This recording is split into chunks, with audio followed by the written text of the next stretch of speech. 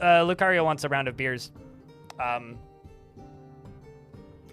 needed to say that out loud because I was reading about that yesterday and just like, what? Like, what? Hold the fucking phone. What? Is literally how I felt while reading it.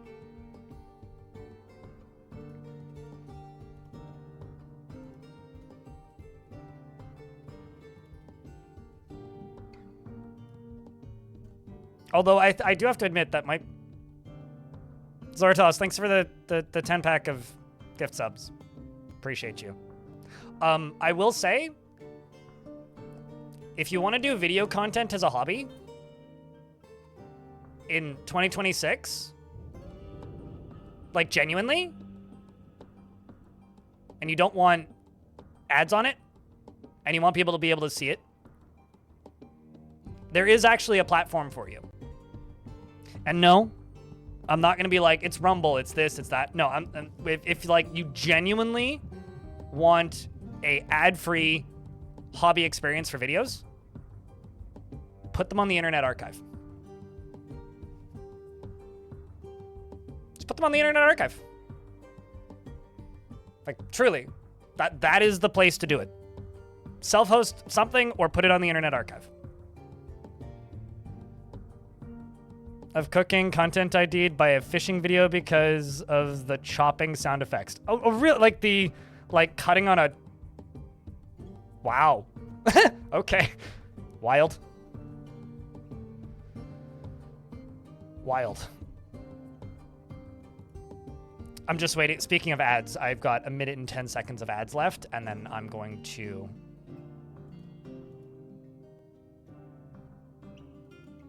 There it is. Then I'm going to open up Fortress Oceanspray. Day 2. It's 15 dwarves, so it still counts as a newish fort. Also, the Dwarf name redemption is open, and to the YouTube folks, the first person to put 3, I don't know, wave emojis. By wave, I mean like an ocean wave or a wave. I don't know, whatever feels like a wave to you into the YouTube chat. Basically, who's listening first can have a dwarf. Although I will say we're kind of short because a lot of the, not because dwarves are short, but like because the dwarves that are migrating here are largely from a previous fort, so some of them are already named. Stivik, you can have a dwarf.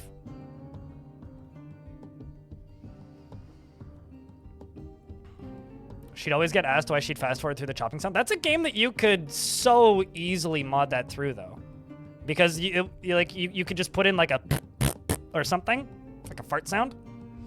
Seriously though, Zortos, thank you very much for the 10-pack. Appreciate you. Chat was extremely kind yesterday, so I'm like kind of not worrying about the daily minimum. Oh, little bit of housekeeping before I dive in. I'm not going to stream on Saturday this week because I really, really, really want to get a video done. I've got some things coming up that are exciting, but it's going to take some time. So I need to get this video done. I've got enough of it done that if I hunker down as of tomorrow and just power through it, I can probably take most of Saturday and part of Sunday off and have it done by Tuesday or Wednesday. So because yesterday everybody was really nice, I feel cool just taking the Saturday and just editing. So that's what you're gonna get. Is sending dragons to raids? I have no idea. There's no way really to know. Most likely because they're Mega Beast. Hankingu is they're using that fortress as a lair and are probably raiding things independently of the fortress, unrelated to the fortress, is usually how Mega Beasts work. So that's probably what they're doing.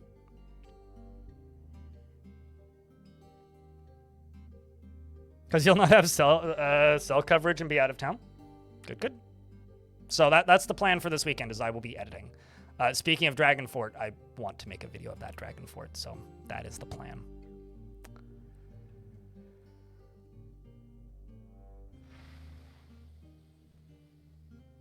But yeah, if you haven't looked yet, there is new merch up on the merch store. There is a new mug, a new hoodie, a new t-shirt, or actually a redo of an old t-shirt, and a what's it called? And a sticker. Yeah, a sticker. And if you buy the windbreaker, you get the sticker for free. I feel like I'm forgetting something. Oh, wait, there's a hoodie, a windbreaker, a shirt, mug, and a sticker. Yeah, that's it. So the named dwarves in the fort currently are as follows.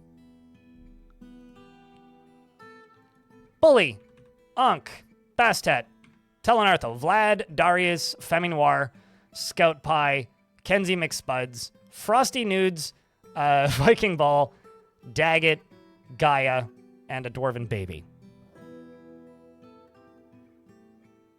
You had a zombie dragon show up last night in your fort? Ooh. How did that go? When will the bathwater be in stock? I don't really take baths. I shower. So I would have to set up like some sort of like shower water catcher device thing, but it wouldn't be as pure as like, you know, the well-soaked bathwater. I feel like that wouldn't have much value to the creeps out there. You know, it's like the density of DNA is lower. I could do locks of hair, but I feel like I might get a weird look at the post office.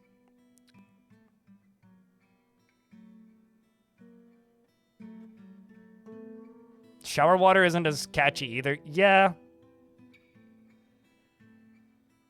Yeah. When are the blind water beds coming? Do they even make those still? I shouldn't ask that. Somebody's probably making a water bed.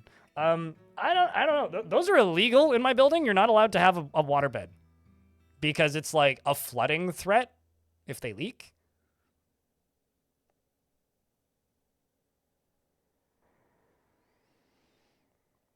I'm really, really excited for the prehistory updates and changes. Stivik, would you like a...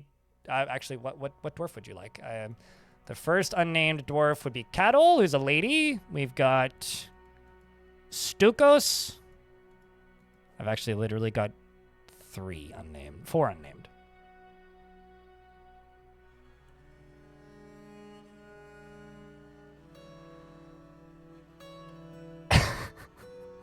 Was it a limo? I honestly can't remember.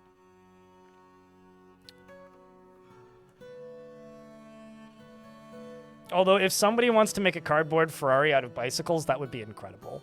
Bubble page. You might need 4 people to pedal it, though. Or 2 people to pedal it.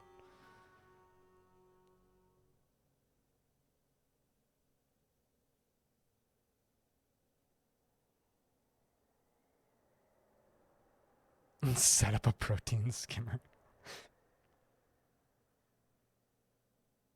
How many years in this fort are we? So we started late autumn. So this is the start of our 3rd autumn. So we started on 264, I think. Hold on, let me tell you for certain. 264, yes. So autumn 264 is when this fort started. A Ferrari made out of Ferraris. Isn't that not to be reductive, but isn't that just a Ferrari? Like, aren't most Ferraris made by Ferraris? I'm confused.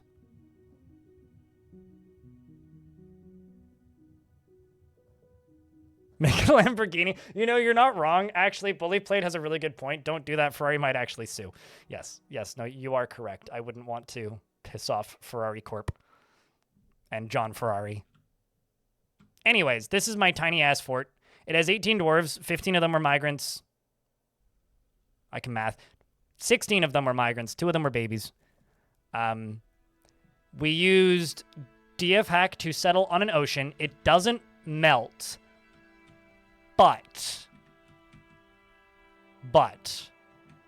down here, on this side, is visible ocean water. So what I'm going to do is and I'm already working on it, I'm going to build a big, giant, massive, huge pump stack. I feel like you could say that about just about every massive corporation. I like watching them as a racing team, but I don't disagree. Bismuth. They're a very litigious company is certainly something I will agree with. The goal is to pump lava all the way up, probably to about here, maybe 2 levels above, and then all the way over to here, and then into some kind of reservoir over here, which then I can pull a lever to drain right as I collapse all of these levels of ice all the way down to see what will happen. Yes, and salt water that touches fresh water becomes salt water. So you can pollute freshwater sources like this by putting salt water into it. This is the 3rd cavern layer, right above the magma sea, and we are making a shit ton of glass because there's just sand down here. So as the dwarves are running around, they are making sand accessible, and I've got a whole bunch of bags, and I've got this whole area selected as a sand collection zone, and the dwarves are collecting sand, and they are making pumps. What's the hollow unattached part?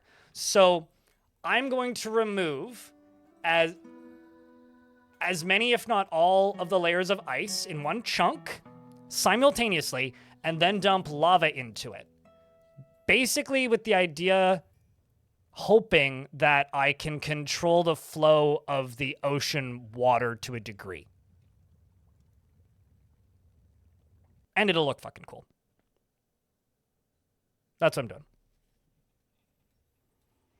Still operating Lamborghini tractors. I mean, there's a lot of cool things about Italy. There really is. But there's also a lot of scary things about Italy. And, you know, you could probably say that about just about every big country. There's a lot of cool things. I mean, shout-outs to the guy in Alberta that started an independent tractor company. Recently. Like, very recently. How lucrative is glass? Normally, it depends on what you're making. I mean, glass, like, crafts and weapons or certain glass objects can sell quite well. Like, if they're high quality, yeah. Also, Stevik, you want that baby. You want the baby. Little baby boy Stevik. As a reminder, on the Twitch side, the redemption is available for a dwarf if you have the points. He is utterly humorless and finds a chaotic mess preferable to the boredom of harmonious living. Let's check for certain.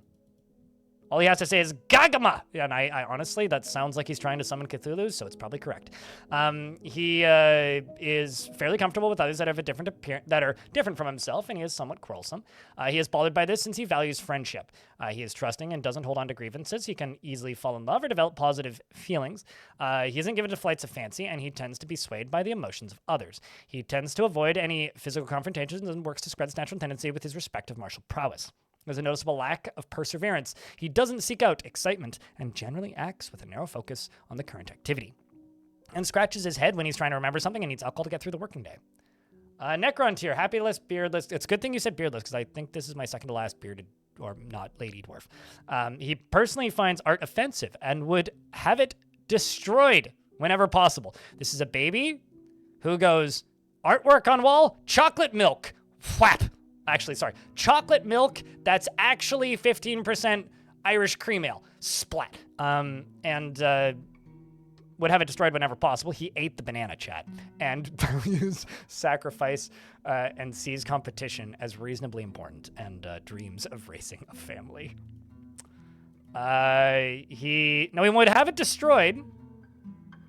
Being pro-Gen AI is like, values creativity and art, but is too lazy to make it himself, you know, or think they value it. Like they like I wouldn't say that this baby is pro AI. This baby is pro anarchist, anti art. Art, pff, set it on fire. It's like pro book burning, maybe. Maybe that's a bit harsh. Anyway, likes bituminous coal, gold, dendric, agate, goose leather, the color silver. Tables, coins, and 2-humped camels for their humps.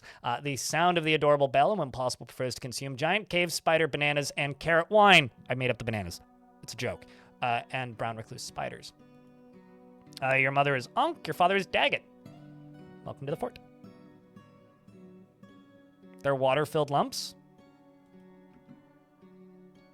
Dwarven milk and Irish cream ale. Yes. The classic beverage.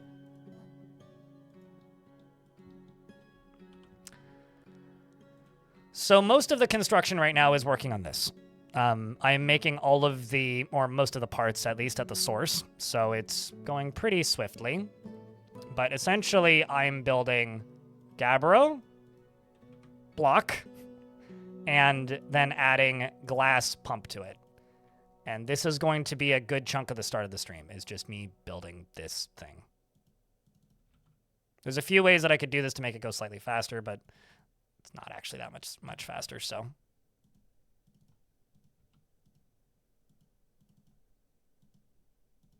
And then I will need to make a power source for this once I know how strong it is. As for the surface, this map is Untamed Wilds. So it's not evil, but once we start doing construction on the surface, which I'm going to need to do to make this whole thing function, there's probably going to be some impromptu chaos, but that'll be fine.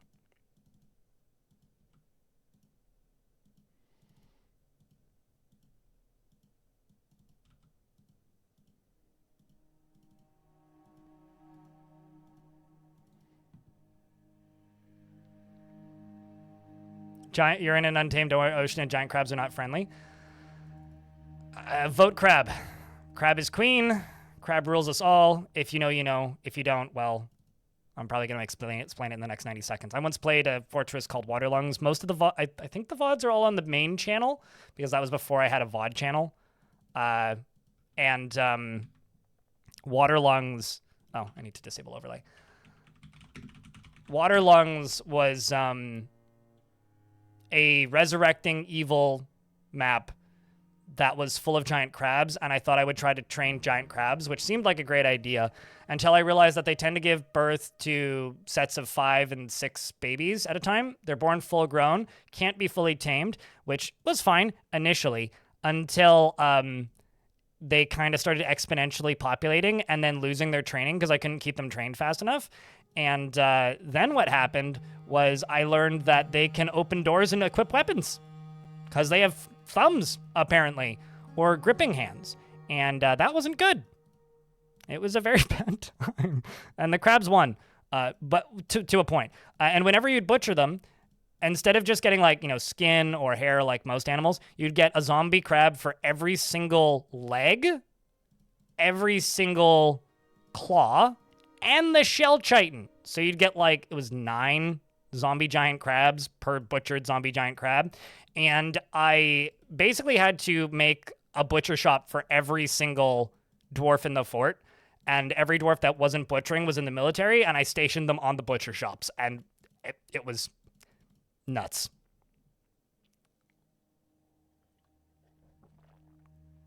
If you have better Twitch TV here on Twitch, it's Vote Crab is the emote. It's one of those forts that it is before the time where I was recording every single fort in real time. Where I kind of wish I could go back and, like, make a video out of it, but it's just not feasible, unfortunately. Also, the reason that fortress ended wasn't because I got tired of it, wasn't because I got bored of it, wasn't because I decided to end it. It was literally because the frame rate got too bad. And the funny thing is that fortress had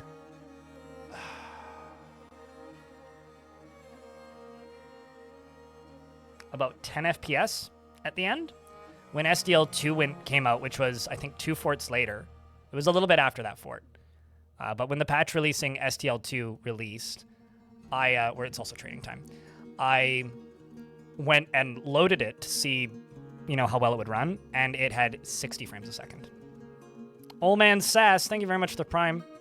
I appreciate you great. That's actually, I think, the first Prime today. Yeah, it is. I had a resub at the start, but it wasn't a Prime. First Prime sub at the stream. Thank you very much.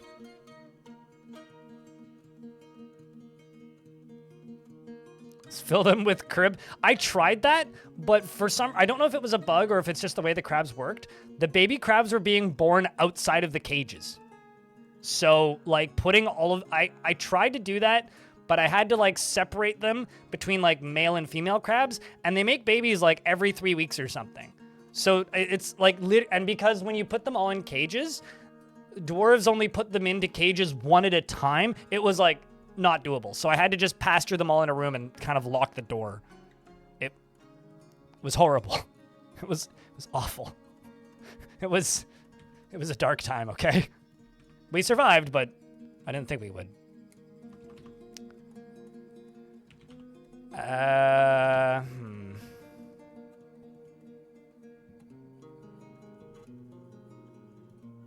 think I'm just gonna sell silk.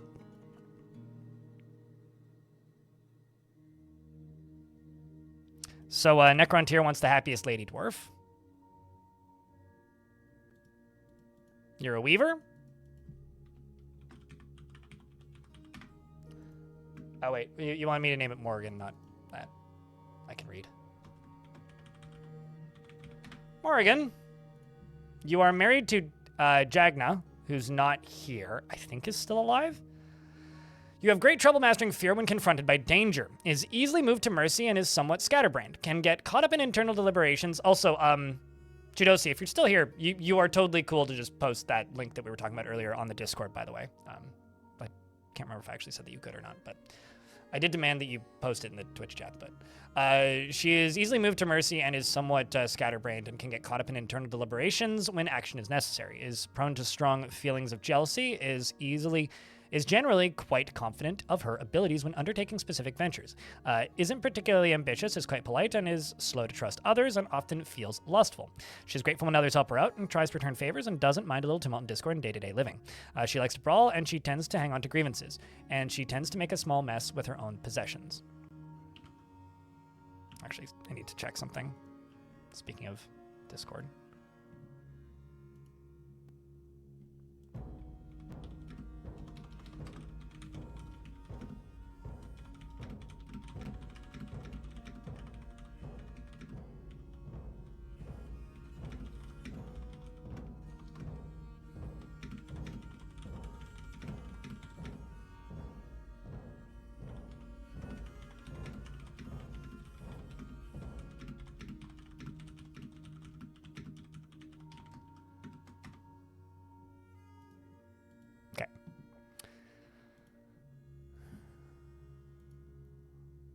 Still Necrontyr in the world, probably Captain of the Guard at the Coast Guard. I could absolutely migrate here. Captain of the Guard is a very malleable skill set. Is slow to trust. Also, I need more alcohol. She is slow to trust others and tries to return favors and doesn't mind a little tumult and discord in day-to-day living. Likes to brawl and tends to hang on to grievances, tends to make a small mess with her own possessions, and tenses up when she's nervous. She needs alcohol to get through the working day and likes working outdoors at least, and only grumbles mildly at crap weather. Doesn't really care about anything anymore. She dreams of crafting a masterwork someday, and this dream was realized. Personally views decorum as a high ideal, is deeply offended by those that fail to maintain it, treasures independence, and can't fathom why anyone would want to live in a orderly and harmonious society. She deeply values introspection. She likes kelonite and pig iron, tiger iron, green glass, goblets, and when possible prefers to consume rye beer, buckwheat flour, and absolutely hates rats. Formerly was a member of the North Guild. Actually, do you know Tyr? I don't see it. That would have been fun if you did, but you do know a bunch of dwarves. All right, I'm just going to fly down to... I could just hotkey. I'm going to go to this, start brewing drinks. And then the other thing I'm going to do is I need an office, like bad. So I think offices are just going to kind of go along here. I need a bookkeeper.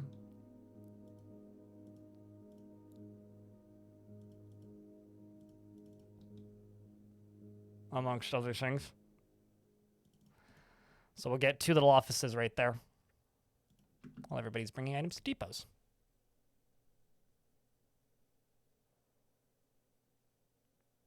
The one that I just read?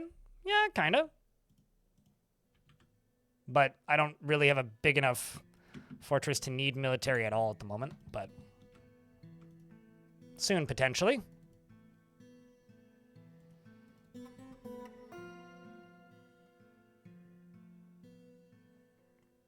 When it's out, CDK, but I have a conspiracy theory that is based on absolutely nothing but guesswork. They're asking when is the dinosaur update coming out, or if I know. Historically, Dwarf Fortress showed the first ever footage of gameplay of the Steam version, showed the first gameplay of adventure mode, and also various other, like, less insanely huge patches. I think also the trailer, I could be wrong about, no, this one was just released on the YouTube channel. But at the very least, adventure mode and fortress mode stuff was shown first at the PC Gaming Show alongside of the Summer Games Fest, which is tomorrow, I think. So, my theory isn't necessarily that we're going to see anything in specific, but it wouldn't surprise me if there was something there. Like, I think in the past they've, like, hinted that there would be something there, and they haven't hinted anything. But it wouldn't surprise me if there was. Like, if there was, you know, magic, per se. But maybe not. Maybe not. Regardless, they have been teasing the 20th anniversary of Dwarf Fortress, which is August. I always forget the exact date. It's like the first week of August. If you go to bay12games.com/dwarves,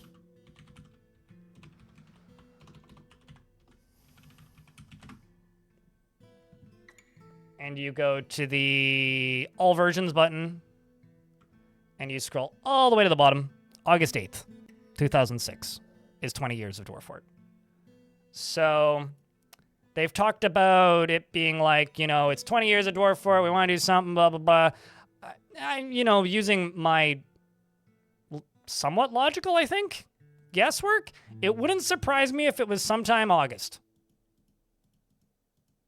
And it also wouldn't surprise me if we saw something related to magic and or that soon. That's all. Hopefully that's insightful.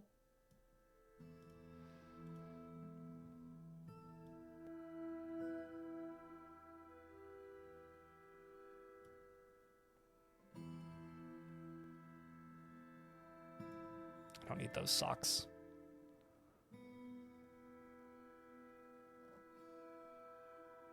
I do, however, need those. Need those. And these. Done.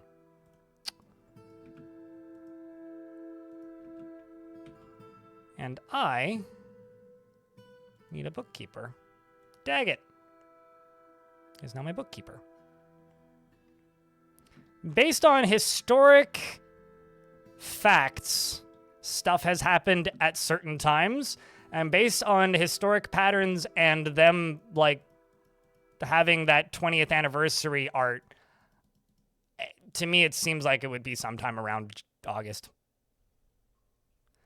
The last thing that Tarn posted, which actually I need to record a Future of the Fortress video this weekend as well, is if I open the website back up,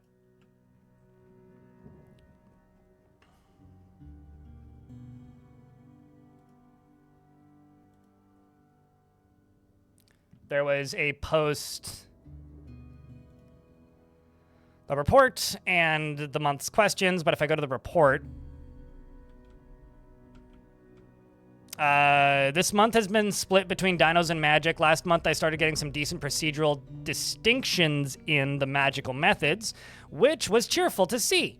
Now, I'm banging out dinosaur raw files,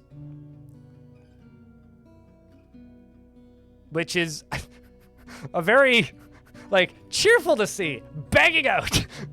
Tarn, your choice of words amazes me. With a focus on more rituals and magic effects when I switch gears mid-month.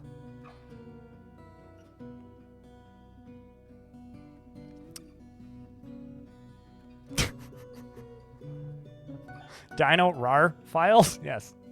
Anyway, yeah.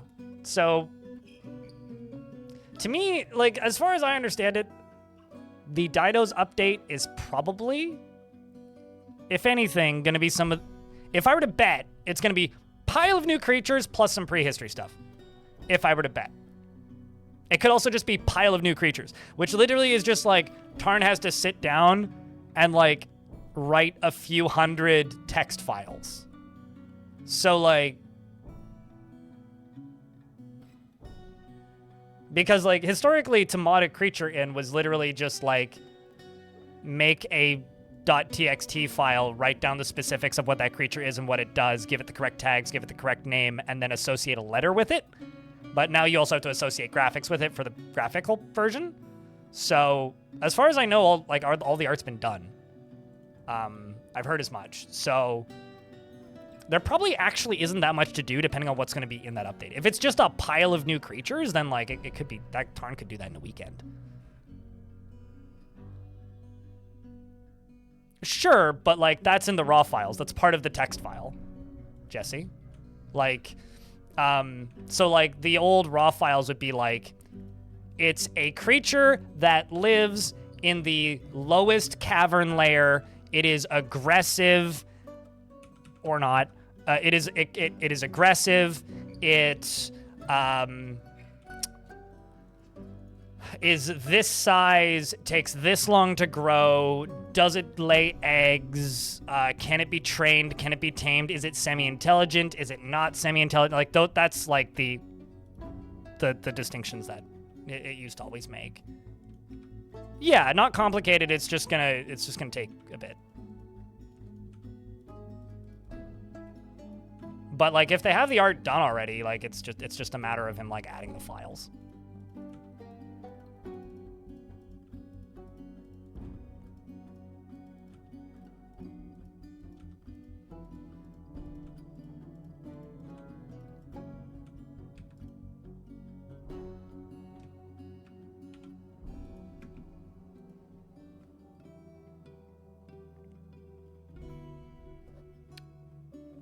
'90s coders talk like that? Jay Sheepherder?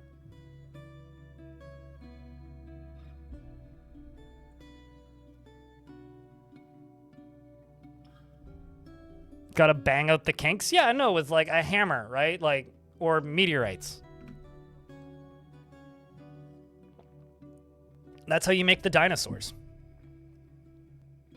Everybody do the dinosaur.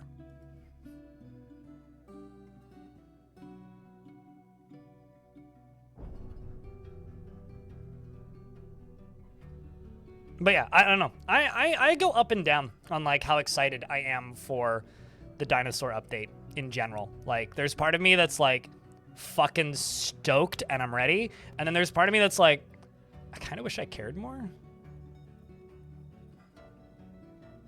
Oh, absolutely. It's totally going to be Big Dino Summer. Big Dino Summer. Can't wait. Where are we getting these blocks from?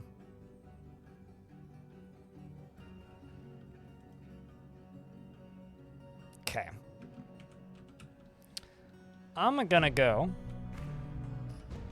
right here. And I'm gonna make a bars and blocks stockpile for Gabbro, Conglomerate, and let's do Pudding Stone. Whoopsies, wrong button. And Sandstone.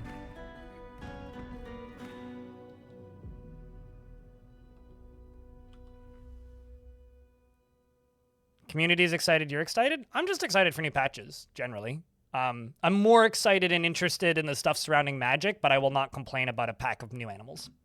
Not at all. How goes it? Pretty good.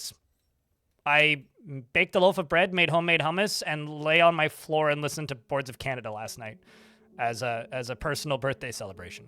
The loaf of bread's real good. I will tell you that. I mixed my sourdough starter, 150 grams of my sourdough starter, and 250 grams of flour and 250 grams of water. No, 300 grams of water in a bowl, and then let it sit overnight with a cloth over top of it. And then the next morning, I mixed it with another 250 grams of flour, which was a 50-50 rye and white flour mix. And I then kneaded it into a dough, and then I punched it periodically over the day and folded it multiple times. And then in the evening, after stream was over, I put it into a form and let it rise again for another, hour. And then I covered it and baked it for 45 minutes at 425 degrees Fahrenheit. Although I took the cover off after 20 minutes and scored it. And if you want to see what it looks like, I'll actually open up Discord for this.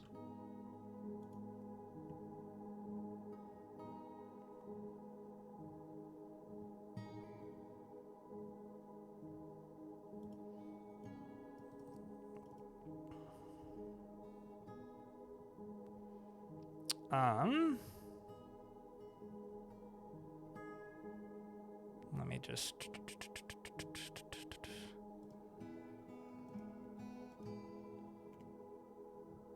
The crazy thing about this video, I'm not going to do it, but this is right after I took it out of the oven. You can hear it crackling and popping. It's like straight up bread ASMR.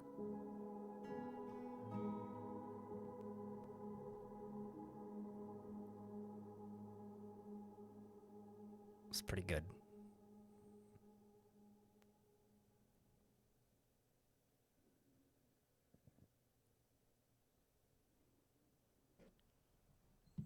Kind of tastes like French bread, actually. It's like French bread if it was really fluffy.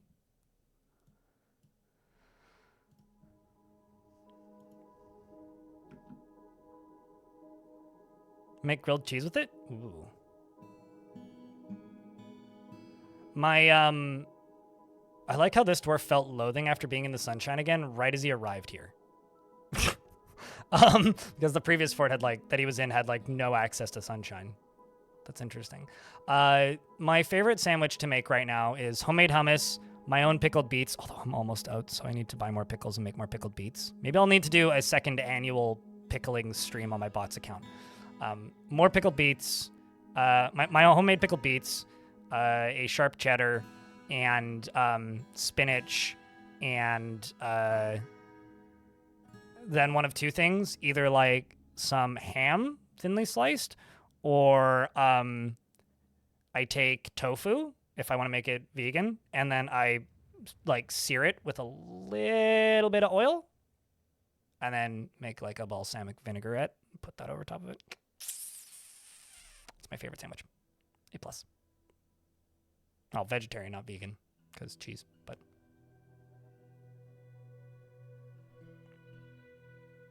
Although sometimes I swap out the homemade hummus if I don't have it for mustard, spicy mustard.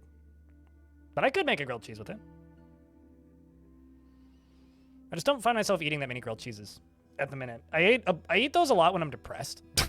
When I'm depressed and I don't know what to make for food, but I also feel like homemade bread makes making grilled cheeses a lot harder. I feel like if I had a grilled press, it would be easier. But because I just have a pan, homemade bread never slices perfectly, and I don't have a uniform bread slicer. So I actually find it kind of hard to make grilled cheese sandwiches on homemade bread. Cast iron skillet. I don't own a cast iron. Anything cast iron. I really want to. I want to get a cast iron. I don't know the word for it, but the Dutch oven, the thing that you can bake bread in. I would really like one of those, but I don't have one. This is going to be a double duty office. It's going to be my manager and my bookkeeper. They're going to split it 50-50.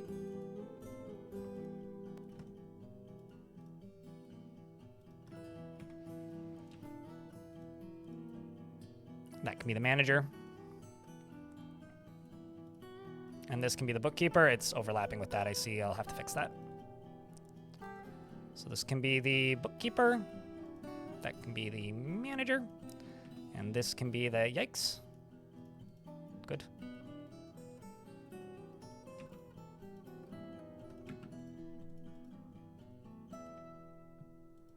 It's going to take a little bit for that all to get put together because I got a lot of construction jobs running right now. It's essential to life. I haven't done anything, like, the one birthday gift I got myself was this controller. This guy, which is slightly transparent because it's like a turquoisey color. Just an 8-bit dough $30 controller because I am like I went on a trip for my birthday, which I paid for last year, but like money is tight at the minute, and that's mostly my own fault for doing math poorly. It's my first year properly paying quarterly taxes because last year was the first year I had to do it. And so last year was weird and kind of depleted my like liquid savings. And this year I'm like kind of getting by on the skin of my teeth at the moment.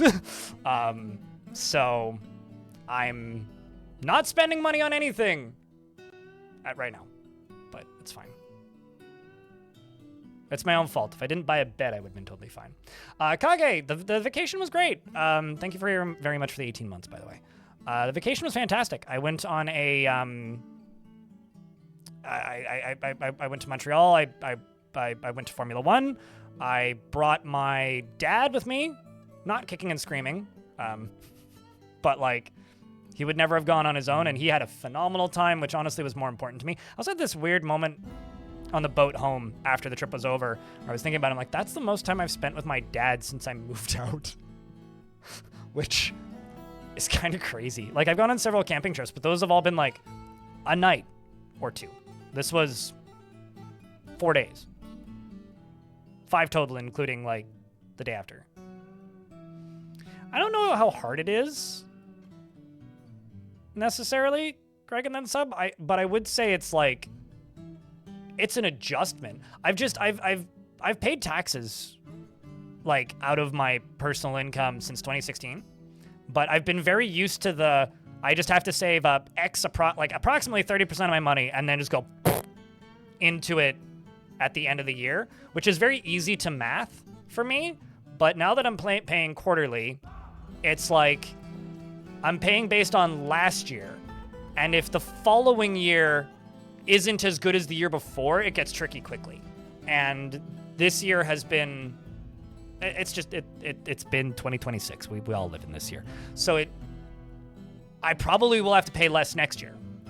But right now, it's tricky because if I was making approximately monthly what I was making last year at this time, I'd be totally fine. Like, no issue. But like, because I had to pay taxes twice last year and it depleted my liquid savings, I'm like, I don't know. I'm just being frugal right now. So.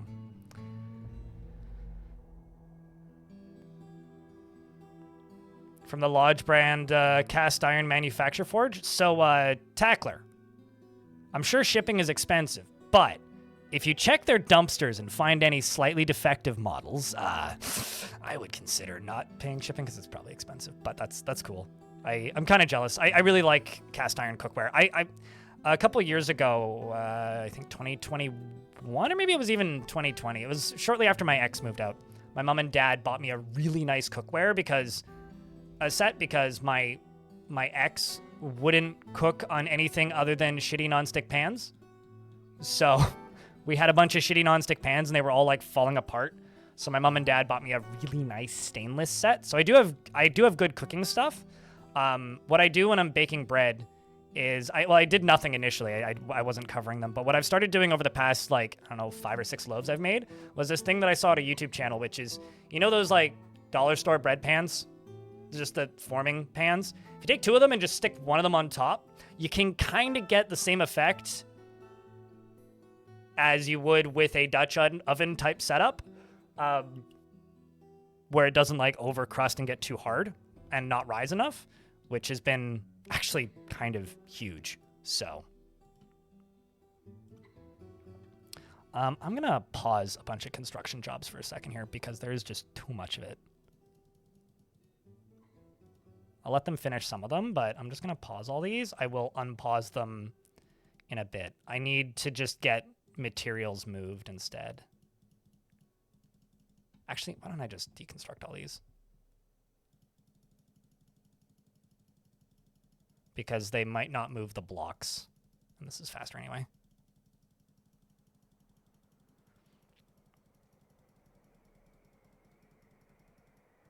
I'll let them finish the ones that they're already working on, and there's just a few down there. And they can finish the wall pieces. There they go.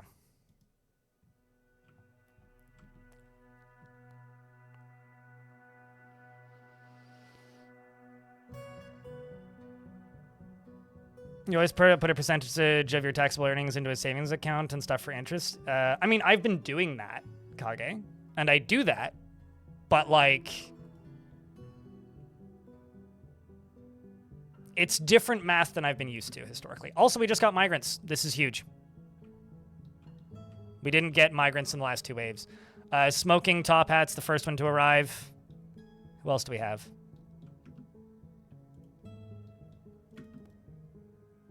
Moldath.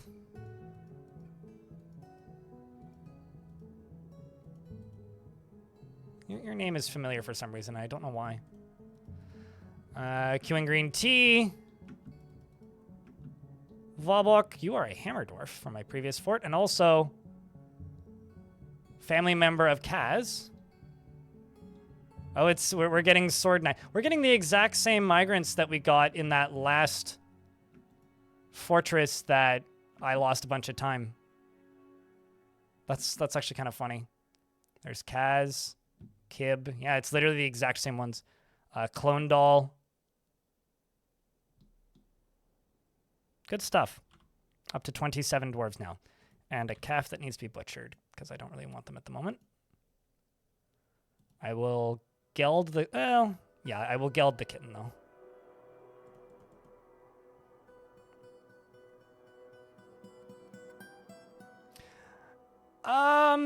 Sure, but like,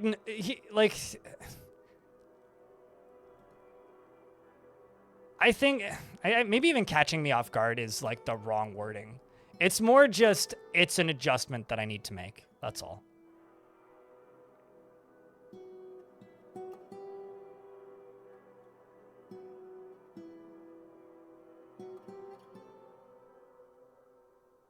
The thing is, there's a lot of other things that I want a Dutch oven for. Satanic Dan Panic, so I still want a Dutch oven regardless. There's actually there's 2 big wish list items I want for baking and cooking right now, and it's I want a stand mixer and I want a Dutch oven, because there's a few things that I would like to have a Dutch oven for, but it's not the world I live in just now, so we'll get there. I need some wooden bins. That's something I need.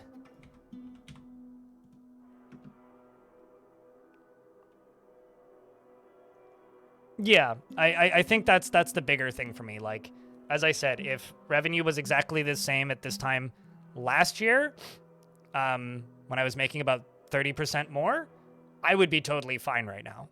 I would be rebuilding my savings and it would be cool. But instead, it's like I'm skirting by. Like, I'm just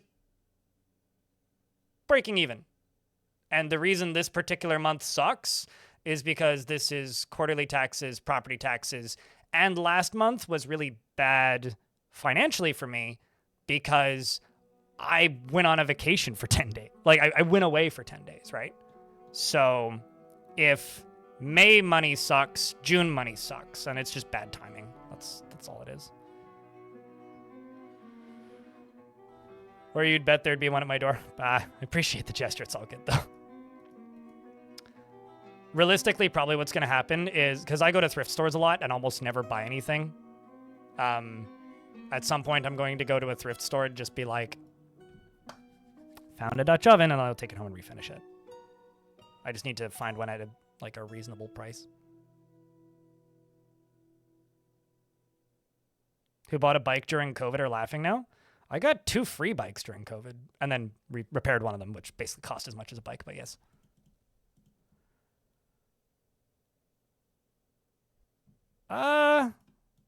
Yeah, I mean, I'm trying to think if there's like a flea market equivalent. There kind of is here. We don't really have a flea market here. We do have a ton of privately owned thrift stores though, as well as some pretty big chain ones.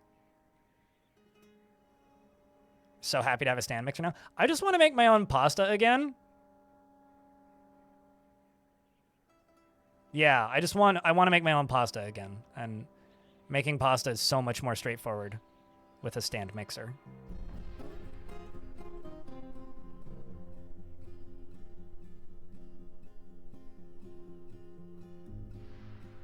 In rural Alabama. Yeah, something that I started to notice where in the town that I used to live in was in the nicer parts of town, like the more affluent areas, if you will. There was a lot of places that had periodic and pretty consistent, like, not official or anything, but just like organized by different buildings, like different developments. So like townhouses and stuff.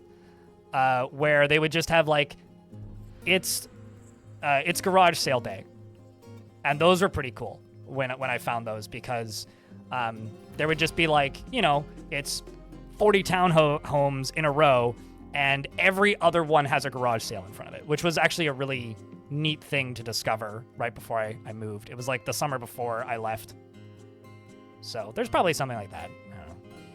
I know there's a lot of craft markets around here, like, you know, people who make art and things, which is always interesting and fun to find. At estate sales. Yeah. There's plenty of those, but still updating those stockpile records, hey?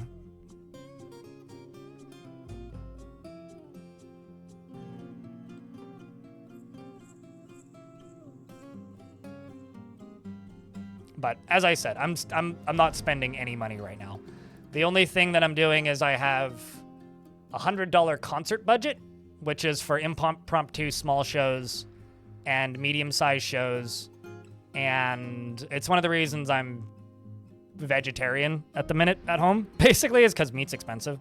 So a lot of the food I've been eating has been just like, you know, a lot of beans, a lot of chickpeas, baking my own bread, that kind of thing. And I've been panic buying flour. So every time I do get groceries, specifically ordered groceries, I've been buying a bag of flour with it. So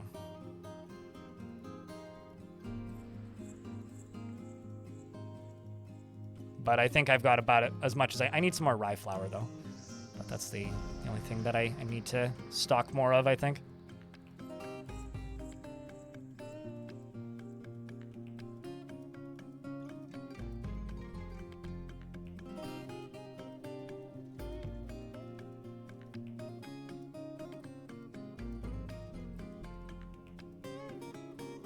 Quartzite is lava safe, right? Need to check.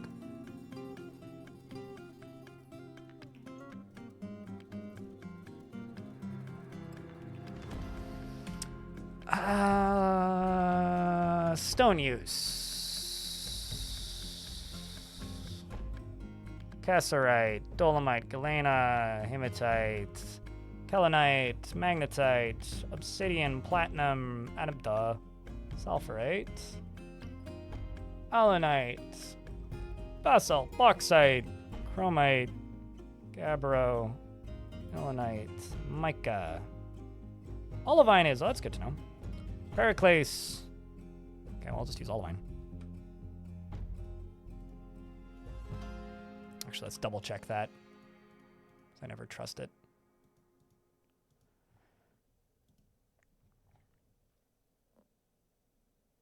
Yes. Quartzite is as well. Rutile, sandstone. Sandstone almost makes no sense, but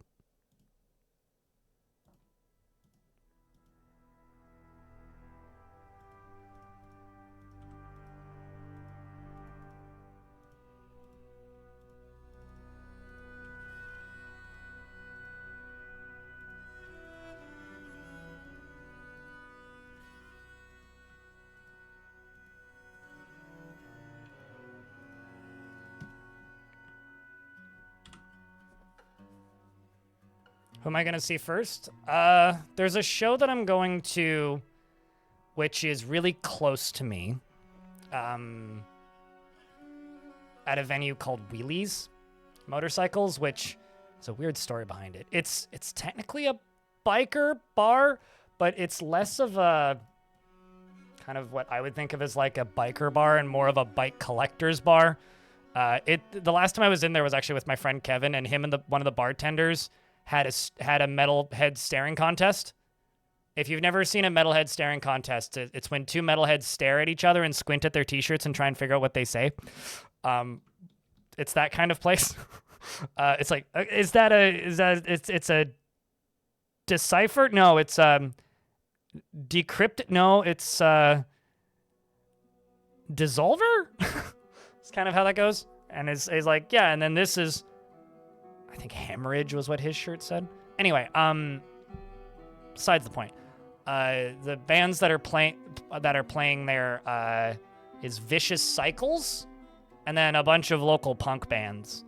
But the band that I'm going specifically to see is Burnt Lung, whose drummer is a lawyer, and I'm very disappointed that his law firm isn't called Burnt Law. But his name is Saul, which is really fucking funny.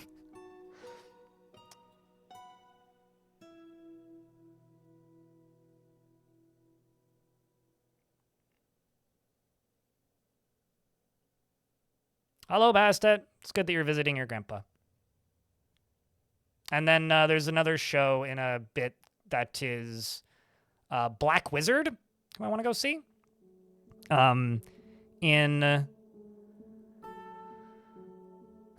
a few... that's in August, I think. In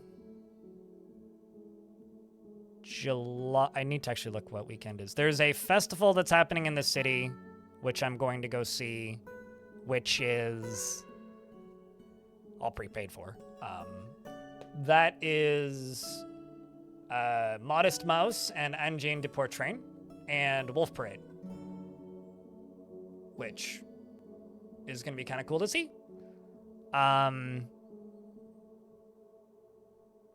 Then there's a festival which I paid for last year, like the end of like November last year or something, which is actually in Montreal. All of that's been paid for. But I won't be gone as long as I was for the last trip. The last trip I was gone for 4 days, 6 including flights and travel. This time I will be gone for 4 days, including flights and travel. So, and I'm flying out of the local airport, so it'll be a much less travel time. So it's just gonna be like a weekend, basically. A weekend with 2 travel days. And it's Warped Tour. So you could go look up the lineup. There's a bajillion bands. There's like 7 or 8 bands on the 2 days that I want to see real bad. Some of them I've seen before, some of them I haven't. I'm going to a very cheap festival that's local-ish. It's in Armstrong. And I think it's the week after the one in Montreal, which, again, also bought and paid for. I bought that last August, like last summer, which is Armstrong Metal Fest. And it's mostly local bands, but if you're into the metal scene, Cyber Octopus, Rivers of the Nile, Dying Fetus. What was the other one? It's a lot of death metal, a lot of tech death and death metal. But that is a camping one, and and there is a charter bus as part of the tickets that we bought that takes us there. So yeah. But those are all just going to be weekends. Like, it's like, those are all 2-day festivals.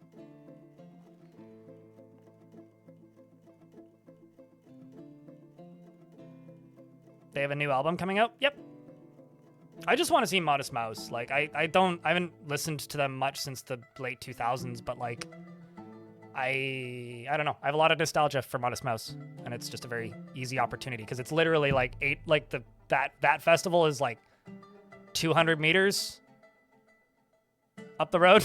maybe a little more than that. Maybe like 500 meters up the road from me. Like, it's literally just down the block and around the corner. Like, it's right there where it happens. So I'll be able to hear it from my balcony, but just going for the one day.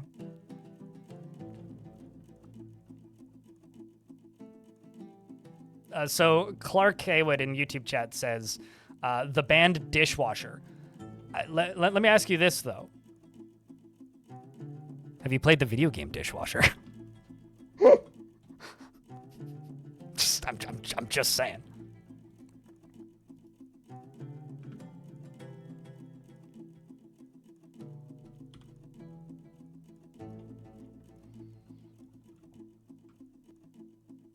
This is currently my only socialization zone.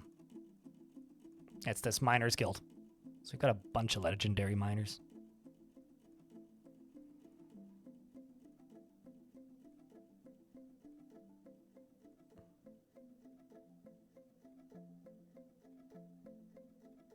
But, you know, I want to see Modest Mouse for the same reason that I saw, like, Third Eye Blind a few years ago. It's like, gotta slowly work through the childhood playlist. You know? Like the high school playlist. And that's kind of where I'm at the minute. Felt wonder learning about mining. Well, that's good. It's interesting that they get wonder from learning about mining. What's your teacher skill, actually? Since you've been...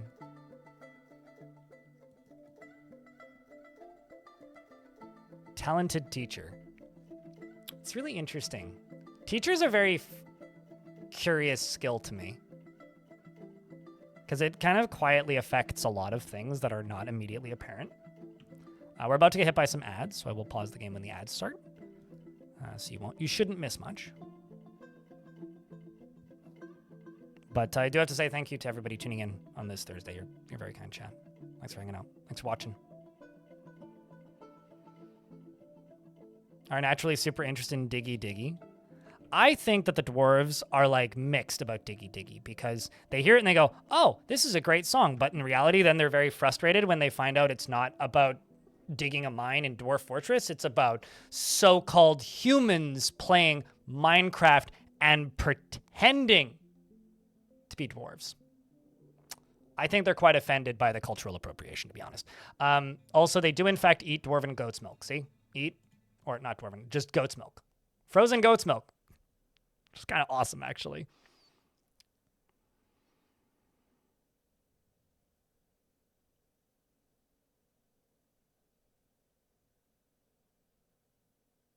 Stolen dwarf valor? Exactly! Exactly! You need to remove at least four blocks from Steve's legs for him to be a dwarf. Okay? I mean, he's too tall. It's like you're a little short for a stormtrooper kind of thing. Did I ever tell you guys? I probably did. There was a couple years ago, back when I lived in my old place, my dad was picking me up from somewhere. And you're going to have to forgive me because I don't actually know the models of these cars or the specific names. But there was, you know, the big kind of fat, chunky Tesla that's a little bit taller and 4 doors? I think they're all 4 doors, aren't they? But like the big, thick one, the bigger one. There was like 4 of those in a row and they were all white.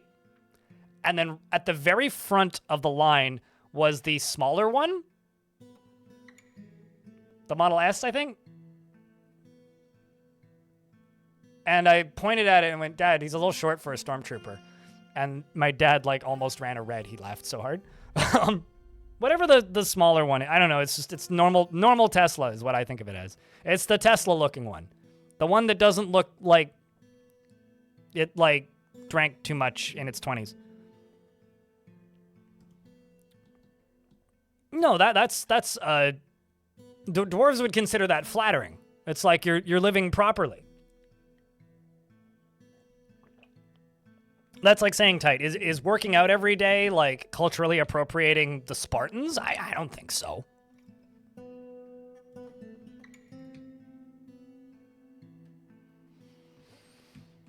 Yeah, but they were just the exact right color pattern to be stormtroopers. I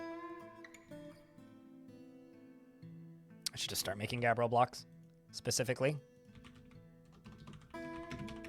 Rock blocks. The gift of Gabbro. Let's just make 100, because that's probably plenty. And then I'm going to do this. No, unforbid you.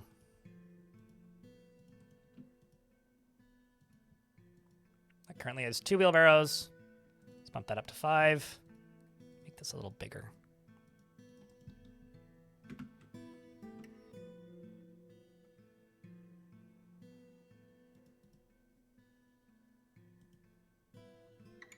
So now we've got a bunch of wheelbarrows running out, and they're going to start gathering up boulders.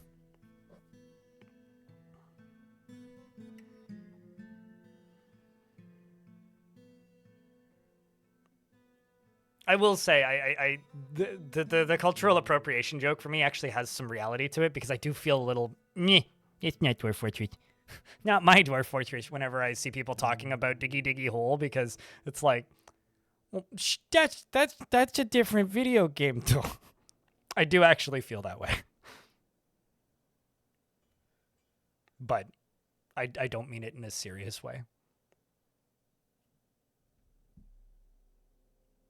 I do mean it as a joke. And in good funny. Hello, Dulkin. How's things? See, now, DRG, wrong video game, but not cultural appropriation, because those are dwarves. So Rock and Stone would be like... So if Dwarf Fortress are like humans speaking Old English from like the year 1300 or something, or some other Germanic language, and then like DRG is like 2100. You know? They're just going Rock and Stone, and the dwarves in Dwarf Fortress are like, huh? I mine wall with pick. What art thou saying? So you don't know the old memes?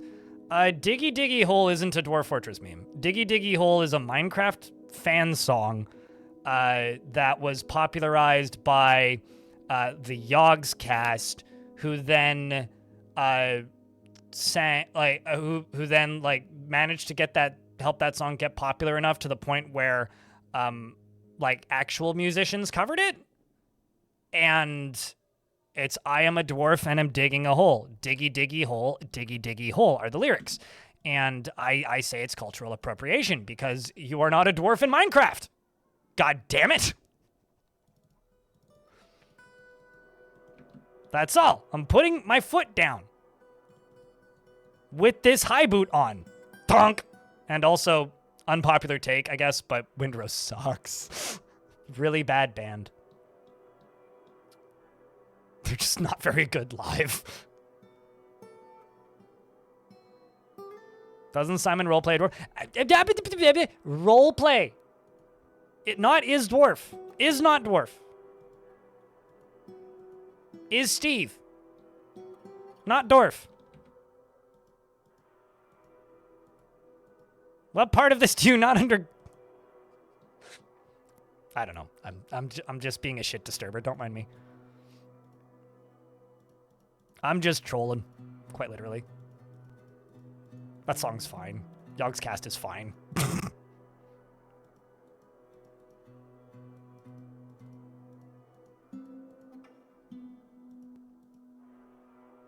I'm not joking though when I say that Windrose sucks. It's a shame they didn't get a good band to cover that song.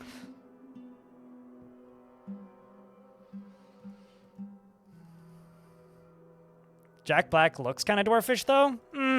Nah. Nah. Not really. He also didn't sing Diggy Diggy Hole. I've also never seen a dwarf say chicken jockey. I've also never seen that movie, so I've seen like one commercial for it.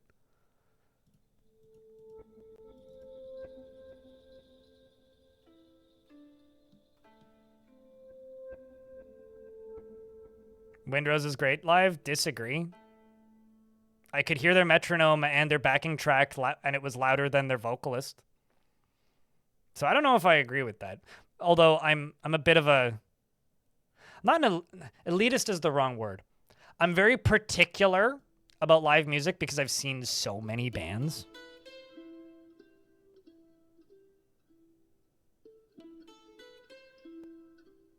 Like, genuinely.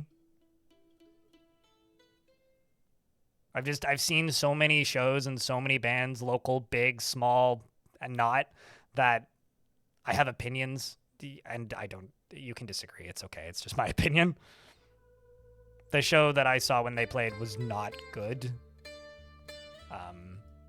But then again, there are plenty of bands out there that I've seen where I'm like, that was an awful show. And then people in my chat are like, I love that band, and that was a great show when I saw them. And I'm like, I don't think it's possible for them to put on a good show. And they're like, that was a great band. I loved it. And I was like, okay, well, you know, whatever gets you through. I won't see them again. How was the Holy Fuck show that I went to? Oh, it was great. A lot of people shouted, holy fuck. A lady accidentally kept hitting me with her purse. She was dancing and she had a purse, and she kept smacking me with her purse until I very carefully stepped to the left so that she would stop smacking me with her purse. So aside from that, it was a great show. No complaints. It wasn't like hitting me hard or anything. It was just, you know, I had to maneuver around people. They're high up there. Their opener was very interesting. It was a performance group called Memorials, which were multi-instrumentalists that played a whole bunch of different instruments. And the lady played a saxophone backwards.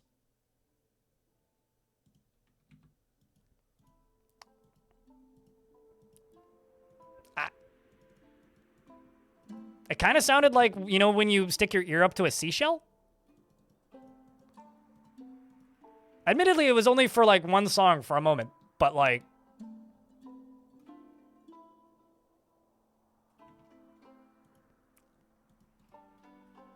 I don't know. It was interesting.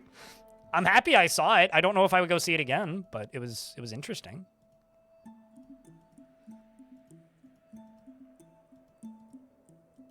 It wasn't like a bad performance in any way. It was just different, you know? But I like that. There's a performing artist from Vancouver called The Nausea, which I would not recommend going to go see. Unless, like, you happen to be seeing somebody else that she's opening for. She plays violin. And it's like a violin connected to, like, a death metal pedal rack. And a shit ton of echo pedals, and she does like very growly, harsh vocals, and like, if any of those words mean anything to you, then one of us. But otherwise, like, I don't want to make you out a conglomerate. Let's do schist. That's fine. But she's fascinating. Like, I've never. It's the first time in my life I've seen a lady, like, quietly walk off of a stage and just part a crowd of metalheads. Like, everybody just moves out of the way. Really cool. I wouldn't recommend going to see it necessarily, but I am happy that I've seen it. I need to chop down more trees. Same kind of deal, where it's like, I'm happy I've seen it. I don't know if I would go out of my way to see it, if that makes any sense. I need to hit enter, don't I? No, I don't. Wow, that's neat. You don't need to hit enter anymore. Cool.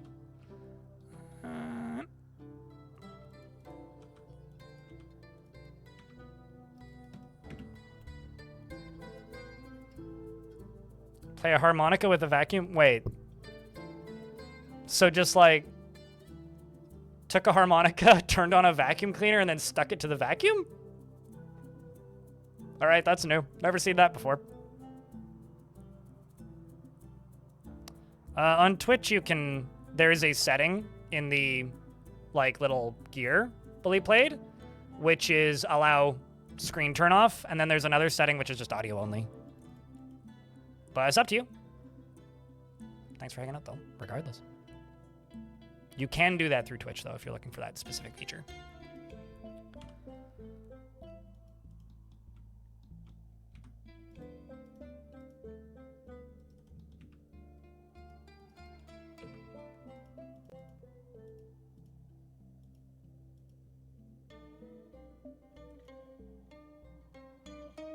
It was set to blow. How did they keep the harmonica there then?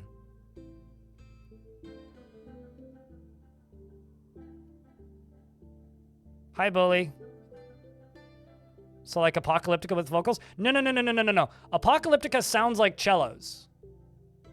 No, this wasn't like, if you just listened to a recording of the Nausea's music, you might hear a violin initially. Doesn't sound like a violin. So no, nothing like Apocalyptica with vocals. Apocalyptica is like designed to be listened to. The nausea is designed to be experienced. It's kind of hard to explain. Also, as a cellist growing up, I had feelings about Apocalyptica.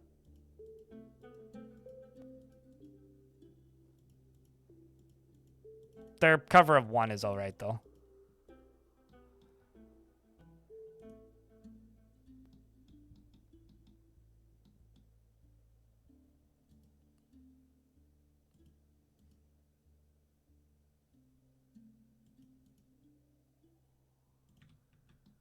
All right, let's go.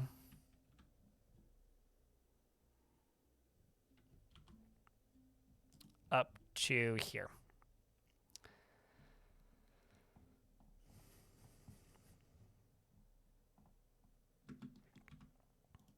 And rebuild all this.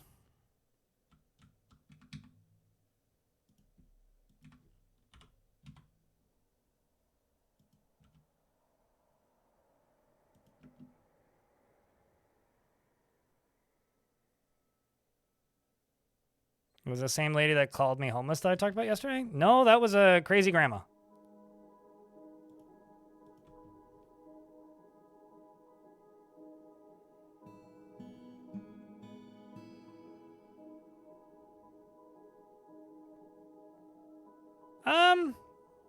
When I was younger and significantly stupider, I used to drink a lot at shows. Now I'll go to a show and I will have a beer before and dinner, so I'm not hungry at the show, and then like a drink, maybe 2 during the show. Like I'm very rarely like blasted anymore.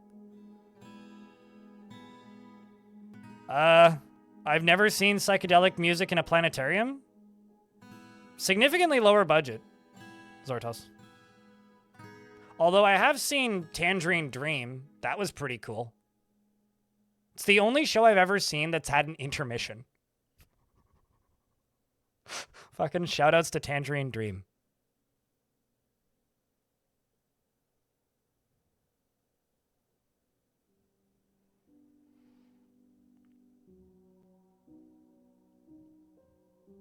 What you been up to in the pineapple? We are building a very large pump stack so that I can melt this ocean. And I got another migrant wave, which is good. We're up to 27 dwarves, and I'm really, really, really, really hopeful that we'll be able to like cleave through this project today.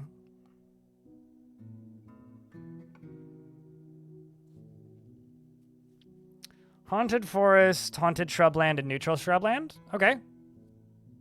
Should be cool. I think whatever fort I do next, it needs to have a waterfall. Because we were talking about waterfalls the other day, and I've been missing waterfalls. I know they say don't go chasing waterfalls, but guys, I've been wanting to chase some waterfalls.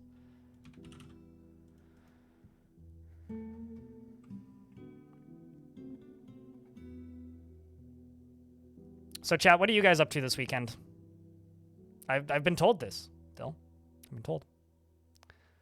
I'm going to sit and edit my absolute hardest to complete the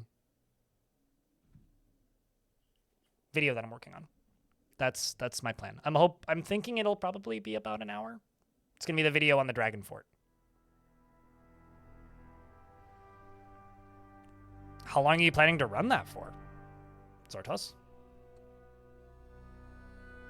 I ask only because like there's content coming out soonish that might require world gen updates.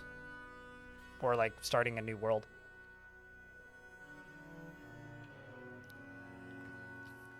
Once the magic stuff is out, I need to do a part 3, maybe final part, because that save's getting kind of old, of the worst map in Dwarf Fortress history. Probably until then. Gotcha. Cool, cool. Well, hopefully it goes well. In the middle of nowhere? What era did you go to shows and which venues? Lonely Moose? Maybe you've bumped into me. But I'm in Victoria now, so if I'm going to a show in Vancouver, it requires taking a boat. Which is really funny. Whenever there's like a major show happening in Vancouver and I'm on the boat for it, It's like half of the ferry at like noon on a Friday is like people going to the same show as me. Undead trees? What? Is that a mod? Like what are you talking about, Glumprongs or something else?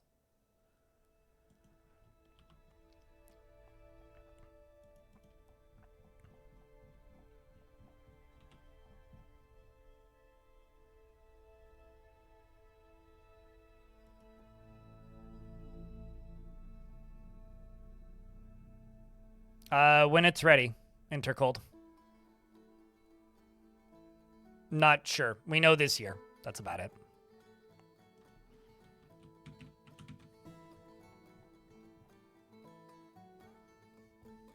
Iguanas are not scary, undead or not, so. Maybe a giant iguana, but regular iguana, yeah.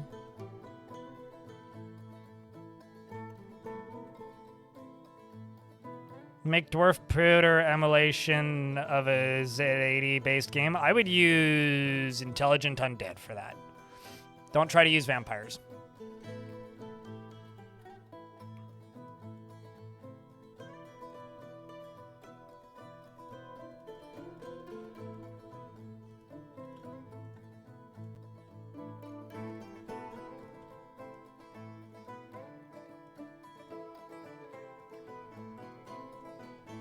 Also, somebody in chat said I could just use green glass blocks for the blocks for this.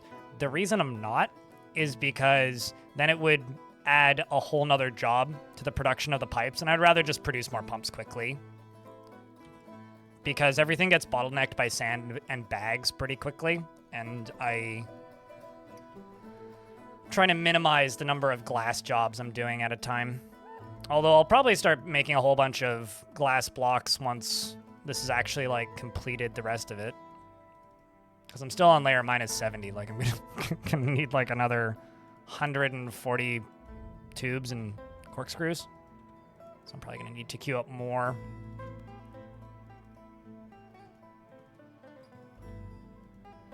Because I haven't looked at how many they have left to make, or how many they're making now on the current batch.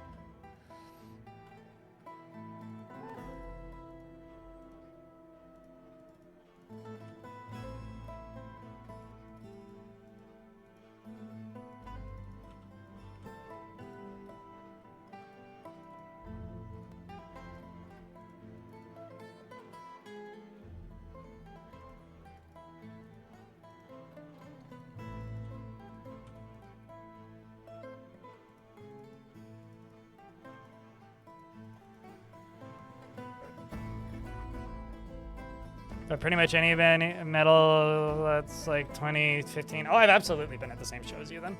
100%. 100%. Rickshaw, Astoria, Cobalt, Rip, the Empress, the Venue, the Vogue.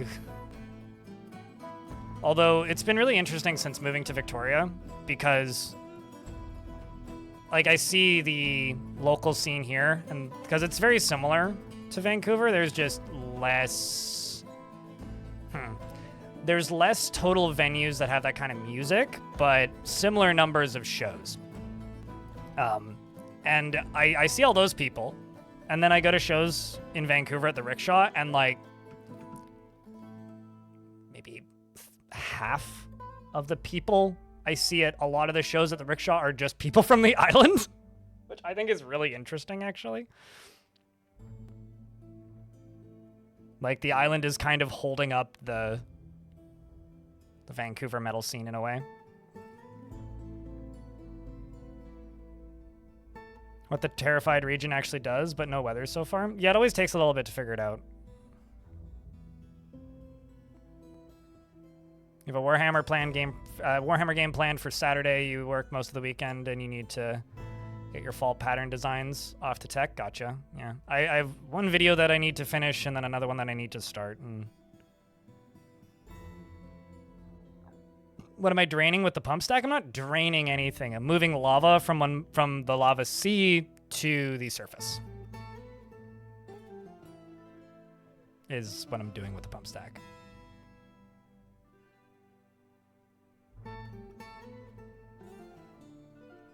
But what always blew my mind was when I would go to shows at like the Rickshaw or the Cobalt and then be talking to people outside. And then somebody would just be like, oh yeah, I'm from Hope. I drove out today. It's like, Jesus, it's like a 2-hour drive. I know I get on a boat and a bus, which probably equals like 3 hours all said and done. But like, geez, man. Do I have a most memorable dwarf? I mean, I got a few. I think there's some that are like artificially memorialized in my head, like the blockade. Maybe not artificially. Like the blockade is very memorable, which was in the worst map in Dwarf Fortress history. Retired Navy vet in part 2 was also very memorable. Cog from following a dwarf for 10 years was very memorable. I think that the most memorable dwarf wasn't a dwarf in specific because the dwarf didn't live very long, but probably the most memorable dwarf that I ever had was the dwarf that was named after Transfem's previous username in Twitch chat, which was in Long Death or Bastet's, but probably Transfem's because that dwarf was murdered and I didn't find all the body parts to memorialize the body, simply put. And I thought I did, but I didn't. And so I thought the dwarf had been memorialized and went on with my day, but that dwarf came back as a ghost about a year later and possessed the dwarf that tantrumed and murdered them because there'd been no witnesses. And then when they possessed that dwarf went and reported a crime, which was the murder of the dwarf who died. So this dwarf died after getting a dwarf tantrum near them and killed them.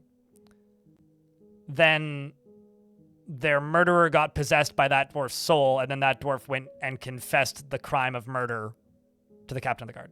Or like reported murder to the captain of the guard, and then I arrested that dwarf. That was probably the most memorable thing. There was another dwarf in that fort there was several dwarves in that fort that were particularly memorable, but the other one that was really memorable was Bastet, which was the first patch after dwarves were able to have multiple lovers, and also divorce was added in Legends mode, but and World Gen. But I had a dwarf who was named Bastet, who was the militia captain, who was a lady dwarf, and she was lovers with every single member of my military. So she ran the military, was the militia commander, was married, and had like, I think 3 kids or so, but was lovers with 9 other dwarves. And this sounds fine, but that was a generations fort where like I wasn't getting any migrants at that point, right? So all of my migrants were coming from babies. And dwarves won't have babies unless they're married to that dwarf. And dwarves, if they're married, they can get lovers, but they can't get married to their lover. And if they have one lover and then they find another lover, they won't get married to either of them, if that makes any sense. They'll just have multiple lovers. So if you get married first and then find lovers, that's fine. But I think this has also been patched, by the way. I haven't seen this happen since. If you get married and then you have lovers, that's fine. If you have multiple lovers before you get married, you don't get married. And if one of your lovers is married, so if there's a couple that's married and then there's third wheel who's a lover with one of them, then even if that's their only lover, they can't get married. Does that make sense? Until the spouse is dead. So when that dwarf died, like there was instantly like a dozen marriages in the fort. Like within a year, like so many dwarves got married. It was wild.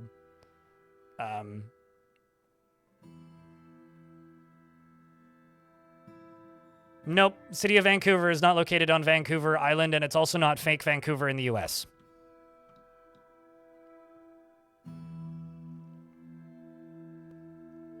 And also, Victoria is the capital of BC, not Vancouver. Even though Vancouver is the significantly bigger, more central city with the bigger airport.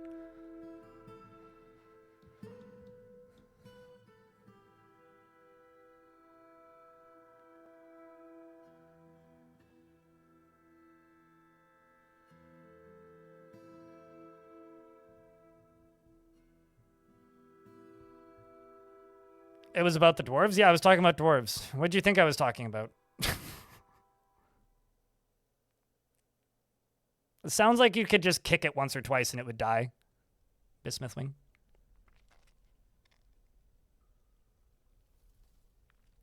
It was also that same version of the game where I was looking at Legends for like 11 hours one day and found a human queen who was a necromancer who would systematically get married, like flirt with somebody, get married, have them assassinated, and then resurrect them as a zombie. And she would get married like 4 to 5 times a year to men, women, didn't matter. Assassinate them. Also had like dozens of lovers at any given time. Assassinate their spouse and then resurrect them as a zombie. And had an army of like several hundred spouses, zombies. It's their own private militia.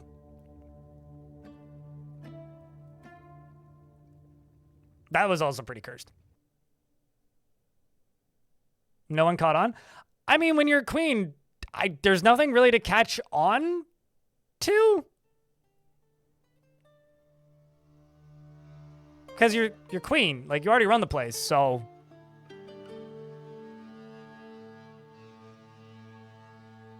I don't know. In my headcanon, they just kind of agreed to it.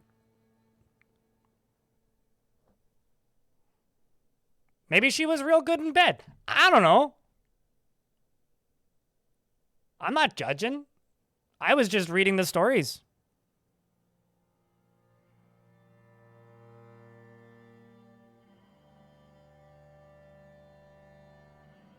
Yeah, but Australia is too far away for me to care. Really? But yeah, that's true. Victoria is a place in several parts of the world. There's also a lot of people named Victoria. I mean, I can squint and go, huh? When it involves assassinations. Scout pie. But, you know, I'm not here to judge digital character in a video game's culture. 3 of them, in fact. Yeah, you're not wrong. See, piss me. Everyone in that fort, I can fix it. That joke was made a few times that stream, yeah. Henry VIII vibes? I don't think he was resurrecting people, but yeah, I guess.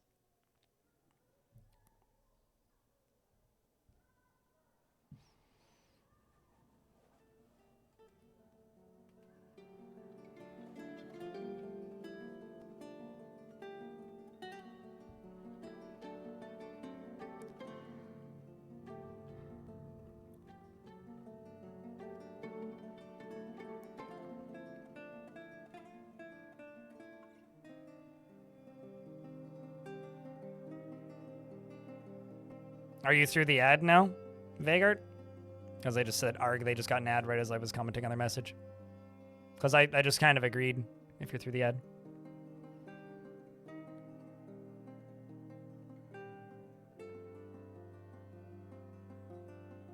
The worst Victoria, though, is the one that all the cities were named after. I mean, that's kind of like the way of places named after wealthy people.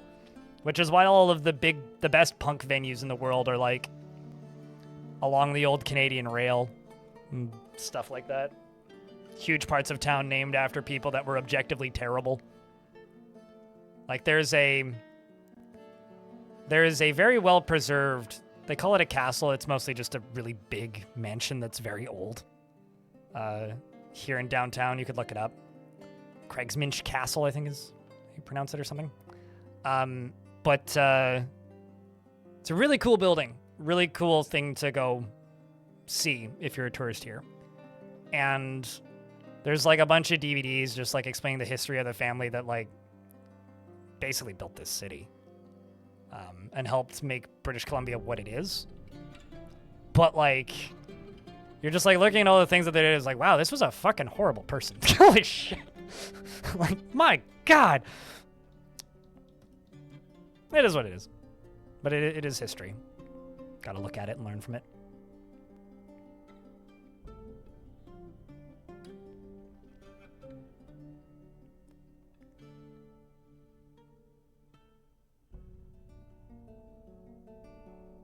That's colonialism for you? Yeah, no one's immune to it.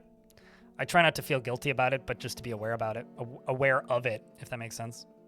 As My family weren't colonialists. They were refugees from World War II. From the Berlin Wall, you know? Well, my Oma crossed the Berlin Wall before it fell, but...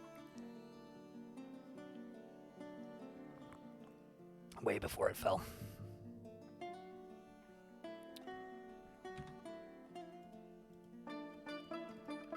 Or at least that half of the family were refugees. Other half were partially refugees? Not entirely. Although my grandpa on my dad's side technically fought in World War II for the Germans, but was like not German. He was a Hungarian guy who lived in Germany for a few years and was forced into the military kind of against his will. And you can tell because the first thing he did when he had the opportunity was turn himself over and become a prisoner of war, and ended up in a prison camp in Scotland. And I never knew him because he died way before I was born. But from the stories, it sounds like all he did when he was in the prison camp was work on gravel roads, eat porridge, and play chess with the guards. So just kind of made friends with everybody and just hung out, which is kind of funny. It's like respectable.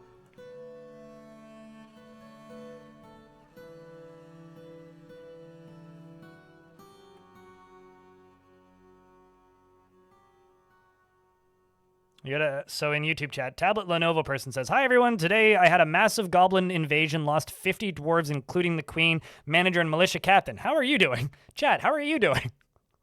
Hopefully better than that, Fortress. Lost 50 dwarves, damn. How big was that invasion? I feel like most people who say, "I can fix her," are being sarcastic. Like, that's almost a sentence that you can't say unironically. And anybody who is saying it is being ironic because they know how ridiculous and futile it is and how much of a bad idea it is.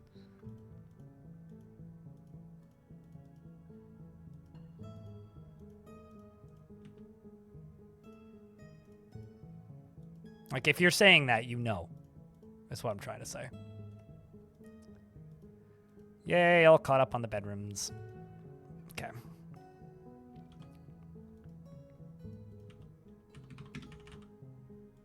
Let's make 20 and just say if the amount of rock doors available is less than 10. Make 20. There we go. Drink's finally catching up. Do people say it unironically, or do they think it subconsciously? Like, that's one of those sayings where it's like, you know what I mean, kind of thing. Not a... I mean, maybe somebody said that unironically, but...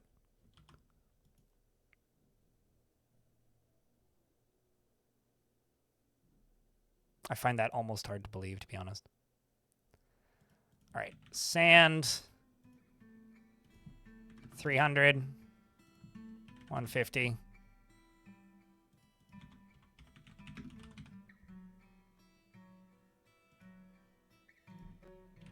$150. 5 shops max.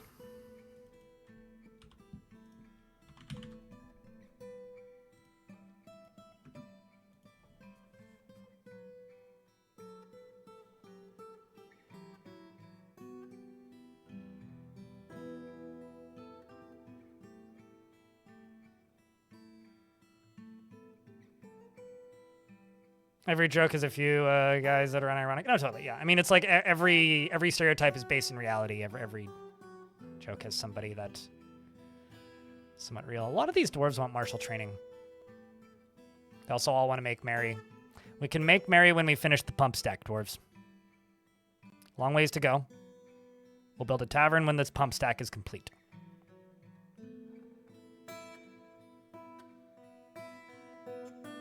Yeah, that's believable. Identity unknown. That's believable. I could see that.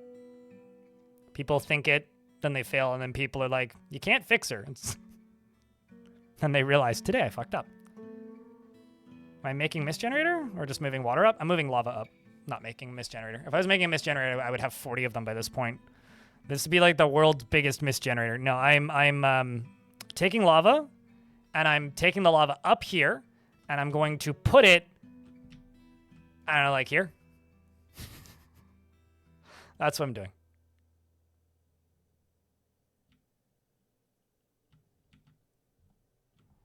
Oh, I mean, absolutely. But is it the person who fixed her, or just like...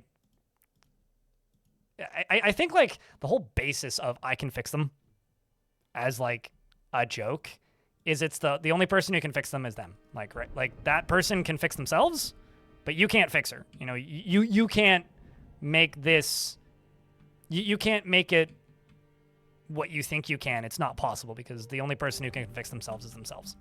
Like that's how I've always seen it anyway.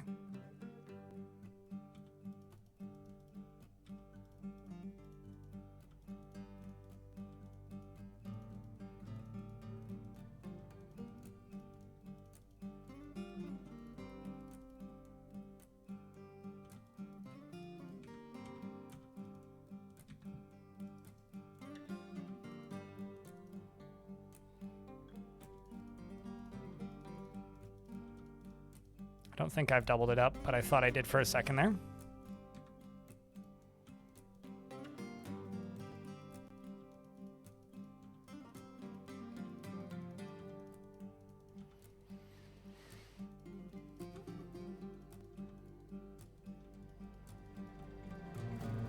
I'm also trying to finish this before the fort is big enough for me to possibly get invaded. Because if I got invaded right now, we would just this fort would just collapse.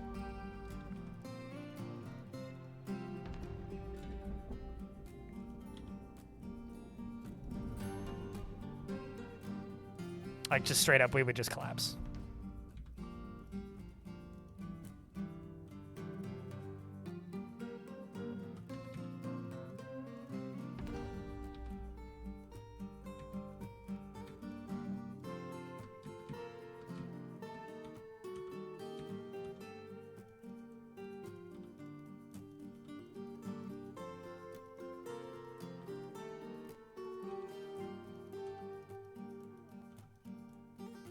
Oops. Too much.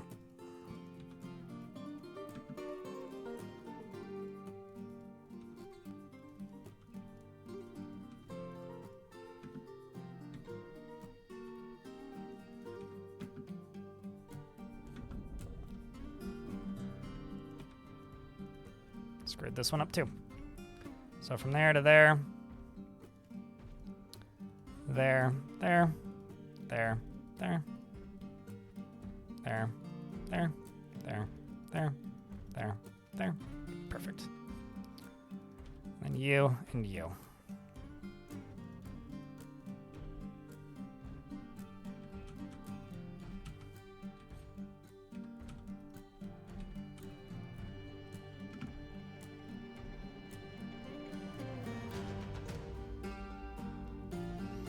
Something to do with the terrain? Oh, there's a world gen bug sometimes where if a river pours in, or maybe eccentricity, where if a waterfall river goes from river into a creek, it'll flood.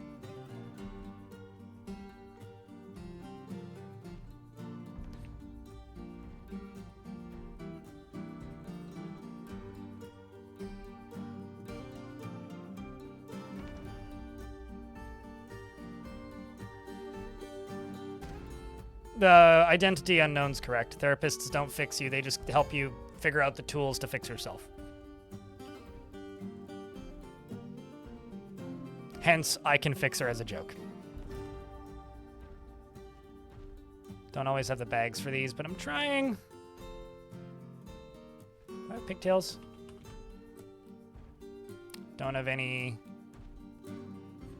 pigtail anything. These are all dead. Could really use some pigtails.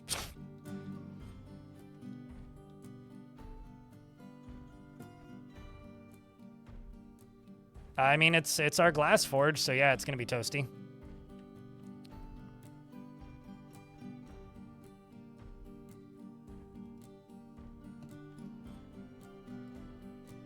To like figure out if all of these are connected, you just have to go to the top, and if the power number changes, they're all connected. If the power number doesn't change, then they're all connected.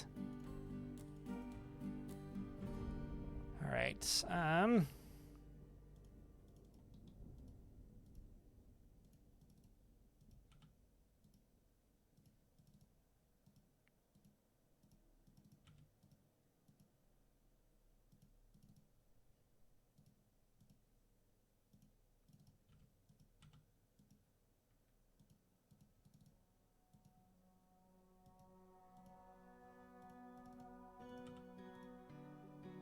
And we continue.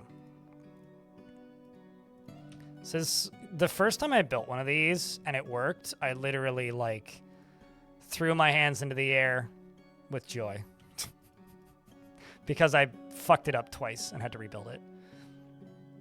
But at this point, I've basically got it down to a science.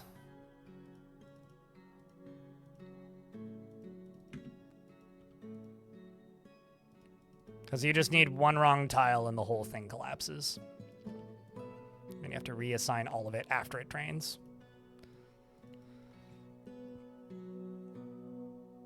Green glass can pump lava. Glass is, in fact, lava safe. Also, why are you using steel? You could just use iron. You have wasted a lot of steel. In fact, actually, you didn't waste any steel. You could rebuild the whole thing and reuse the steel.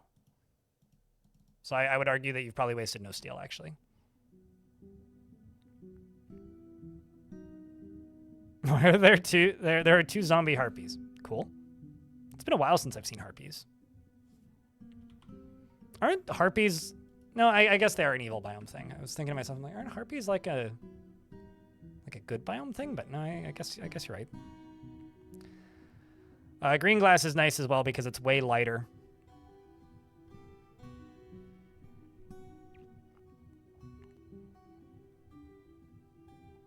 Also, you only need to deconstruct one of them, the one at the bottom, and the rest should all just, like, collapse above it. Scout Pie.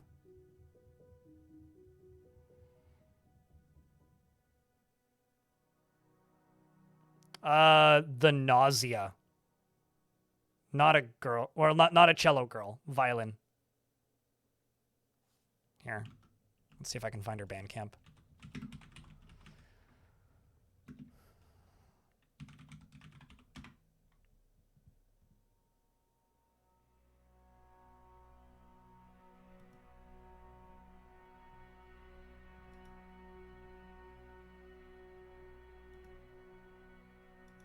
There's also like a trillion people with the exact same name.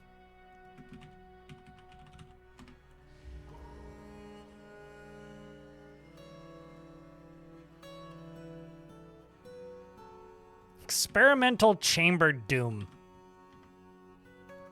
This is out there music we were babbling about earlier.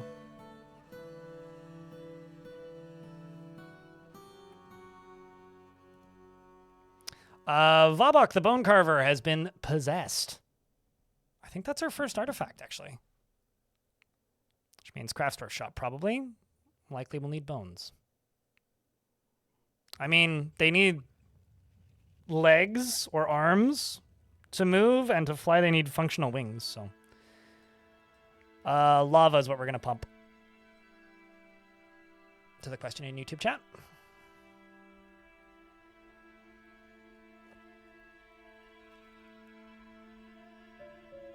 That's a good question. You're currently socializing. I removed you from other tasks so that you would help mine quicker. So you are a mining teacher, basically. You're teaching mining skills, which is a very important job in dwarven existence, I would think. You're a talented student, but also an adept teacher. So you aren't going to skip town or leave town, but you are hanging out and doing the thing. We've got Cowhoof coming.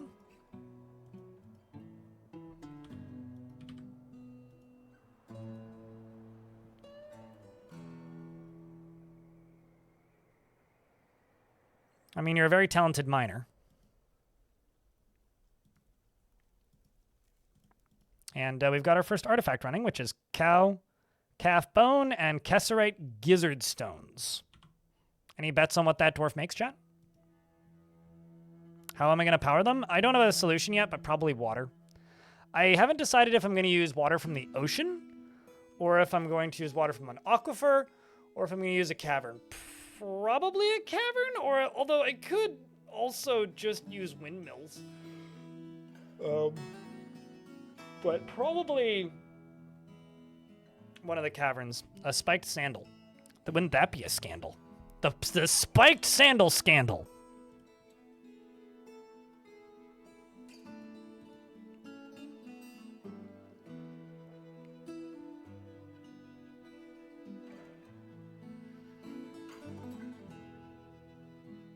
You know, in a world where a legendary dwarf with an adamantine pickaxe takes 45 seconds to mine through one tile of adamantine, yeah, you do.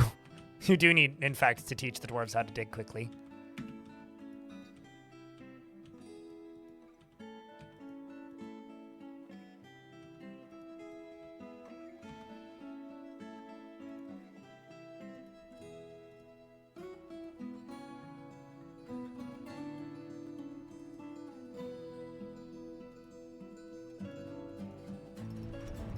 Vabak the Bone Carver has created Tekur Dimur, a cow bone amulet, and claims it as an heirloom in the name of the family ancestor, Ezum Raked Mansion. You gotta rake that mansion.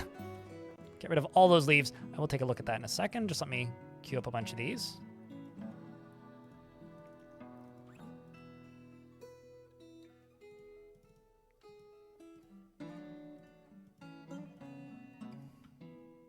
At least we're at the very bottom of the ocean now. We started at layer like 90 today, and we've moved up to 39.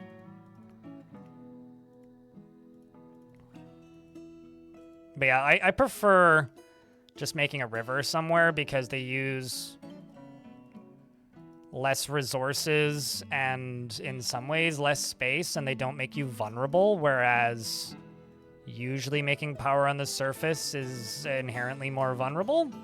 So I try not to use wind unless I need to. All right, you are a cowbone amulet. All craft store ship is of the highest quality. It is encircled with bands of oval Kesserite cabochons and menaces with spikes of cowbone. I think I'm going to give this as a gift to my manager. Manage well. Good dwarves. This is how many levels? Let me check. Zasset, Tamed Winds, is the first of the next round of migrants. Lore.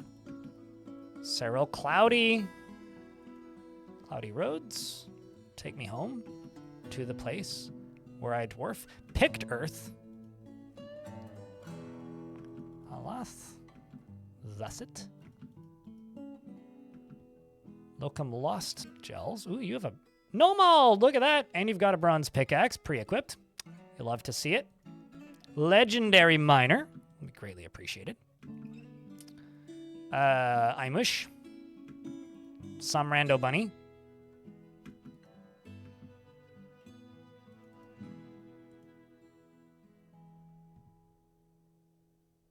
Horse and a pig.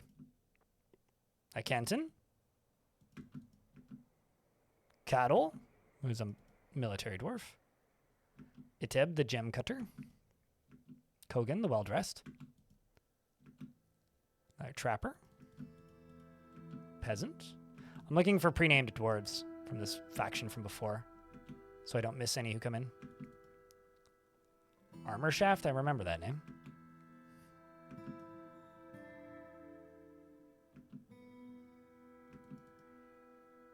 Trader. It's not particularly good at any of those things. Pretty good hammer dwarf. Yeah, not bad. Up to 51 dwarves. We're going to get a mayor soon.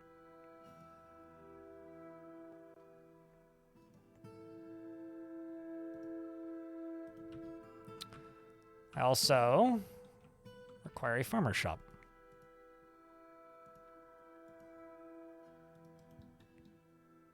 Actually, why don't I put that over here? Because it would make much more sense to have it over here.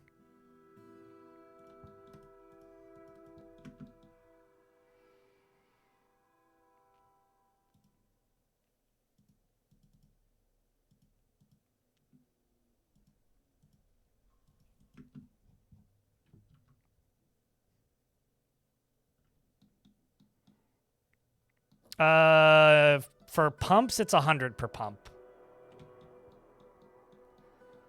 100 per pump is the power that you get. Although, like, I could just get some power, like, just in here. So, yeah, I'm just going to do it right here.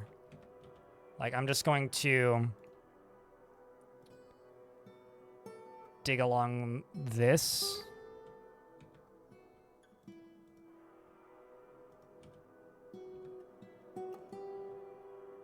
Till right about there.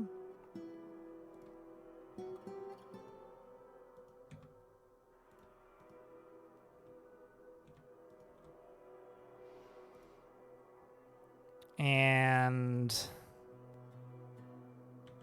probably like along there to there.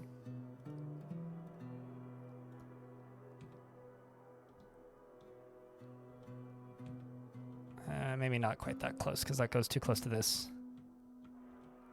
So let's go over there to over. Maybe actually like just down to here.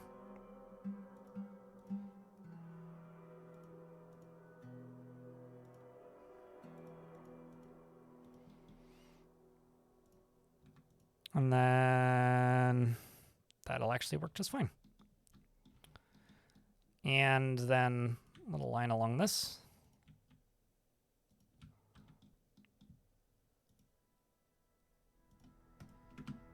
And that'll be totally cool. So this goes from layer 118, which is one above the magma sea. And it's going to go 120 layers, basically.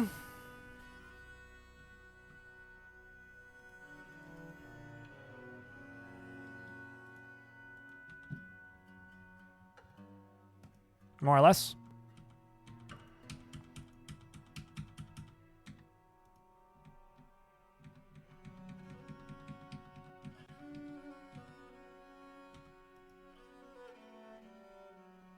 It's a lot of pumping. Yeah, it's fine. Pumps are 10 power per pump, and I get 100 power per water wheel, so like it's actually pretty easy from this point going forward. I'm also just going to go here and make a stockpile for coal.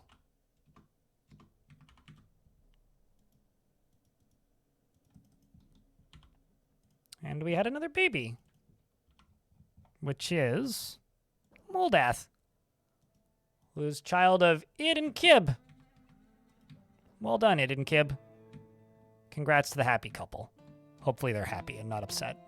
Although the odds are pretty good that they're not unhappy, because dwarves are generally pretty happy in this fort at the moment.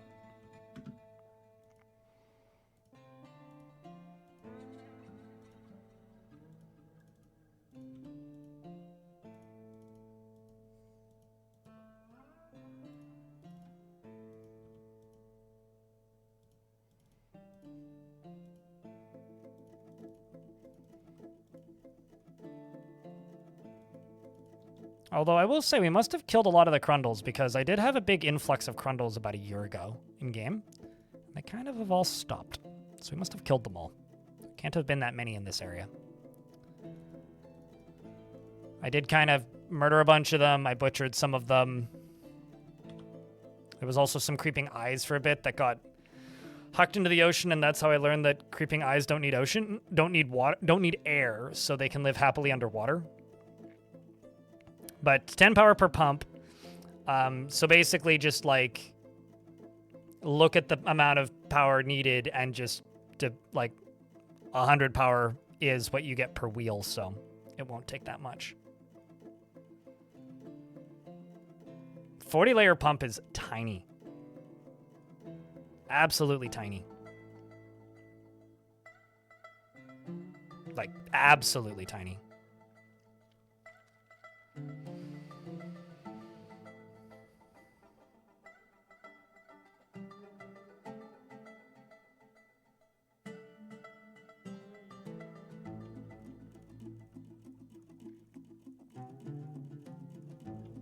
Absolutely tiny. I mean, it depends on how deep your world is from sea level to magma sea. If you're in a very shallow world, it's not that big, but... Also, chat room, if you're lurking, could I get a round of beers?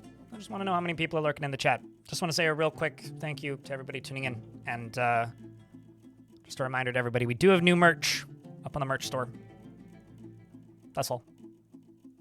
I will say sometimes I do go out of my way to specifically generate worlds that have like a low sea level table, so like a lot of erosion, specifically so that the magma sea is closer to the surface and I don't have to pump lava as far. Like if I'm planning to like build a bunch of forts doing lava experiments, I will specifically not generate worlds like this. For whatever that's worth. Oh, it's all good. It's all good. It's all good. Things were just a little quiet, so I wanted a pile of commentary, so I artificially inflated the numbers. That's all.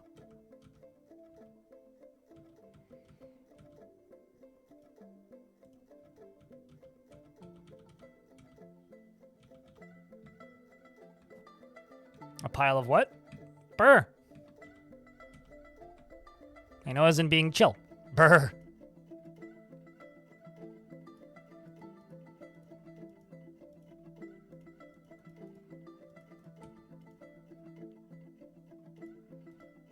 Since there's ads running, I'm going to take the opportunity to just place more pumps. I'm just very aware that, like, building big pump stacks is maybe the most repetitive, least interesting thing you could do in Dwarf Fortress. Except for maybe making a dwarven computer or, like, a railgun. Until it's done. Then it's fun. But it is a slow process to get it up and running. It's like building a nuclear power plant, you know? Like, you gotta do it very slowly and carefully, and it could fail catastrophically if you fuck it up. I'm also aware of the absurdity of comparing making a pump stack in Dwarf Fortress to building a nuclear power plant, but, you know. I watched too many B1M videos. Like, I watched a video about tunnels in Norway yesterday, and it was very, very good.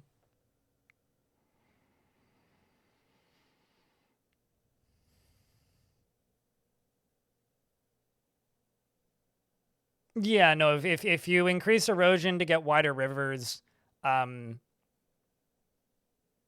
will absolutely make it shallower, yeah.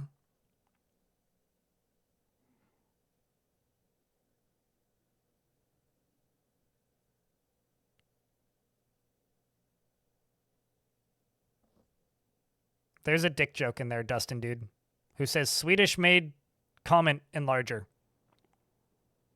Uh-huh. But thanks for saying hi. Well, say Bruno. What's up, man? It's not about the size of the pump stack. It's it's about the motion of the fluid or something. Yeah, totally. Yes. Pump stack measuring contest. It's a new one. I mean, depends on what world you're in, I suppose.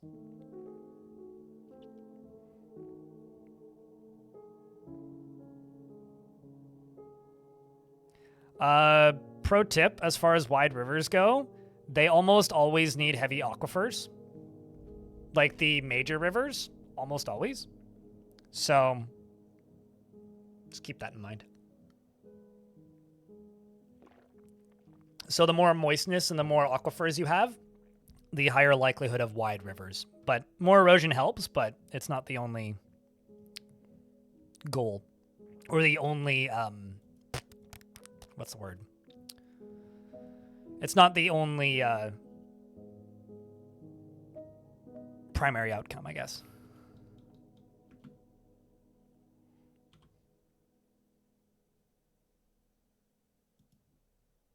There's other things that help create large rivers. For lowering swamps, well, first you need to kick out Shrek. I'm not entirely sure what you mean by lowering swamp. Like increasing swamp as a biome? I mean, that's just a like a marsh, right? Like a temperate marsh, basically. I've never tried specifically to get more swamps in Dwarf Fort, so I would go to the Dwarf Fort wiki, go to the Advanced World Gen page, and just type in swamp. See what it tells you to do. Follow the instructions. It's usually the best route to go.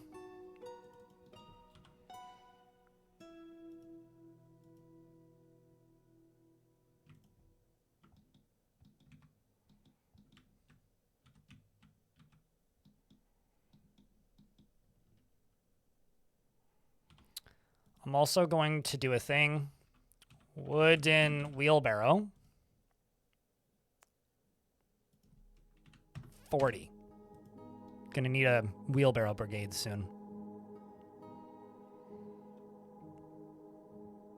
Yeah, so you'd probably just want to increase that.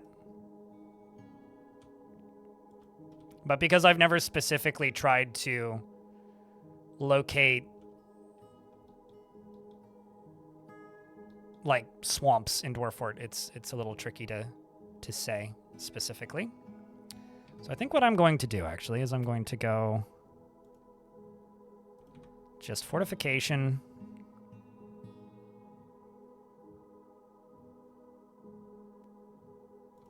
We're also now at risk of dragons and stuff, so I have to be quick at this point. We have to be efficient. Let's make a bridge. Doesn't matter the material, actually. And I need a lever room.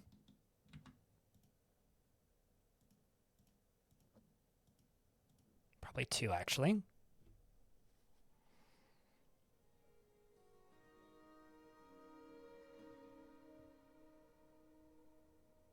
Yeah, I always just direct people to the wiki. Like, the wiki is maybe the most helpful place for anything Advanced World Gen, because it's all like, just remember the name of a specific setting. So when people ask me, they're like, how do I get this specific setting? It's like, it's probably actually easier for you to just look at the wiki, because it'll just be like, adjust this. Whereas I'll be like, well, you could increase this, but I can't remember what the thing is called because I need to be looking at it to remember it, right? Because I only look at it for like 30 minutes, maybe once every 2 months or so.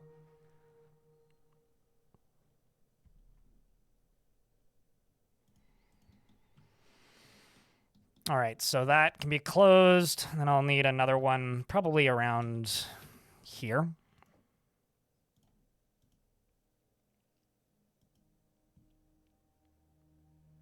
Which doesn't matter the material.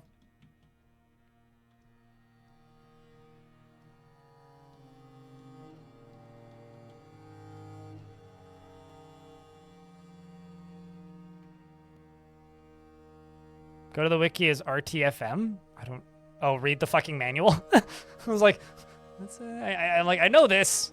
I've seen that. Yeah, I see RTFM a lot on, like, audio and hi-fi subreddits, which is really frustrating when the manual is hard to find online because it was a low run of a product, and the only place that has it, which is usually the only place that has it, you have to pay monthly to get it. So it's like, read the fucking manual. It's like, but I have to pay $30 to buy it or $14 a month to access it. What the fuck? And the guy that owns the website is crazy. I do have a friend actually who's in my Discord who I won't state who it is, who every now and again I'll need to read the fucking manual, and I'll send him a DM and he'll go download the PDF, which is covered in like, do not share, if share blah blah blah, you're in trouble, with like unique code at the bottom, because that's how that site works. With the manual.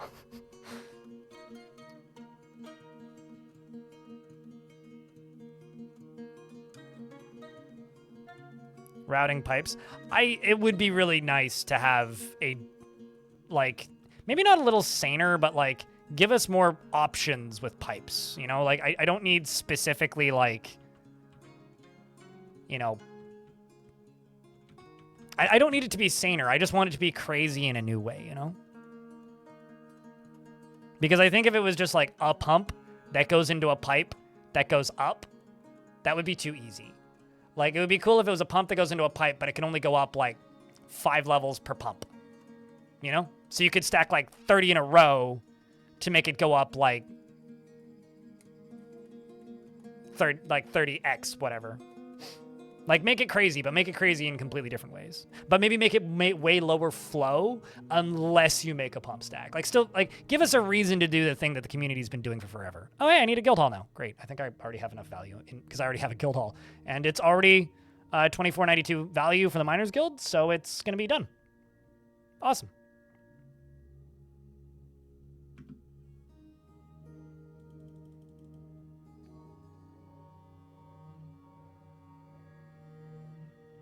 You had to the free DF. It's called Hewn. Hewn. Go to the. Here. I don't know if the command is current. I had a command set up for it, but then I lost a bunch of data on my bot. Let me look.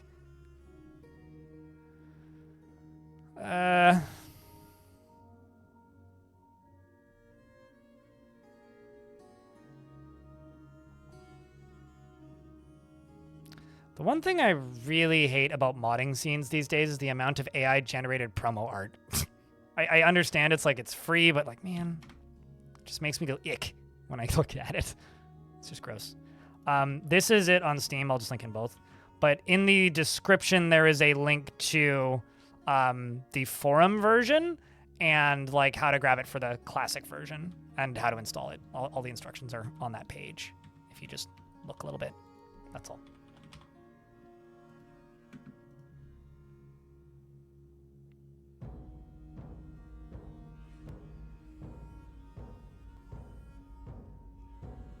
Like, the thing that I think I would like Toady to make a little saner first, if Toady were to address one of the machine things, would just be minecarts, because I wish that I could reorganize them in the UI.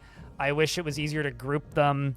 I wish that it was easier to add multiple minecarts to one route. I wish minecarts were more flexible. That's the one that I'm like, man, if only, you know?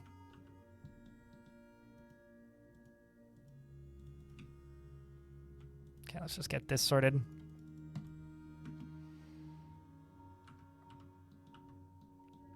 So you... 22 is the maximum. Okay. Well, that's fine. I can just make this stockpile bigger. Perfect. And now I'm going to unforbid this. And there's about to be a lot of hauling jobs. It's time to clean up some boulders, chat. But only if you're boulder enough for the job.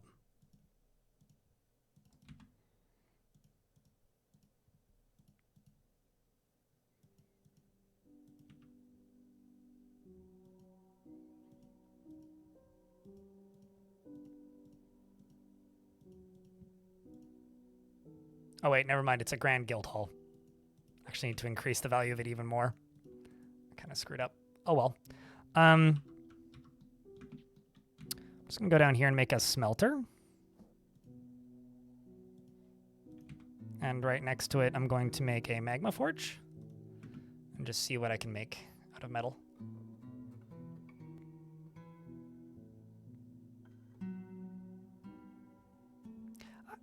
Yeah, rework / additions. Like, I'm actually totally fine with the way it currently works. I would just want it to be able to do more alongside of what it currently can do. Like, you know, we just got siege weapons, right? Minecarts getting some love, pumps getting some love would be real cool. In addition to siege engines, because siege engines really needed it. Like, you know, we're kind of having this discussion right now, chat, but if there was a type of building or a system in Dwarf that you could be like, man, I wish this was more complex or more in-depth that already exists. Not a new feature, but a additional feature. What would it be? What would you want? What would you like to see? Get a rework or a touch-up or an addition. I mean, right now we're getting magic, obviously, but like, another thing is I would like to see levers be a little bit more complicated. Like, there's something about like the way levers work currently, which feels like magic. Like, it's just, I build a lever and then I use tune mechanisms and which would be cool if that was magic, like the way it currently works was a magic spell. But if there was a manual way to like, not have to like route wire necessarily like the way you do in RimWorld or anything, but if there was like several more steps you had to do. Because I think it's a bit simplistic right now. I think that maybe in farming are the two systems I would love to see get some love.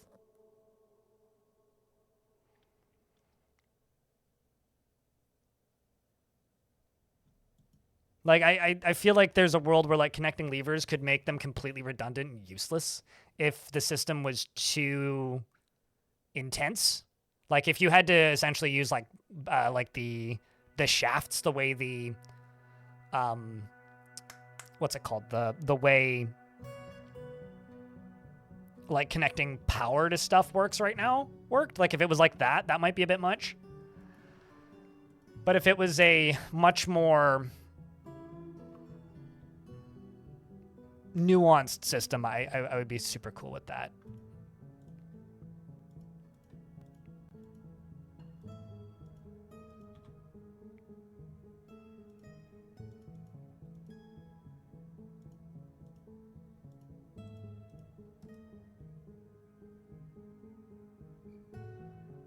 The river dried out? That'd do it.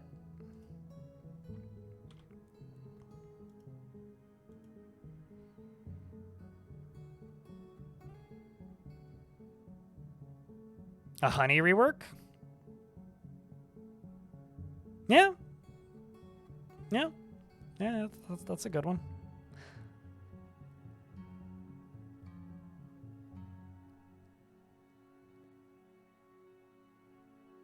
You just, I also just want to be able to, especially if like this is something that could be linked to magic or not, I want to be able to connect a catapult or a ballista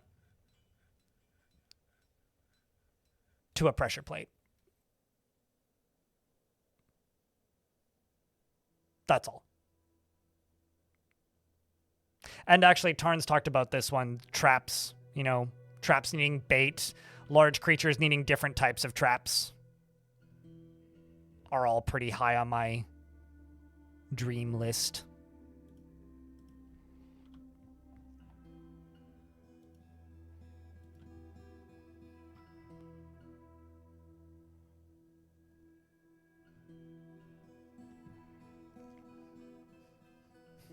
Sounds pretty cursed. The Bismuth Wing. Actually, Bismuth, are you playing on a map that is very warm? Locomotive for carts would be interesting? Are you saying being able to, like, connect multiple carts together, like make a train of carts? Because that'd be fucking cool. Because, like, you already have rollers, so you can power carts already. But being able to, like, chain multiple carts together would be cool. You only play World Gen. Please explain what you mean by that. That's actually really interesting to me. Despise the polls setting would be really nice if it wasn't required for seasonal weather. You know, I never thought about that. Huh. Interesting. I mean, the map rewrite stuff is coming, so... But it... Yeah, huh. Yeah, never really put two and two together with that. Also, I do think it's a little ironic that the person named the Intercold doesn't like the North and South Pole. I think that's really funny. Train's obsessed friend that would probably get into the game because of that. Yeah, I never, like, even thought about tying multiple carts together. Because, like, right now, dwarves can push carts. But it would make a lot of sense that dwarves wouldn't be able to push carts. Also, Ankh has given birth to a baby boy. It would make a lot of sense if dwarves couldn't push carts manually if there was multiple carts lined up. So then it would give you an actual reason to just, you know, have a line of carts together. I think that's happening with Magic. I could be wrong, Meso, but the way Tarn has talked about the way magic is going to work, it sounds like magic is going to probably do something to libraries and scholars. But I'm guessing there. Beard or no beard? Wait, hold up. Are you talking about the baby? Ilmirin? Also, Anktador is very funny. Okay, got it.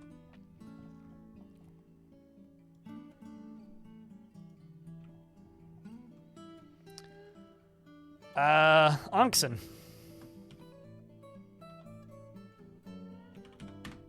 Onkson? You punched me in the Onkson.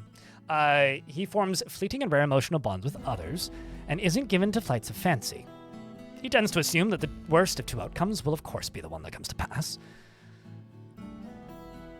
And he tends to assume that the worst of two outcomes will be the one that comes to pass. He occasionally can lose focus on the matter at hand and tends to avoid crowds. He can easily fall in love or develop positive feelings and generally acts impartially. He's rarely moved to mercy, and he is not particularly interested in what others think of him. He has little interest in what others think of him. He doesn't often feel envious of others and has a greedy streak. He tends to be a little wasteful when working on projects, and he whispers when he's thinking hard. He needs alcohol to get through the working day and does not mind being outdoors, at least for a time.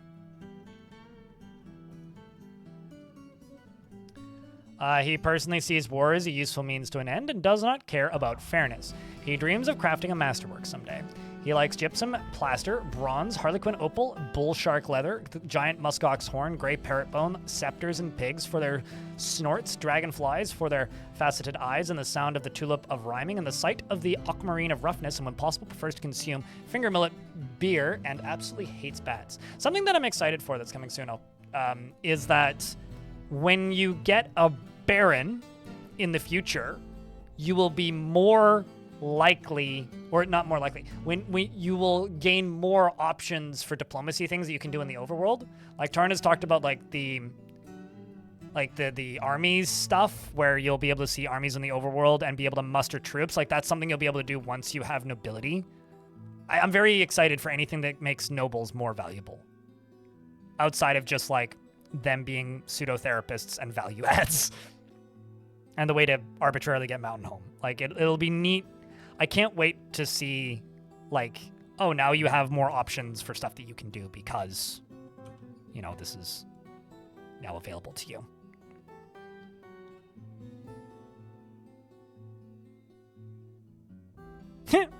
Of a capybara that it's been killed is reanimated. Well, I guess now we know what it's doing. I've got a mayor that's been elected. I need to set that up to work. Vabok, the very first artifact maker, has been elected mayor. Okay, well, that's good. This will be their office.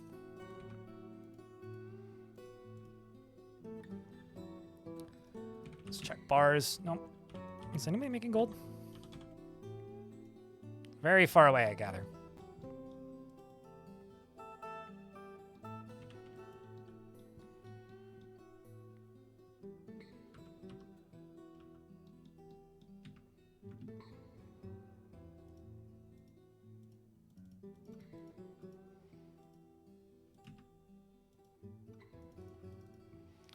And this will be the mayor, which is Kaz and Vabok.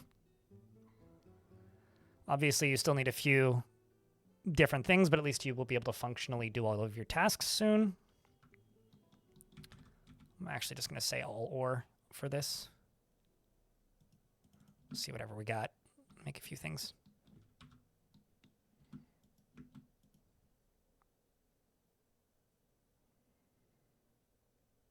I vehemently disagree with that one, Scout Pie, purely because that exists for a very specific reason. Something that's really cool about Dwarf Fortress that I think a lot of people just kind of miss is that there are different cultures. Every faction has their own culture, but the main way the different cultures are displayed is in the clothing that they have available and the haircuts that they have available. I think when it comes to high boots, specifically, there should just be an option where you just have them or don't. And maybe in the embark screen, it should tell you whether or not it's available with that faction. Because certain factions have access to shirts. Certain factions have access to vests. Certain factions have only access to robes, but they don't have shirts or vests or tunics. And I think that that's really cool when you're playing adventure mode, because if you've played too much of a certain world, you get to the point where if you just see the sprite, you know what faction they're from. And I think that's really cool, and I don't want Dwarf Fortress to lose that. Like, I think that that is a really, really interesting thing.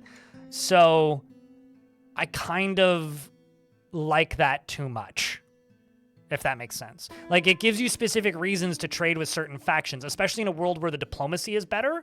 Like, it would be what I would prefer in that area is, like, if you're in the diplomacy screen, it'd be cool if they gave us more information to be like, unique items to this faction, or items and things that this faction has access to that you can't make. So, like, if you go to trade with humans, it'd be like, oh, well, they have halberds, they have whips, they have whatever nunchucks are called, flails. They have all of these things that the dwarves don't have the skills to make.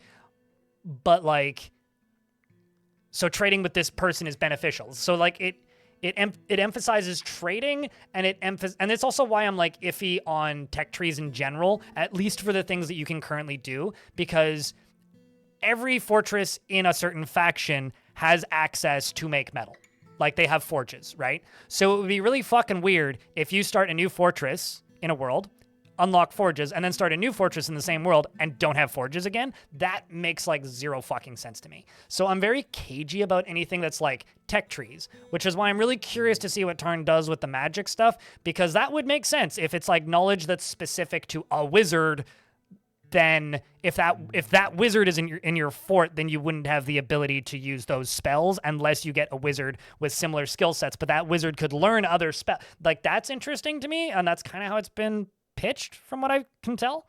So I'm very cautious and cagey when it comes to anything that's like unlocking a thing, because while it might not be the most obvious or interesting in fortress mode, unless you have a lot of visitors, it is really fucking obvious and really cool in adventure mode. And I said yesterday, and I still feel this way, adventure mode is underdeveloped and needs work. However, it will get that work eventually. And I don't think that systems that make adventure mode really cool should be handicapped because they're not immediately obvious in fortress mode. You know? It's like traits are often pretty faction specific because kids can inherit some of the traits of their parents. So factions might be all very brave or all very cowardly. And I've seen people complain on, like, threads and forums and stuff about how, oh, like, all of these dwarves get super stressed when they're in the military. It's like, well, you might just be playing a very pacifist faction, you know? The game just doesn't communicate that to you at all. And, like, factions will get destroyed sometimes, and I'll play, like, a dead faction, and all of the dwarves that are left in, like, the 200 of that faction or whatever are, like, cowardly. And it's like, well, that's why they all died, is because they were a bunch of cowards. Or they're, like, extremely greedy and cruel and selfish, and it's like, oh, well, you all dug too deep. You know? Like, there's a lot of things that happen in this game that I think are frustrating until you stare at it for way too long. I think that the best thing Dwarf Fortress could do is just explain information better, while still withholding information that is fun to discover. And that's, I think, a very fine balance. And Dwarf Fortress is many things, but one of the things that it isn't is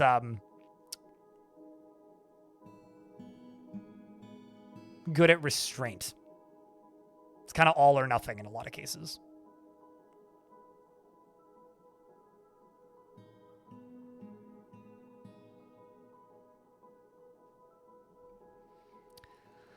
Some migrants have arrived, but, like, as an example, you know, like, your factions can gain skills. Your faction can gain skills in training a specific animal. The way that feature was originally pitched, which never actually happened, was if you get good enough at training certain animals, then those animals could be taken into a new fort as part of a new embark. But that system never got finished. So, like, that could sort of be seen as a way to unlock things if that system gets implemented fully. You know, stuff like that. Like if like in the previous fort in this world, I got real good at training dragons, right? It would be really fucking cool if I could embark with baby dragons now. You know, like that's kind of the sort of thing that I think about a lot of the time. Let's do furniture, gold.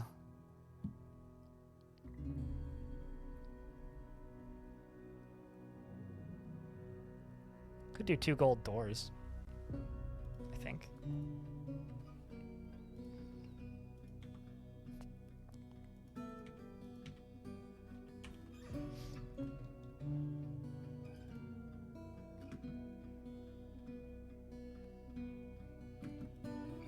Could do 2 gold doors and an ad break.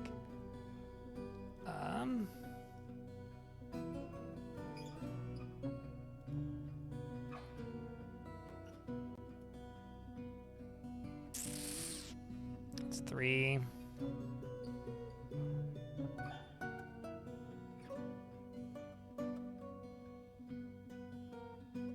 But I do 2 gold chains.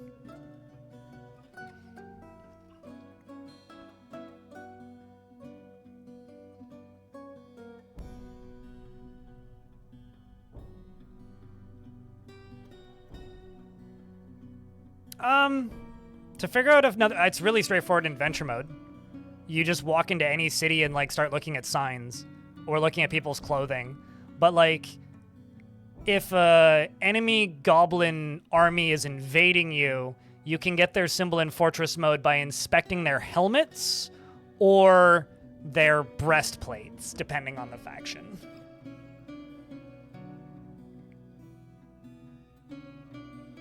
Also, Rum Rusher, well-noted scientist in Dwarf Fortress mechanics. You learned about invader forts, and you've been spending your days trying to set them up. Please explain. What the heck is an invader fort? How was my birthday yesterday? Was the bread a success? The bread was a success. There's photos on Fluxer and video on Discord of it crackling. It was very tasty.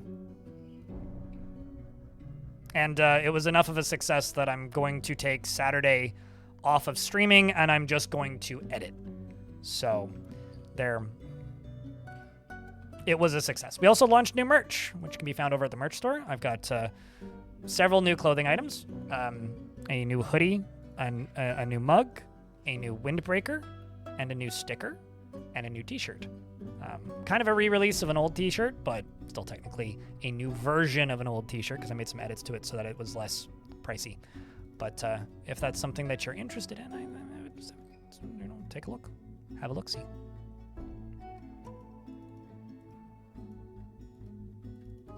It's a collaborative art with a friend of mine named Fog, who I've known for 1 billion years through the internet. And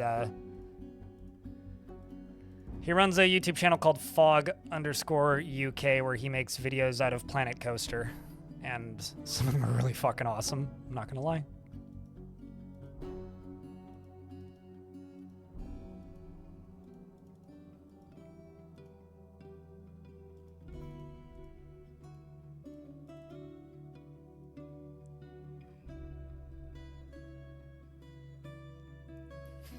Stop staring at my chest plate. Stop staring at my chest plate. I want to know what your symbol is.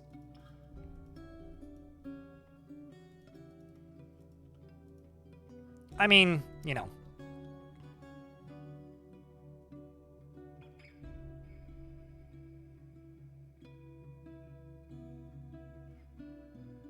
Trying to get dry tropical forest. Isn't that an oxymoron? Temperate forest and moist tropical forest next to each other, and I kind of can't get close with rainfall above like 30,000, but not adjacent. Yeah, I have no idea.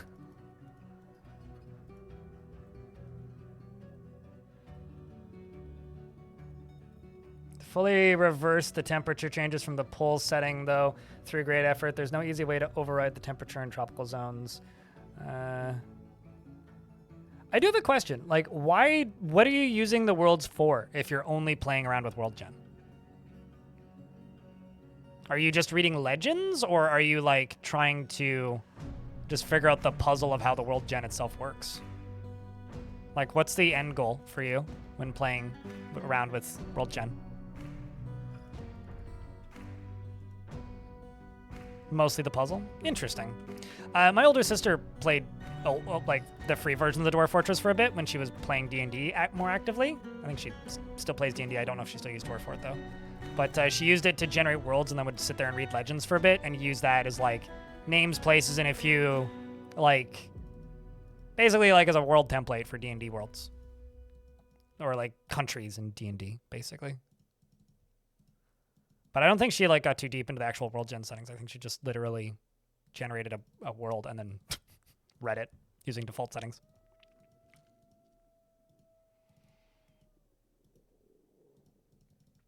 Basically made it as like, used it as like a map painter. So I know she was like tracing the maps on her laptop screen with a piece of paper.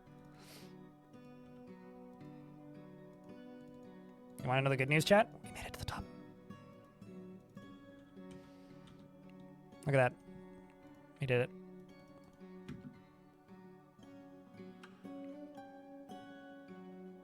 Be a very valuable wiki editor. It's letting your retired fort get captured by a playable hostile faction, and then have the game, and then how the game lets you unretire the fort if it lets you unretire the fort. So in my vampire fortress that I built a fort. It got taken over by an enemy faction, and then I was able to unretire it after taking it back, but I didn't even try to unretire it first. And unretiring it was wild because I had 7 dwarves, and no, I had 1 dwarf, which was the 1 dwarf that I left in charge of that fort from my previous fort, and 200 goblins in that fort. It was truly nuts.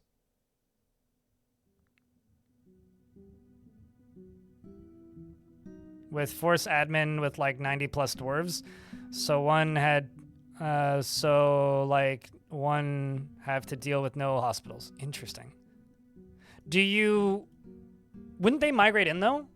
Because I reclaimed a fort once where the mayor wasn't on the map. And it just took like 6 weeks for them to arrive again.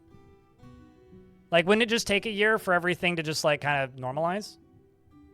Because that's how it's happened before for me when I've done weird things like that.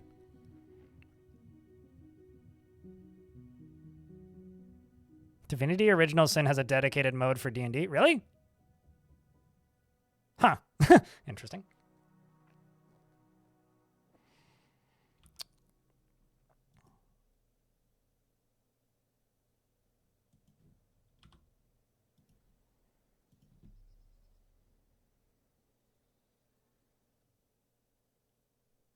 How much of the combat is determined by skill versus the equipment in Dwarf Fort? Daniel Luton? If a novice skilled dude in like the best possible endgame gear walks into a room next to a naked dwarf who's legendary in every combat skill, the naked dwarf will win. It's like if there's 2 legendary in every combat skill dwarves next to each other, the one with the better gear will probably win. But the gear certainly does help. That being said, the dwarf that has the best gear in the game could just get really fucking lucky and win. Also, we have snatchers, speaking of lucky. And I think they are, I can't tell which direction, they are running away. See ya, nerds! Enjoy Device of the Last Evil. Ooh.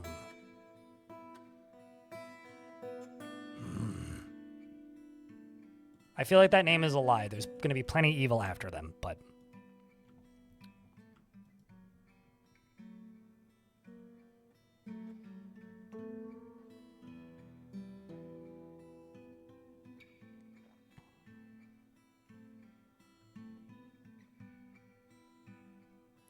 But you spent a lot of time with preset maps. It makes Notepad++ and Perfect World a long time. Oh yeah, I miss Perfect World. People used to send me worlds that were like pictures of my face.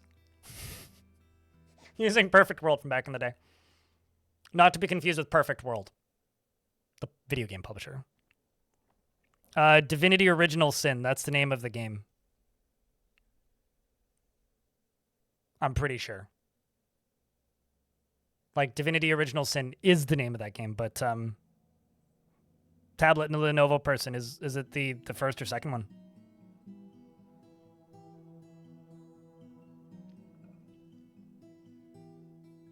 It's the second one, according to Scout Pie.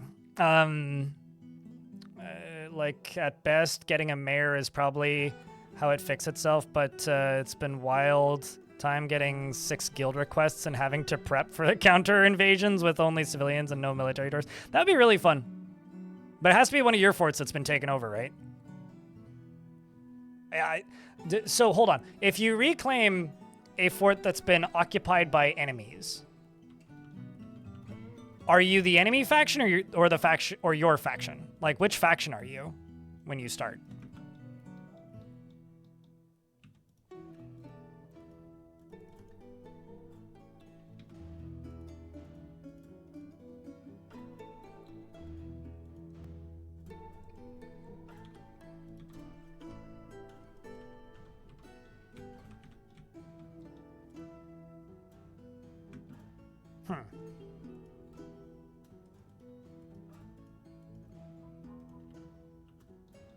They're probably just getting hauled somewhere.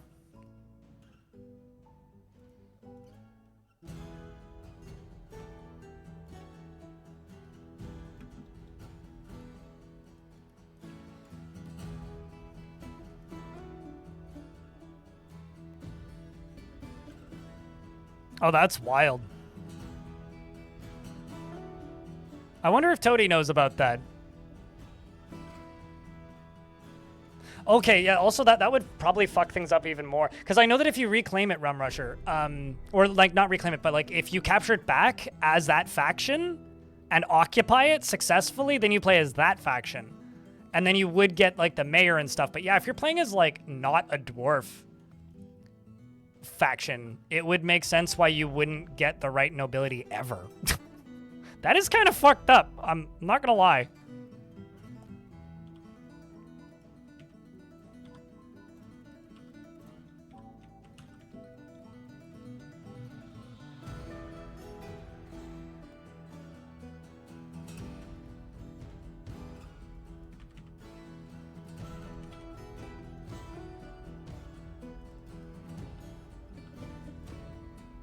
Party in the guild hall? Yep. Being led by who? Bastet, apparently.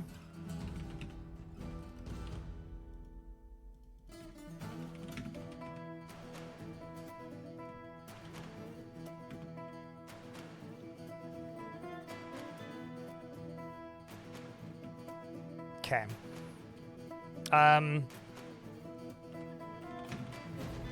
Rock mechanisms. What are we making these out of? Gabbro, let's do 40, because I'm going to need a good few of them.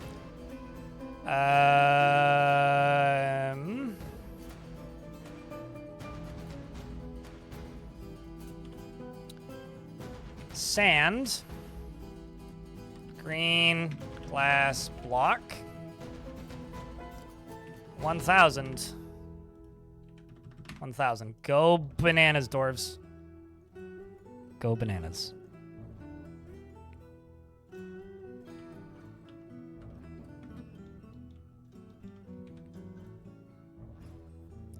Also keeping all the old trade links that enemy faction had. Oh, I mean, yeah, that would fall apart. Yeah, the enemy faction part is brand new to me. Never seen or heard about this, but I've been aware that like you could end up occupying forts with bizarre populations for quite some time.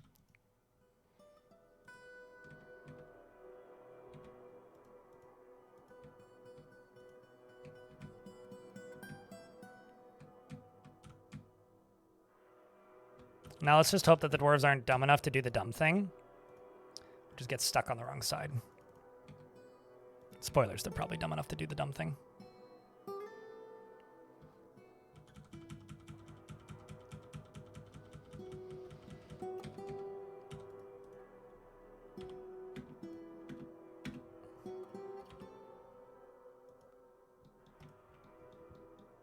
Also, it looks like all of the boulders have been hauled. Excellent.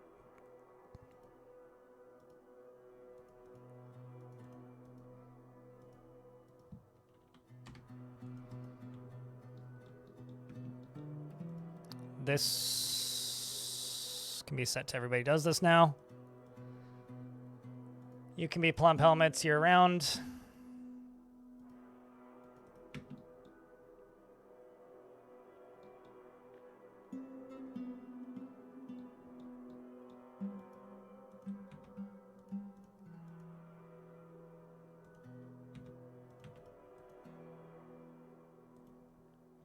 And I'm going to do engraved walls, engraved walls.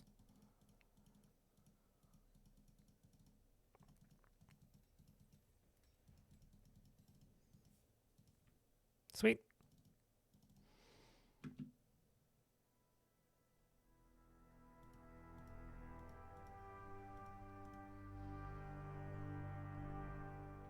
Although, actually gonna say just the good engravers. We'll get some done that aren't the good engravers, and that's fine. Uh-oh, I've already seen a dumb one. Dumb one number one. Heh.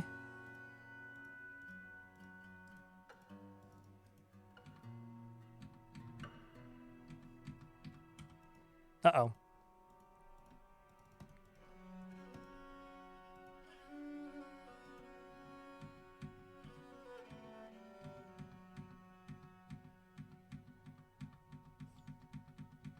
Only one so far. That's pretty good.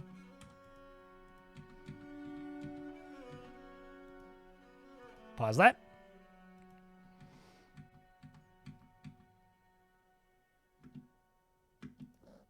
Pause that.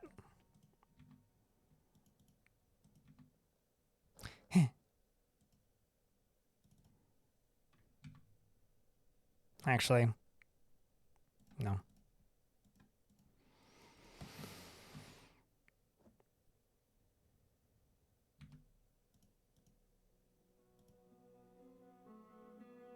Would that minimal traffic feature help with them standing on the correct side? In my experience, no. Maybe, though. I don't know.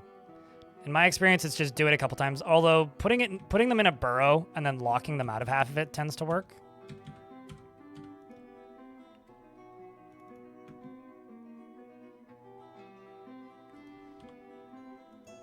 It should, I guess, is the actual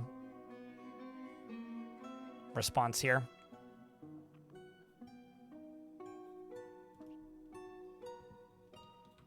Dwarf with an assigned job. Do you have beard preference? When you say assigned job, do you mean like specifically them? So like a miner or an engraver.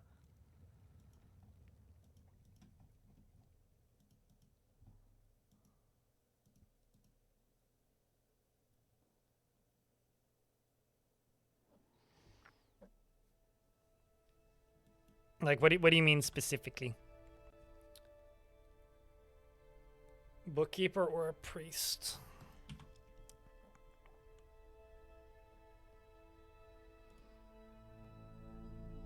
How about a chief medical dwarf? Or the mayor? Or the militia commander?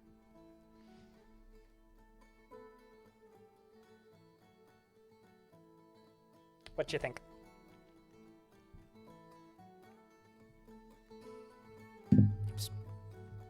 Coffee's done, and I was reaching for my water bottle, and I smacked that. I mean, you'll have to pick somebody who isn't named, but does anybody here strike you as a good chief medical dwarf?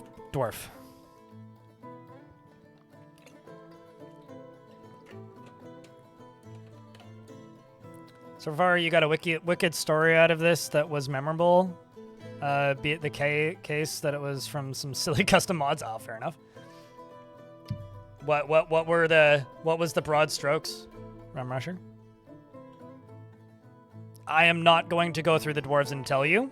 If you are selecting an unassigned dwarf class half empty, you can pick one. Otherwise, we can go with something that's already assigned, because that is something that if I see it, I know I will have to go through half the fort.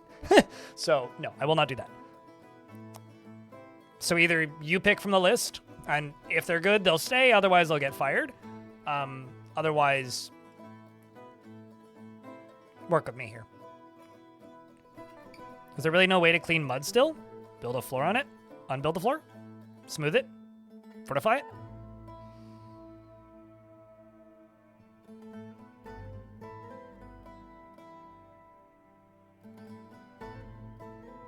That's not what it doesn't suggest it in any particular order, dude.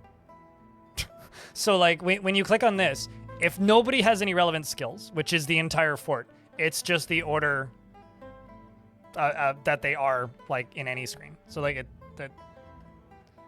but anything is fine. So then I will give you the militia commander. Nah, actually I'll give you the mayor. Because you said anything is fine. You can have the mayor who's currently locked in a room.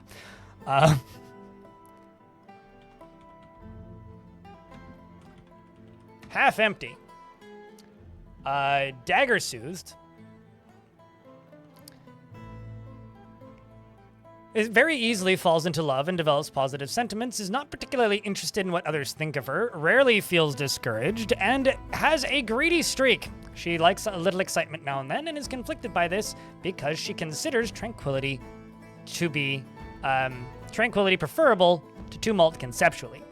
She is slow to anger and isn't particularly curious about the world. I'm glad this works.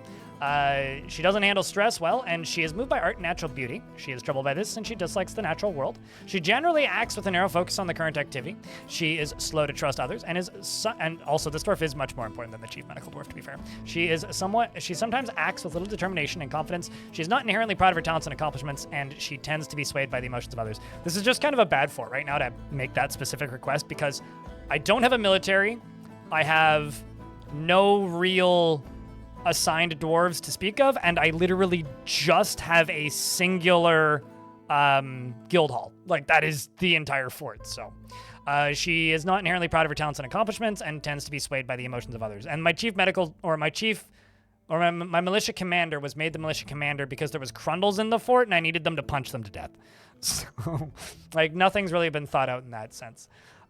She needs alcohol to get through the working day and does not mind being outdoors, at least for a time, and doesn't really care about anything anymore. She dreams of mastering a skill and personally treasures leisure time and thinks it is very important in life. She strongly values tranquility. She values it so much she locked herself in a room. She finds those that deny their impulses somewhat stiff and believes that it is important to conceal emotions and refrain from complaining, and doesn't really value merrymaking, but dreams of mastering a skill. She likes marble, bismuth, and jelly opal, the color purple, amulets, and turkeys for their waddle. And when possible, prefers to consume manta ray, that's intense, steelhead trout, and soft wheat beer, while they're all frozen in the ice. I'm sorry. And hates purring maggots. You're married to Kaz. And you have a daughter, who's actually one of my minors, who's 51! You were first in a fortress in the year 2010, and you were dwelling upon being uneasy seeing Wilmer die. Or his dead body, rather. So you've got some rough feelings from the past. Also, your child's last name being Wave Vessel is oddly fitting, considering the fort you were in before was Squidward. Are you a were-creature or vampire? No, you were just in my previous fort. You're 109 years old. That's like asking somebody who's in their 50s, who have two kids that are in their like 20s, if they're a vampire. No, that's like a very normal age. No. No, they locked themselves in there out of stupid. There's a reason I'm unlocking them.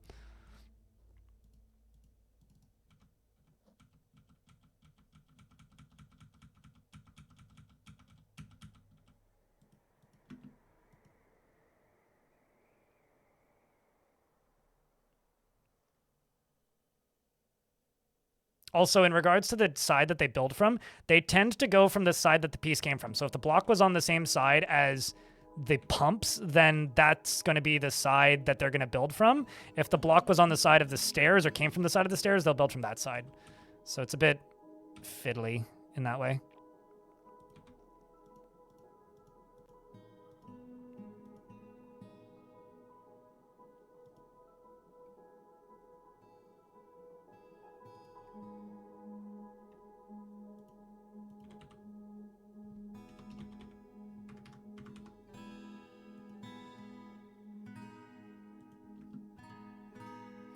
So after retiring the site and waiting for conquering notice, these two beings were fighting back, and the dwarven invasions were in between, beating each other to death, and the baby ogre grew up to an adult from all the assault after 2 streaks of fending off 240 NPC dwarf raids. Jesus. They fell, and the dwarves... So do you get migrants from the goblins then? Also a gremlin, speaking of.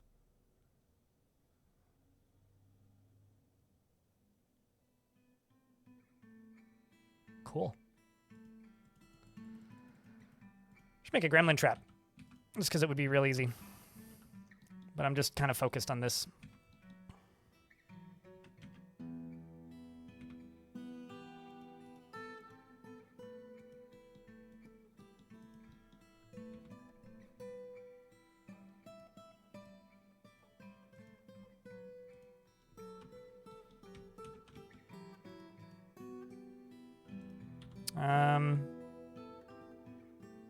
Got at least 2 dwarves that don't have picks assigned at the minute, so those should get picked up.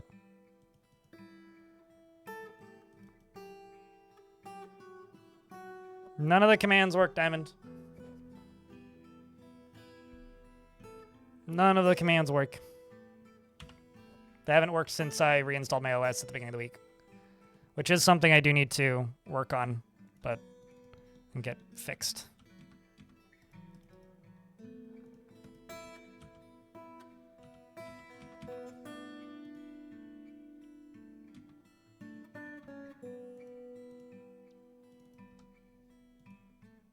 That's ice, not conglomerate.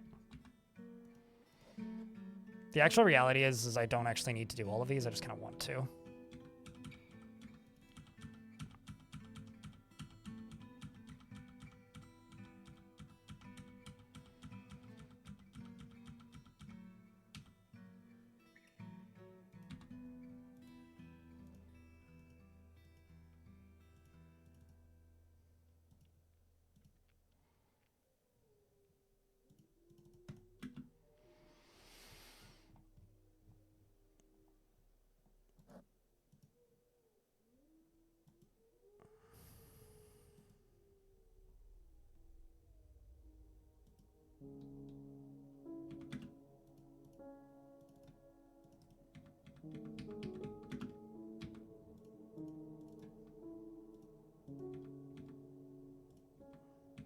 Also, I'll admit it took me way too long to figure out why you were asking if that dwarf was a vampire. It was because they were locked up and not because, okay, well, that guinea hen can just stay there. That's fine.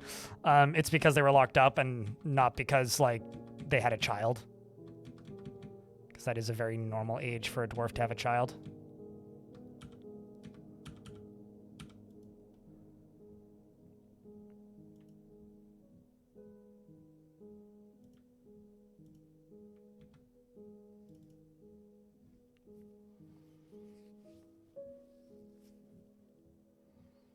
Guinea hen, but yeah.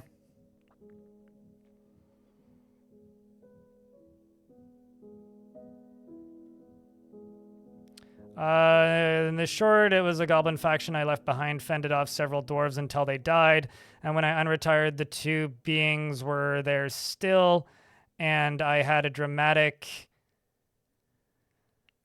the long short of it was a goblin faction I left behind, fended off several dwarves until they died, but when I unretired, the 2 beings were still there, and I had a dramatic start-finish for that goblin faction. Somehow landed on playing dwarves. Interesting. Yeah, I don't know. That's very interesting. I might need to try that.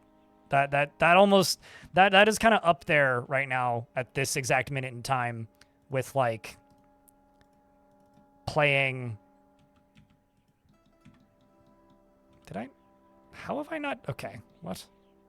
Maybe they just can't access that. Feels like they should be able to.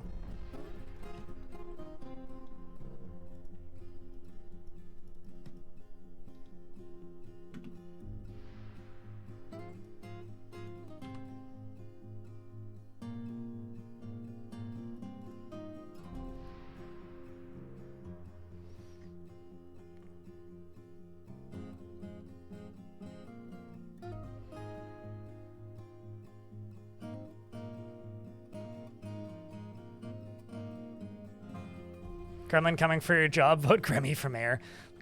You know, as much as like I love that meme, Gremlins kind of suck at being your mayor. I'm gonna get crucified now, aren't I? I apologize for my words and deeds and my sins. All right. There is an ad break running. If anything interesting happens, I will pause the game. But I want to get this process and this project done. So I'm just going to sit here and vibe for a little bit. Those are ramps. I will convert these to floors.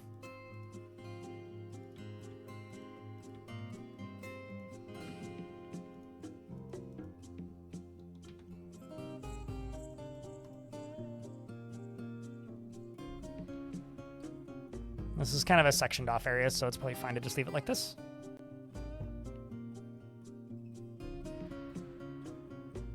If a non-playable faction conquers a player, you get locked out of that fort.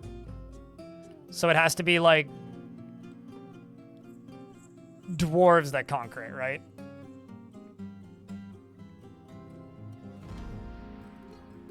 Oh, so if like if goblins conquer it, then you can't take it back, right? Because that's kind of what I was imagining. All right, so that's interesting, because then in that case, if you...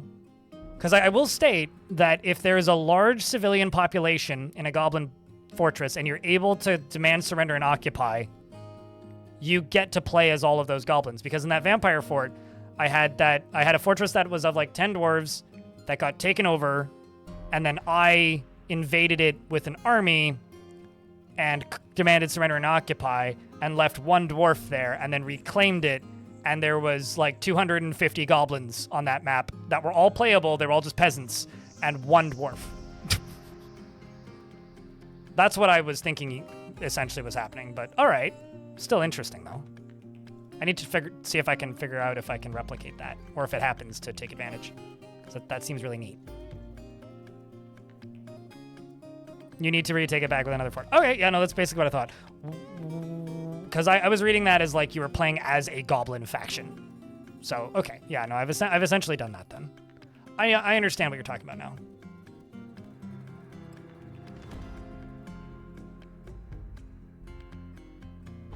I understand it now.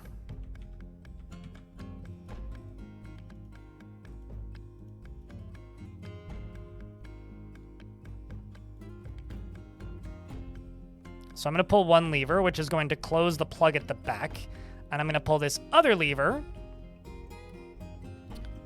which is going to let this move. So this is going to start flowing now.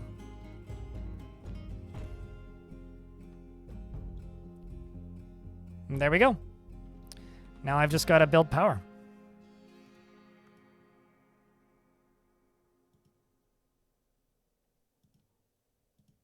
And also probably put a walkway on the other side, but that's besides the point. I'll let the water flow in first.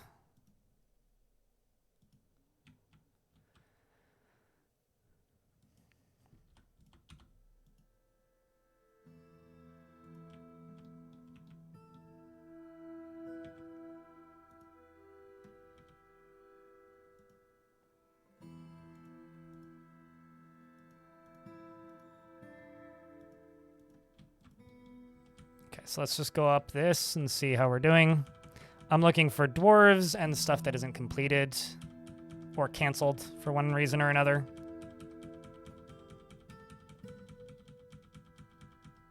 That's fine. See, like that.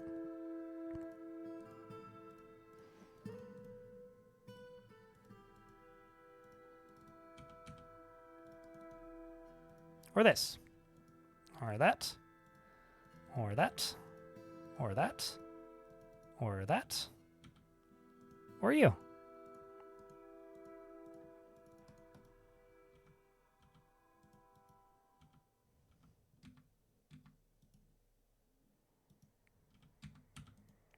There is a floating baby up here. That's not good. There's kind of a lot of dwarves in these, to be honest.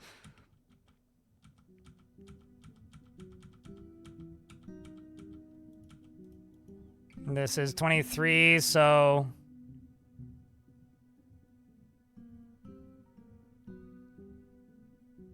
basically need like 25, 26...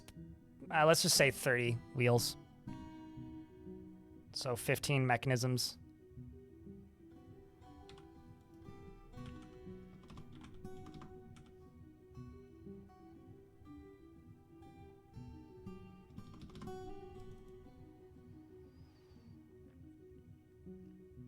You're still amazed that the original mountain home of your civ got taken over and became reclaimable ruin just as I was ready to start a new fort. You were super lucky with the timing. What's up, Insanity? How's things in YouTube chat? The ice probably won't, but the snow will. But we'll see.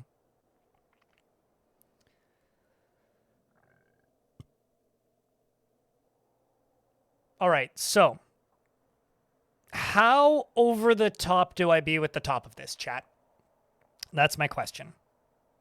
How over the top do you guys want me to be?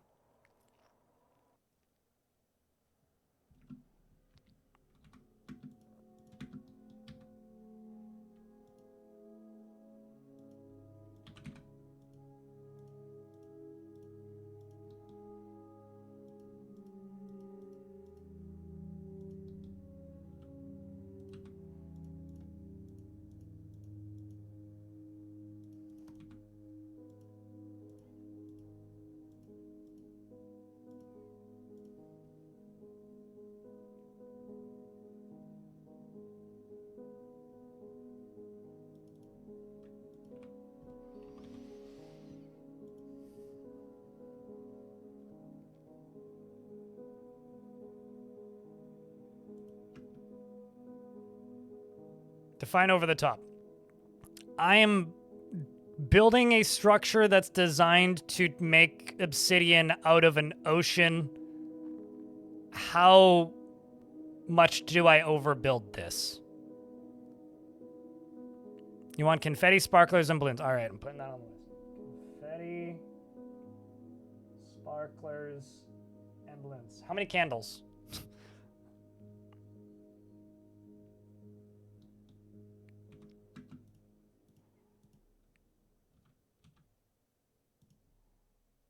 $132 blocks is needed.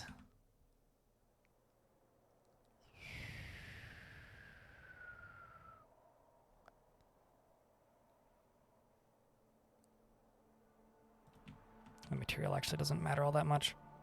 I'm just going to let them work on green glass. I'm also going to allow green glass in this.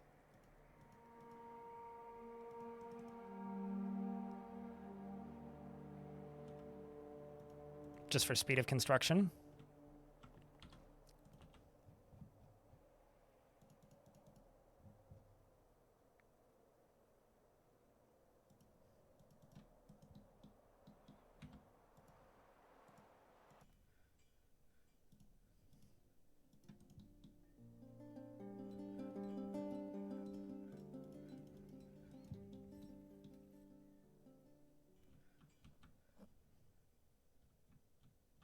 You can feel it in your bones. Are you a mermaid? Why would you feel it in your bones? All right, fuck it. I'm just going to open this one up and not reclose it because this is not going to dribble anyway. I'm just trying to fill up the ones that could be potential issues, if you know what I'm saying.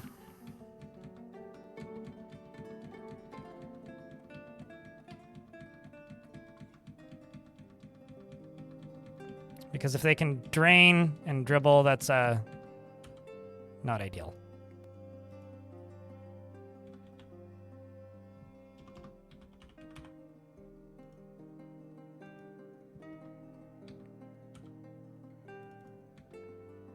Meaning only technically every other one is like mandatory.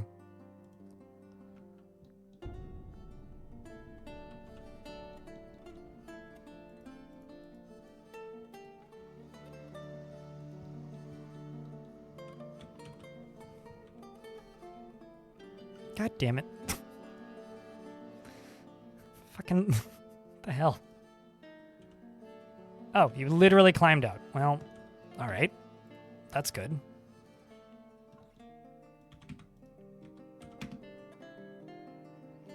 How's the fort? One brick at a time.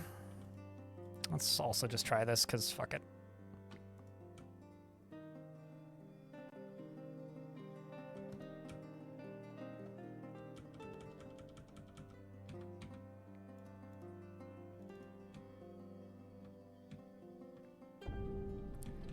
I'm getting close to finishing a really large pump stack.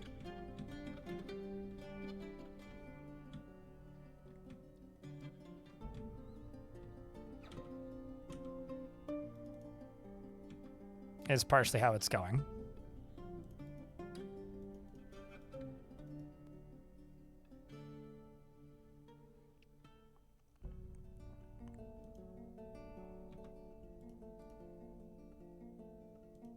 I'm actually just going to do it this way. Deconstruct you. Outpost liaison has arrived, and so has a trade caravan. Well, that's cool. I was in the middle of something, though, so that's rude.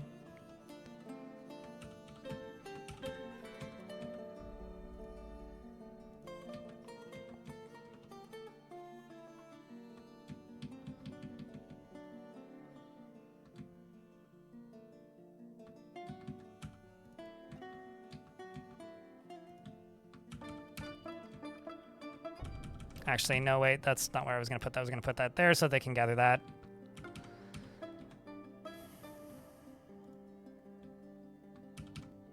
Almost done. So this is all almost full of water.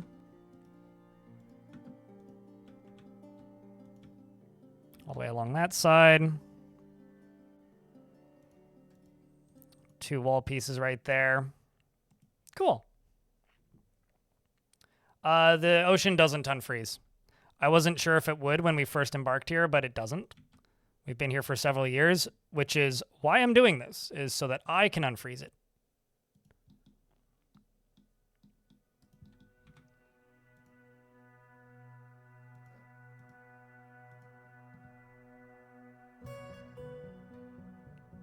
Cool. I do have to say, these are some of my favorite colors of water wheels.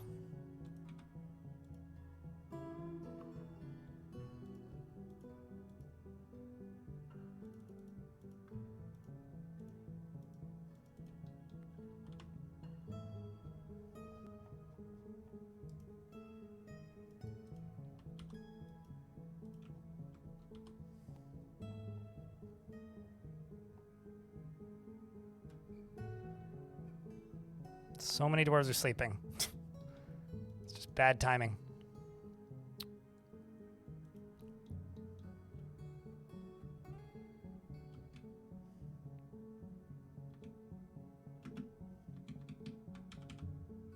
Just that one.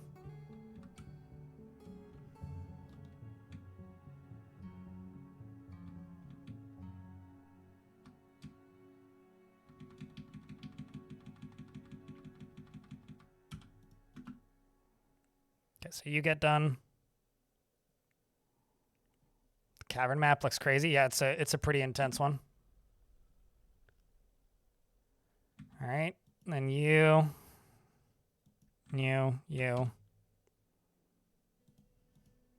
Done. Done. All this. Sweet. Let's go up to here.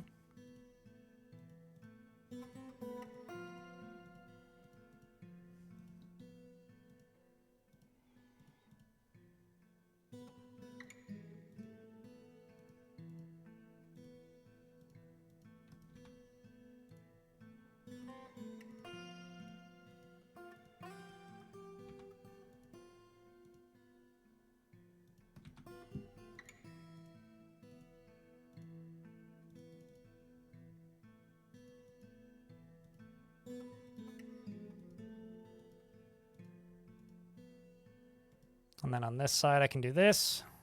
None of these are going to turn until I open the lever on the other end. Actually, what if I go back on these? Use a different color for the top.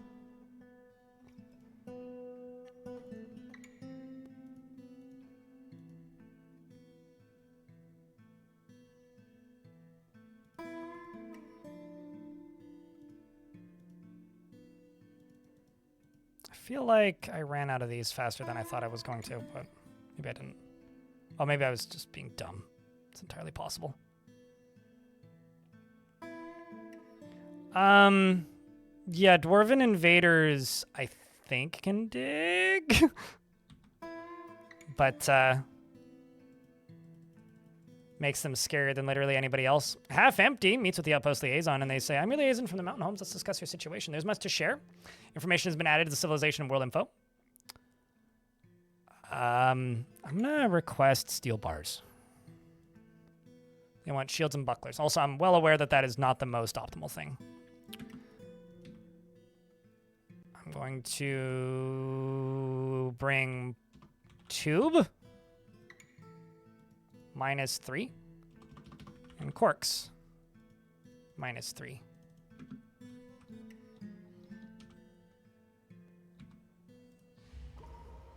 And Godan, the miner, has been taken by a Fey Mood.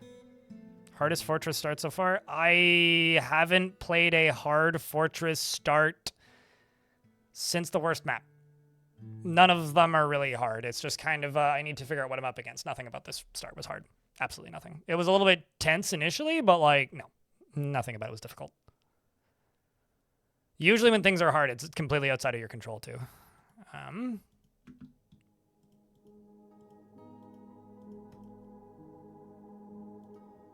Although my brain is broken because I've played too much of this game. 2, 4, 6, 8, 10. Okay, I need to do quite a few more. My brain is broken because I've played too much of this game. So the reality is like, because I've played so much of this game, there's kind of nothing that it can do that would really clock as particularly difficult. That should be plenty. And it's not even like this is a very like cheesable game, I guess. So unless like unless there is just an open threat directly next to you right at the start, it's very rare, or like something that's super unexpected happens, which, you know, happens sometimes. But no, this was a perfectly normal start. It took a couple tries to find one that didn't collapse immediately.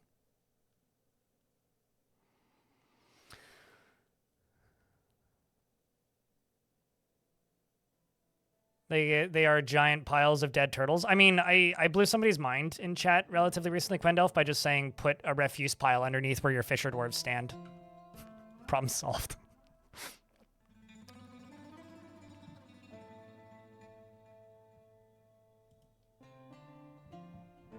I really need to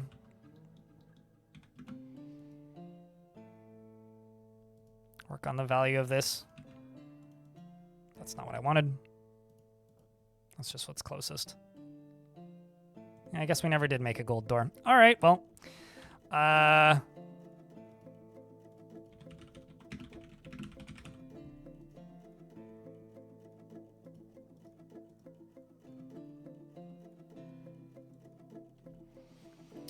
Hmm.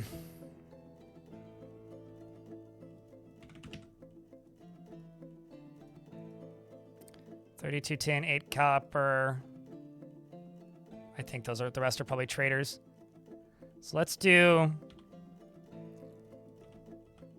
Tin Man statues. Tin statue.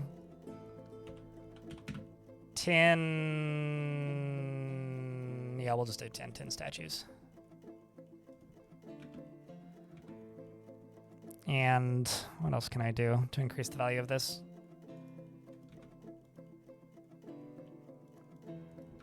Let's see what I can trade.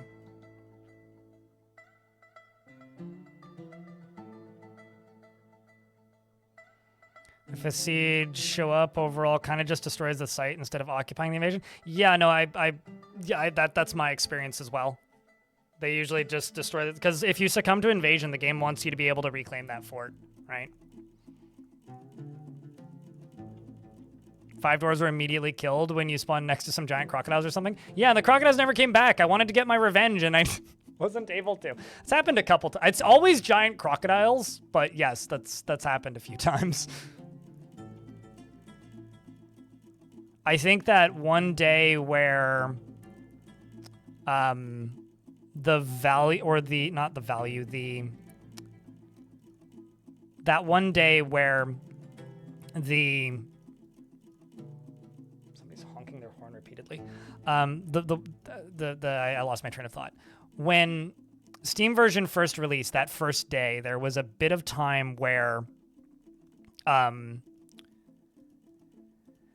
Untamed Wilds, like aggravation for the wildlife, a lot of things counted that shouldn't have, like weren't intended to count. So as an example, fishing counted.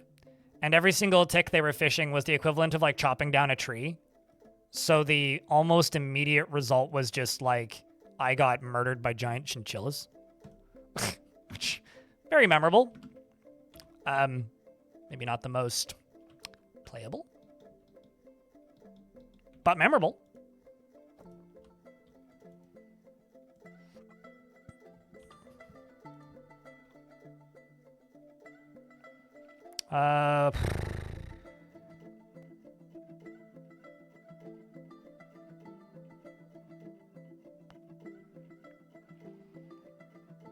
Coffins? Oh, the dwarves are going to be very far away from it, Andrew.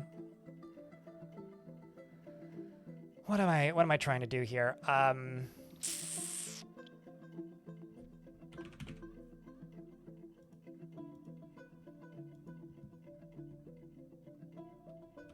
Just want to get that dwarf doing the thing right away.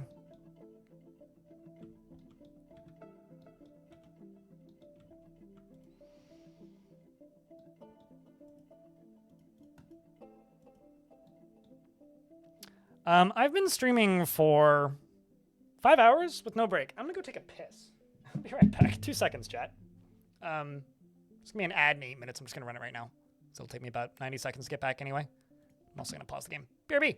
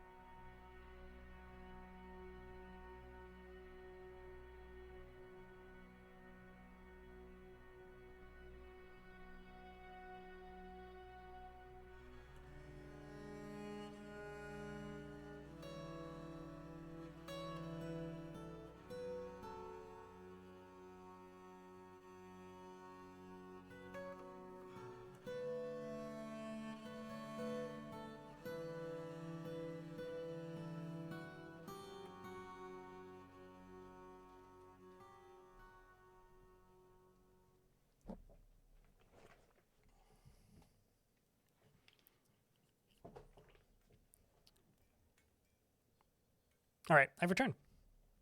It took you ages to realize fishing didn't do that anymore. It was like the next day they patched that. Although that is very dwarfy of you to just reject fishing and use every other method of food acquisition. Very dwarfy. I respect it. Great respect from that. Muchas respect.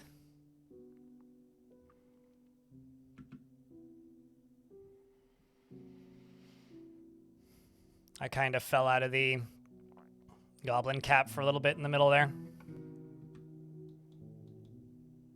Just let this keep filling. Oh, geez, actually, I didn't realize there wasn't a water connector right there.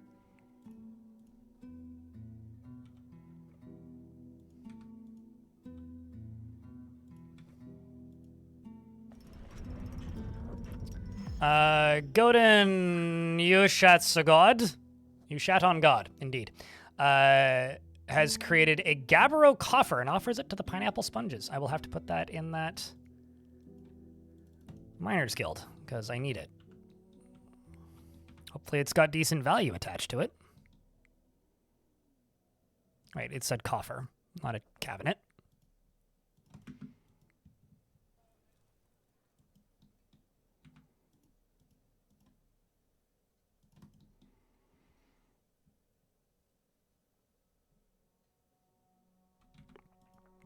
Let's see.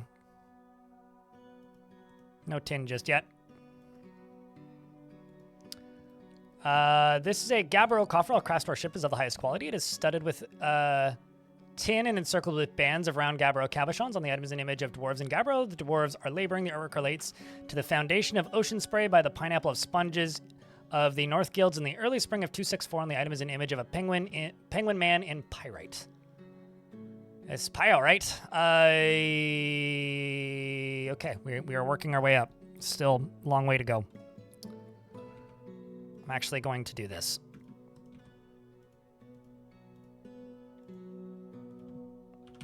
How much tin do I have? Tin! Tin! Maybe not.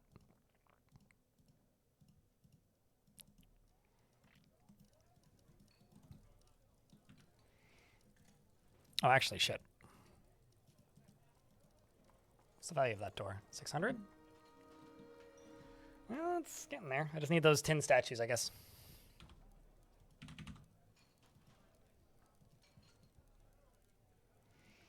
Kaz is getting to it. Is also a legendary blacksmith, so this should go pretty smoothly. You've got so many crowns. Holy shit. Nautilus shell crown. Nautilus shell crown. That Nautilus shell crown, in fact. All of the dwarves that have come from Squidward were such blinged out little dwarves.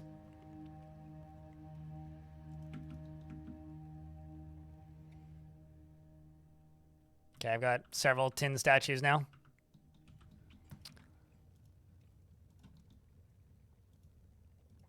Four, in fact. Tin isn't the highest value, but it'll help.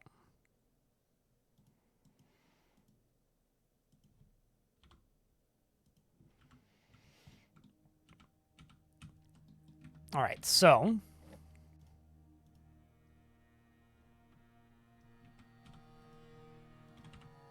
175 green glass. Let's get it rolling. The other thing I'm going to do is I'm going to do green glass along to there. And green glass along to here. Except I'm going to pause that one so it doesn't get canceled. And then down here, how much power could this create? 2, 4, 6, 8, 10, 12, 13, 14, 15, 16, 17, 18. Yeah, that should be times 2, so that should be totally fine. Down here, this has all been undone, meaning I can go up to here and go vump, vump, and vump, vump, vump, vump. Let these two connect. And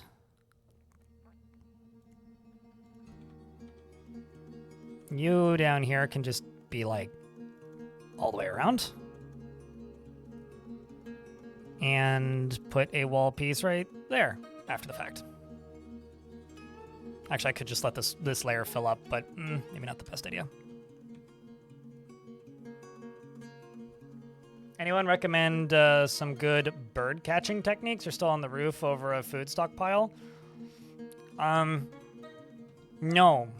Sometimes they show up and sometimes they don't. I certainly feel like spooking them is good, so if you can get adjacent to them or close to them, that tends to help. Some migrants have arrived. Okay, we really need to, like, get this project done. I'm behind on bedrooms and military, and I need to catch up on both of those things.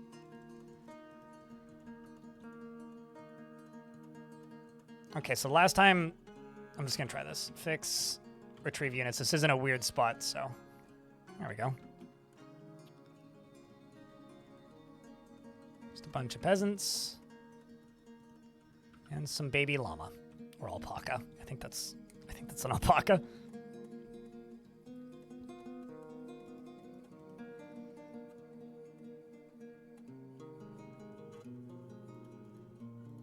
Now we're just waiting on these to be brought up.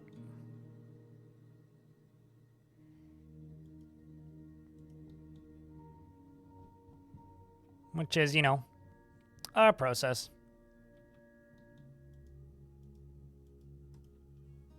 And we'll see what the value of that jumps up to. Probably not a huge amount higher if I were to bet. 66 dwarves is what we're up to, so we got 6 dwarves in that last migrant wave. All of this is getting worked on, which is lovely.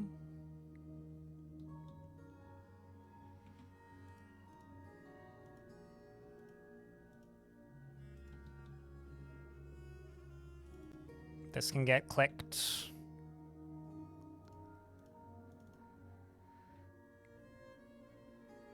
You know, actually, let's just do that. Right down to there. Do this. Dig through that, because I don't need more.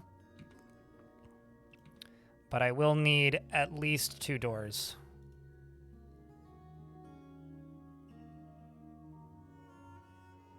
Kias are easy. You just need, like, a pedestal covered in coins. Or an anvil, or a high-value item that they can pick up. And they will just, like, flock to it, literally. Other birds are a bit trickier. I still don't have any automated tasks, really. I'm just kind of manually queuing everything up. So this is the only thing that matters. Was the, 700? I think what I'm going to do is thin this.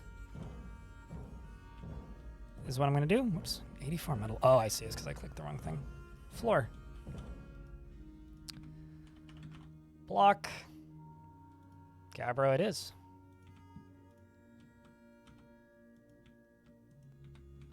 Because here I will put a floor, and here I will put a floor, and here I will put this and that. Just so that it looks a little nicer.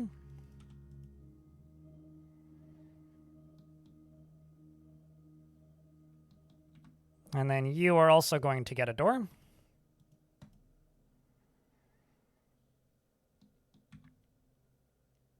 This is all going to need to be walled in, and all these blocks are going to need to be brought inside, or I'm going to need to wall this whole thing in. I should probably just wall this whole thing in. Although now I'm suddenly very concerned about agitating the surface, so we'll see.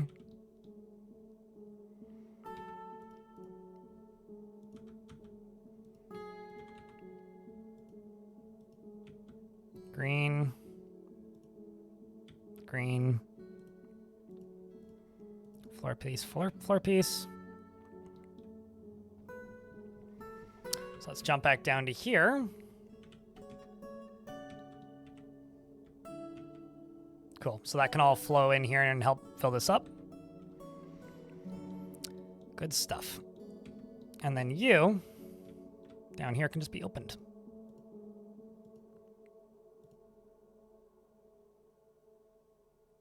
Shall we begin? So you flow. This down here does this. And this. And I'm going to dig down here, I think. And then place a floor tile right there and basically just seal off this so monsters won't be coming out of the lava down here, just in case there's magma crabs or something. I realize the redundance of this being here, and they could just come out there. But we are very close to being able to test this sucker, chat.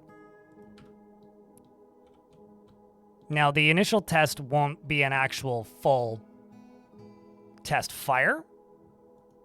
But if you're getting excited and you want to see the test, you might want to look up. I'm just saying. Because you love it to see it, and if you do, in fact, love it to see it, should ready your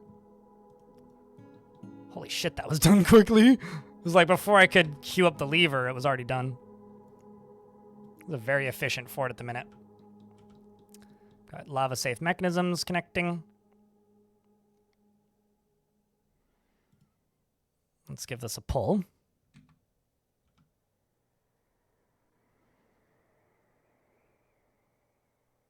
Once that's done being hooked up. That got suspended somehow. I'm not sure how, but I will fix it. Green glass. One of the most satisfying things you can do in Dwarf Fortress is when you hit the point where there's just tons of materials available. Like, just fucking tons.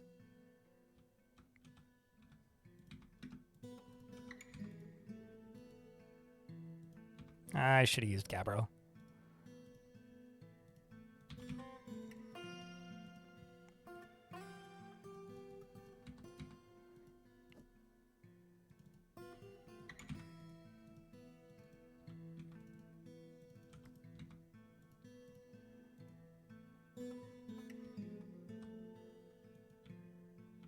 Oh, duh.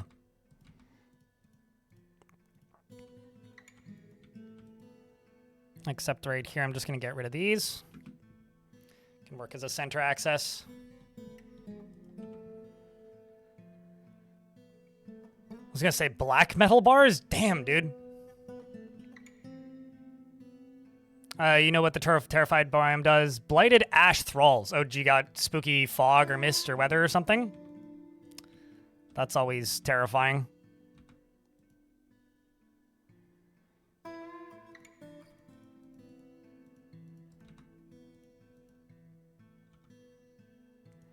Always fucking terrifying.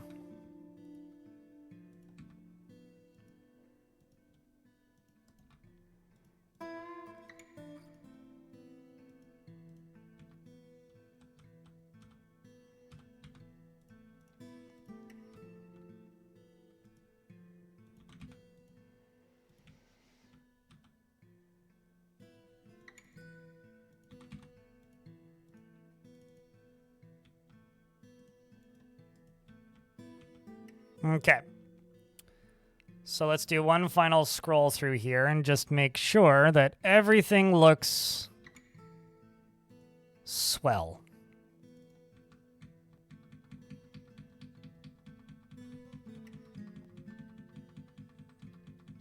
Not going to worry about the one bird. It's a shame. But I do not. I do not care about the one bird. If I did, I would just be a better person, but I don't.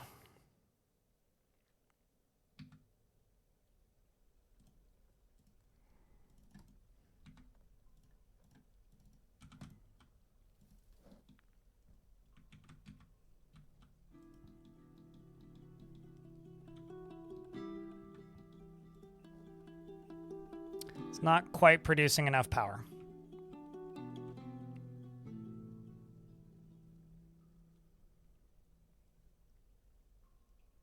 Grr.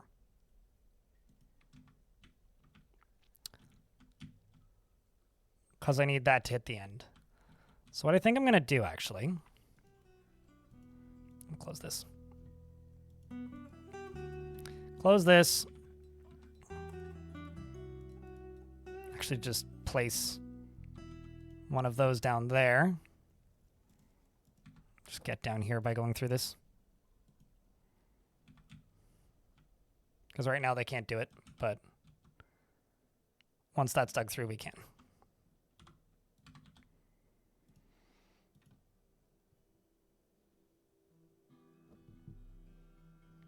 Today on Dwarf Mega Structures, Mega Builds featuring Dwarf Fortress. Sounds like a Discovery Channel show. Oh, fuck. Why did I do it that way? Oh, well. Actually, it's fine. It's totally fine, actually. There you go.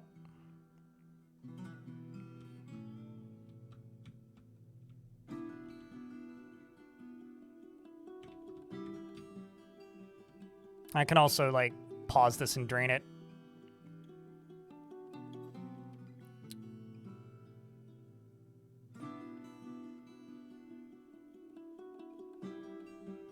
I'm confused. What do you mean? You feel like their exposure to rock mineral rates would be higher, so you'd see more incidents of exposure. Exposure to what? Do you think dwarves are more or less predisposed to the urge to eat rocks and stuff? I mean, presuming you're not talking about rocks as in giant birds of prey, I have no idea what that even is. So I've never heard of this, so probably yes, because I've never heard of it and I'm a human. So, presumably, they would be. But like I said, I've never heard of this, so I honestly don't know.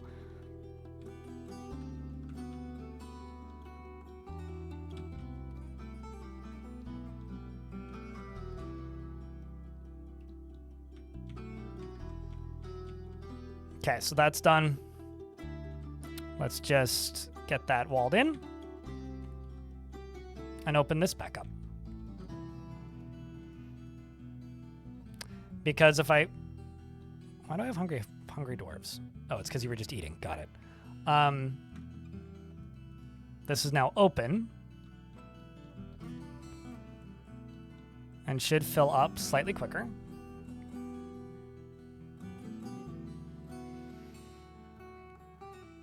Due to mineral deficiencies. Oh, that's interesting. It's also probably why I've never heard of it.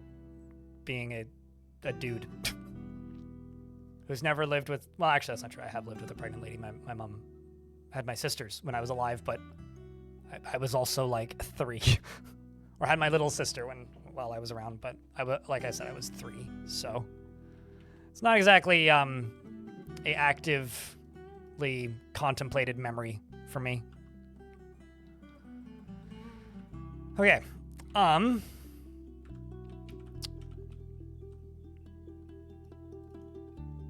the building will continue until morale improves, and trust me, the morale ain't great. Also, those are supposed to be floor tiles and not wall tiles, but here we are. Wait, I'm using Gabbro.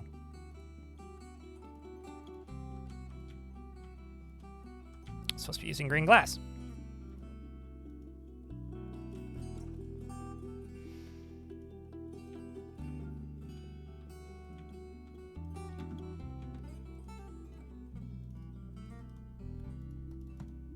Okay.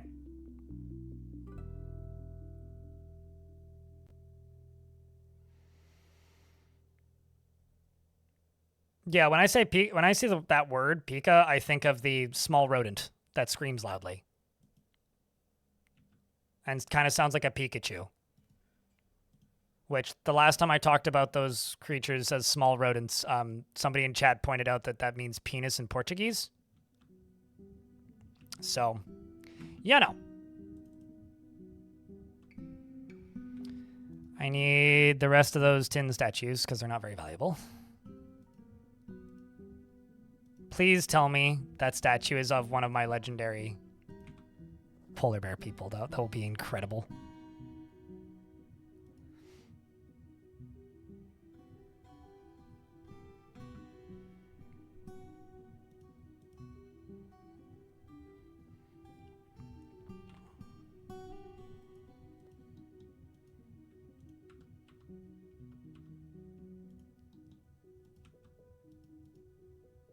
All right, 2,600 power is what that's currently making. This needs 2,300 power. I don't know if this is going to go higher, so it does look like I need a few more of these.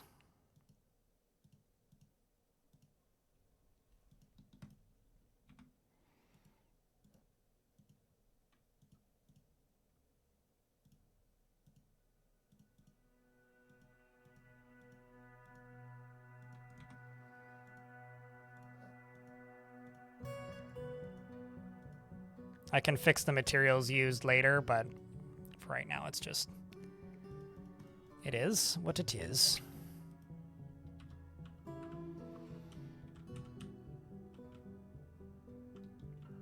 I think I'm going to go over to here and do a few more of these.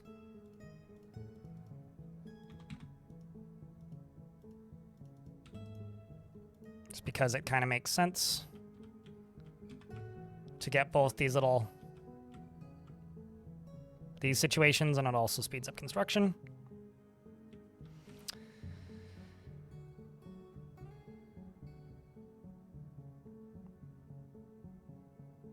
Pika, Micah, yeah, that would make sense. Because Pikas are the creature, and that's how it's spelled, but the English language is messed up, and there are words that are identical that are pronounced completely different all the time. And, you know, such is the way of this messed up Frankenstein language that we speak.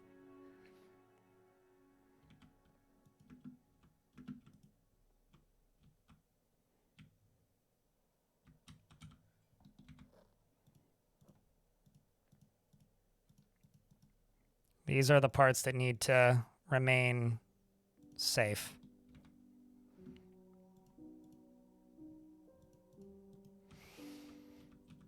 Unseparated.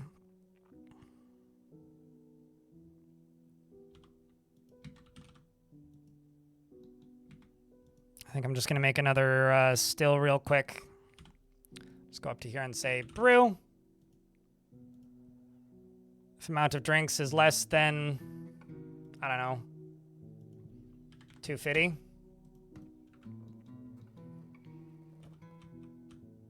Finally took the time to automate that one.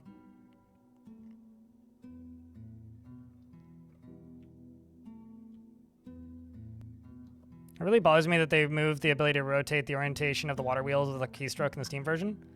Yeah, that's maybe my, like, I have very little issue with the Steam UI. I think it's actually vastly superior in the majority of ways. The part where it bothers me is the part where, like, this should be a hotkey. Like, I should be able to hit tab or something to tab between these. It's little things that just should have a hotkey, that feel like they should have a hotkey, and we all kind of know that they feel like they should have a hotkey, but they don't have a hotkey, and it's like, why? Why don't you just have a hotkey? That's the only point where I'm, like, really bothered by it. All right. Now I'm going to connect you to here. And connect you to there. So what I'm going to do now is I'm going to go up to here. And I'm going to grab another one of these. All right. Now is time to spam some lava because we are getting the test run going. Nowzers. You ready, chat?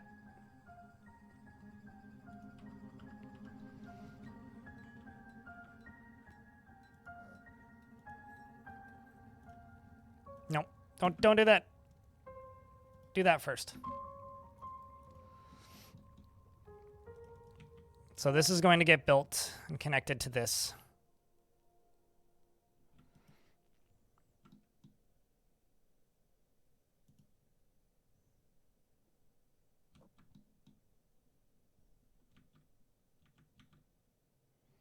This is creating 3,200 power. That needs 450. That needs 385 plus 450. So that should be good. Or at the very least, within acceptable margins.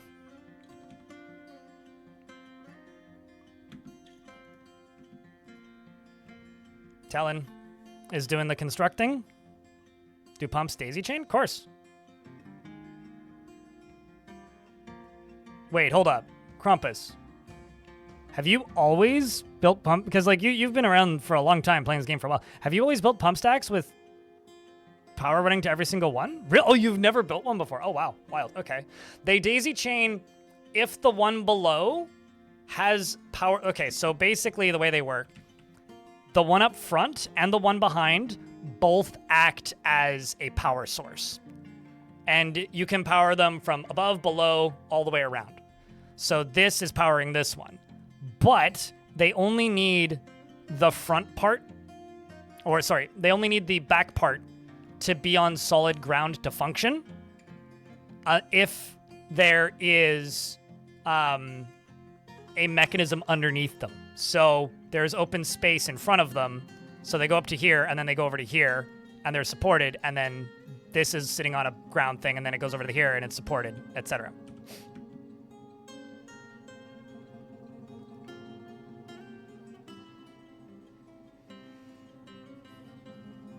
You just dig deep and put your magma industry in to see it's cozy. Also, Chad, I only saw 2 piles of lava. I know it's a lurky Thursday, but Chad, come on. Let's get some lava up in here. These dwarves need some enthusiasm.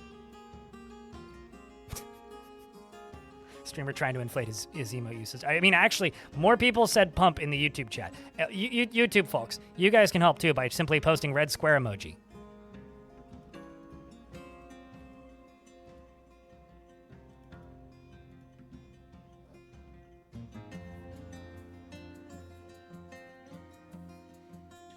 All right, so the axle is now done. The final thing to test this out, see if it works, is I need to pull this lever.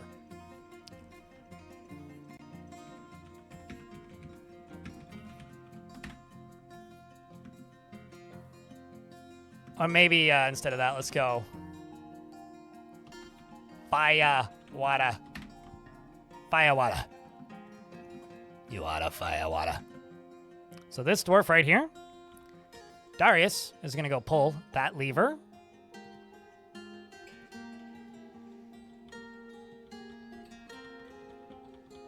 Which is now pumping lava up.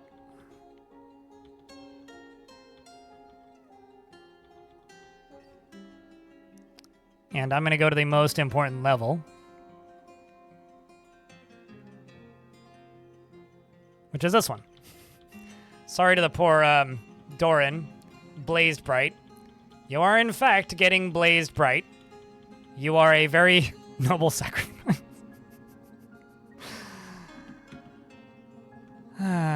Okay, I'm not seeing any lava coming down on this side, so that's a good sign. Teleport him? Nah. I had so many opportunities to release him, and I didn't, so... So the water is solidifying. And there we go. So now this is filling up all the way.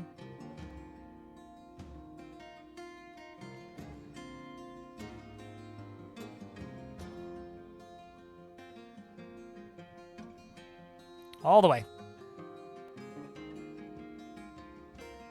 Lava for the magma god. Skulls for the skull throne. In this great ocean, we shall build our new home.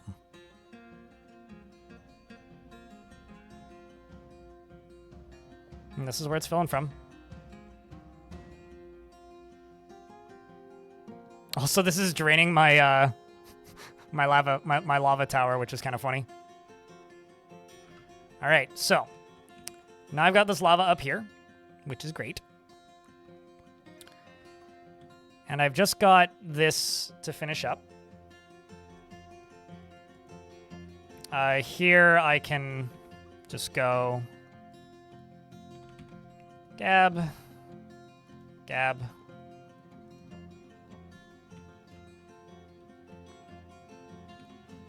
And then what I'm going to do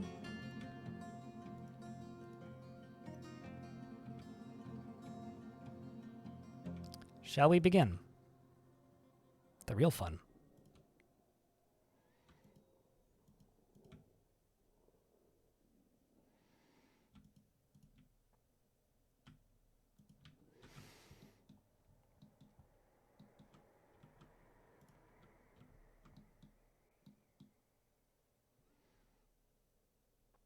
What's going on? Fun is what's going on.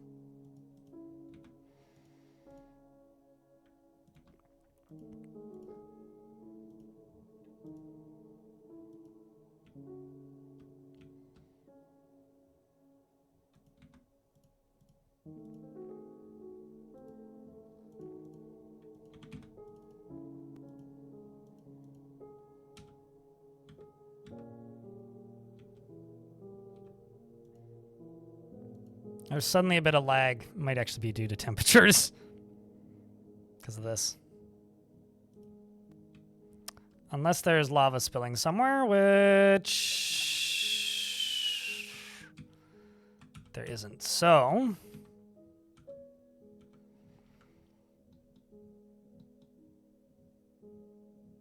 oh no, Doran has been missing for a week anyways.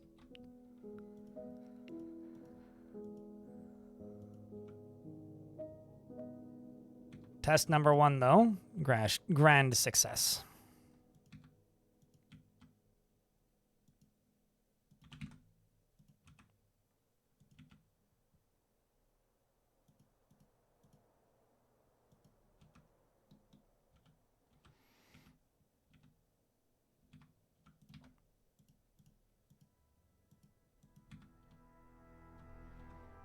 So now, oh, that's actually probably the reason.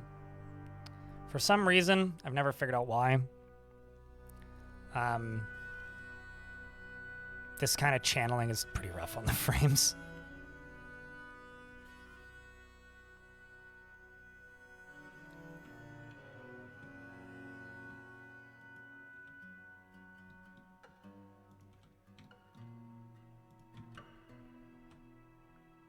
This will take a minute.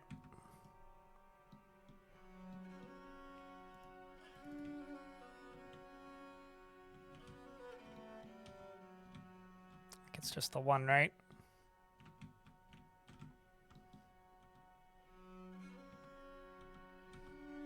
Yeah, it's just the one. And then what I'm going to do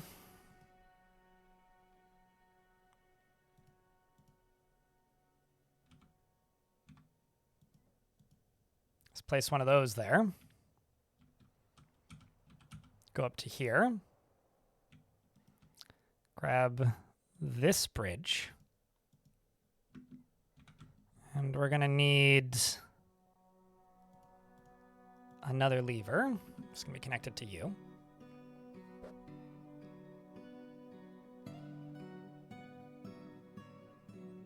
Wait, what's 42?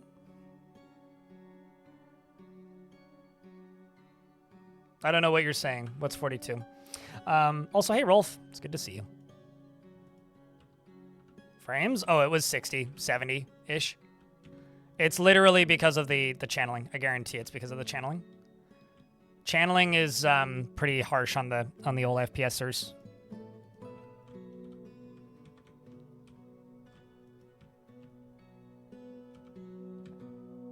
Actually, let's just do this after.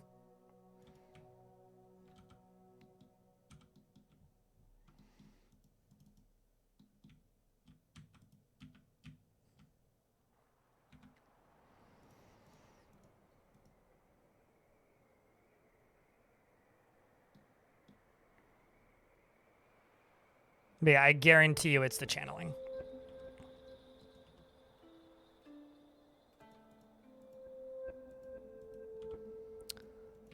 Bars. Copper pick. Oh my god, the value's like still not quite there yet. Okay. Let's just do this. Kind of didn't want to do this. I wanted to just fill it up with statues, but if the game insists, I'll do it.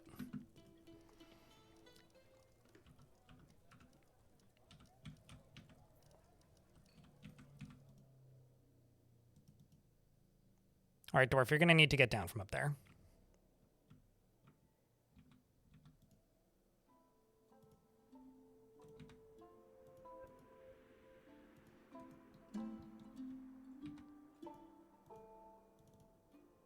Just going to do that to give them a way on and off of this thing so nobody gets stuck.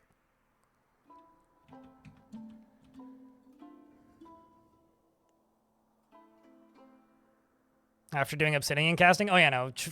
For whatever reason or another, channeling is far and away the most, like, pathing-intensive thing you can do. So now we're playing the let's wait for this dwarf to wake the fuck up game.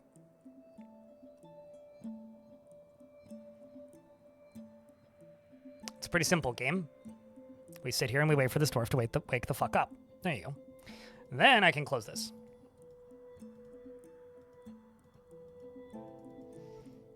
Then I can double check to make sure that this is entirely built, and that dwarf leaves. Then I can link you to that.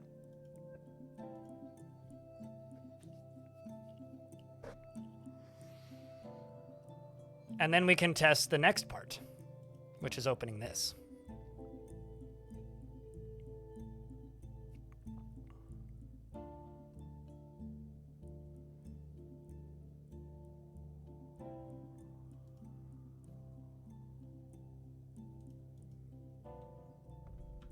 because this is now shut.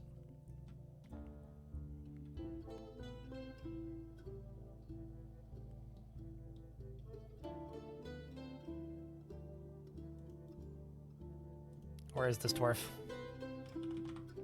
Link building to trigger. There you are.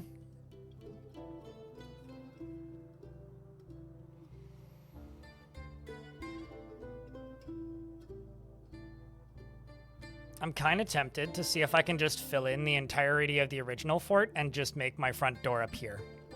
Okay, so now with that done, we're gonna open this.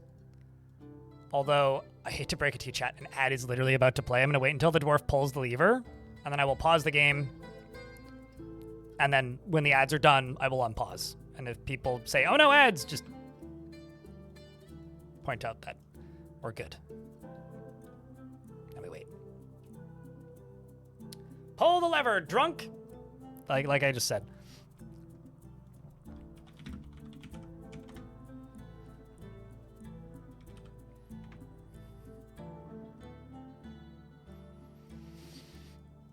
It's just about as annoying for me as it is for chat, don't worry. Actually, I can check something while we're waiting. Cool, that'll probably solve that.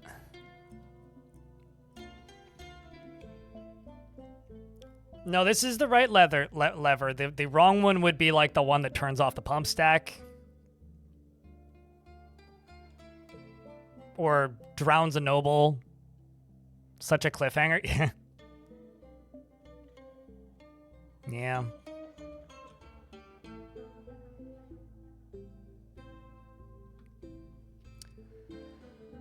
Why do we even have that lever? You know, that's a real good question. It's like they started building a Wallace and Gromit sketch, but like missed the punchline. Or the part where you land right in front of your dinner table. They just like built a trapdoor that like drops her down an infinite chute. Speaking of like old cartoon movies, I was thinking about Atlantis recently because the most recent B1M video where he's talking about tunnels in Norway, there's a like 300, 400 meter tall ventilation shaft that goes up to an island that he's looking up, and it looks like the entrance tunnel in Atlantis, the movie. Anyway, I'm gonna run this one turn at a time until that opens. And there it goes. So this is running one tick at a time. That's what it looks like on the upper side. This is it real time. Nice. It kind of slowed down at a point, but down beneath it, all the snow's disappearing. Awesome.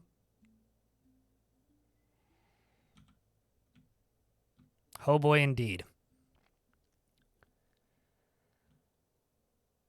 And the dwarves are still digging. I'm going to go down here, throw the additional animals that need it.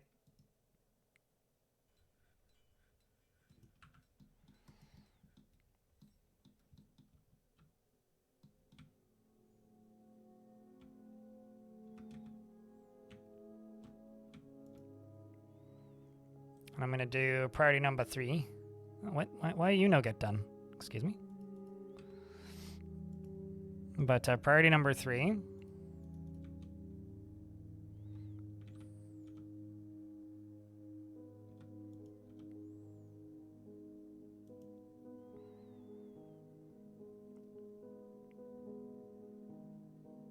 Now this part, unfortunately, is probably going to take kind of a while.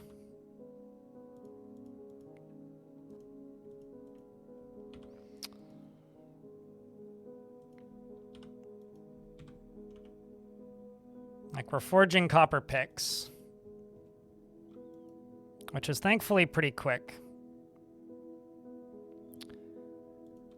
But, like,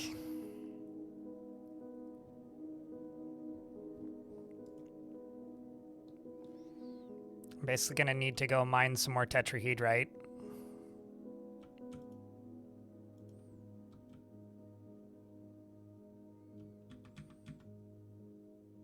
There's some tetrahedrite. That's not the tool I need. That's the tool I need.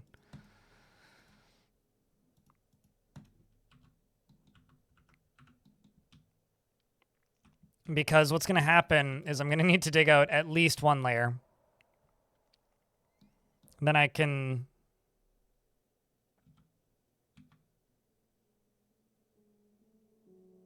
Yeah, I'm going to need to dig out at least one layer, and then I can skip layers. Or I can skip a few layers, but... You could make a volcano erupt with bridges. Could you expand on that? Build bridges around the... Actually, here, I can show you. You see, imagine this is a volcano, except it goes up one layer higher, okay? So imagine this is a wall around the edge. Go to an area like that. Build a bridge. That's lava safe, like right there. Then go to here. Build a bridge. That's lava safe. Go to right here. Build a bridge. That's lava safe, okay? And then channel in the top of this from one layer above all the way around. And then when you're ready to make it overflow, just pull the levers. That's what I mean.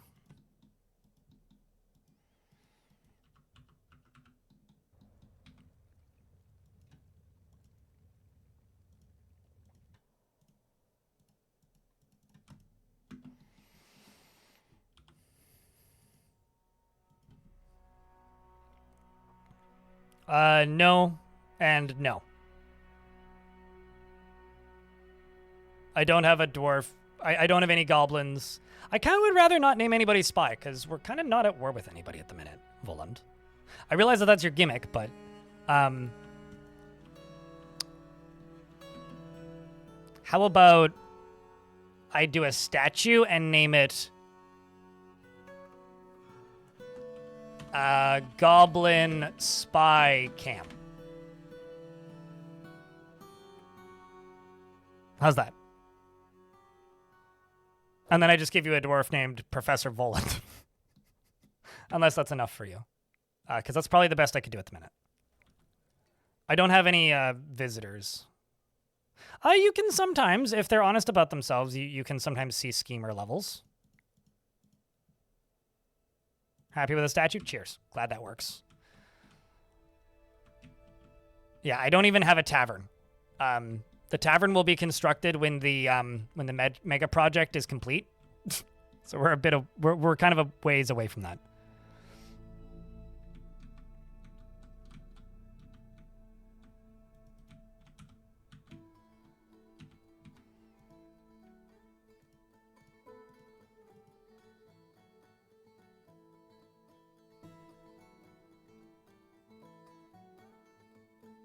We can always see it?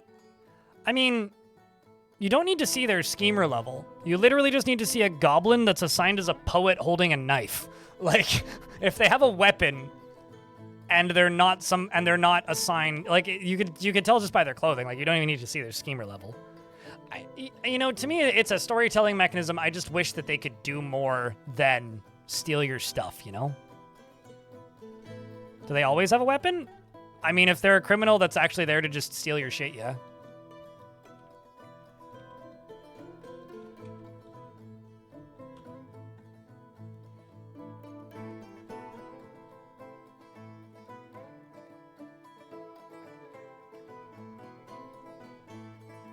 And no, a pen isn't a sharp object, Quendelf.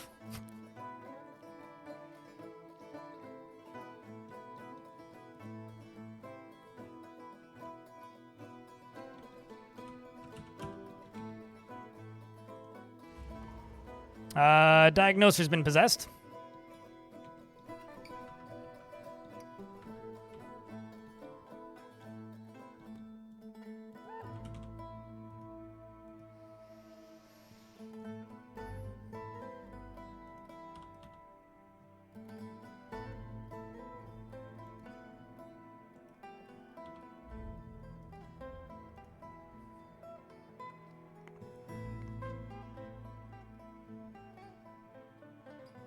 But I hear pens are even mightier than a steel shortsword. I mean,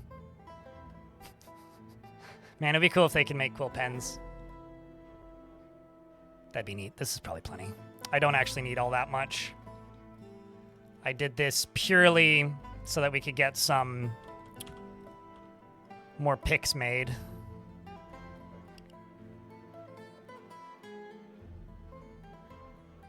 Claimed a magma forge. Oh, you just fucked up my pick making plans. Dude. How dare you make an artifact of great value? It better be a pick. If it's anything other than a pick, Dwarf, I will be very disappointed.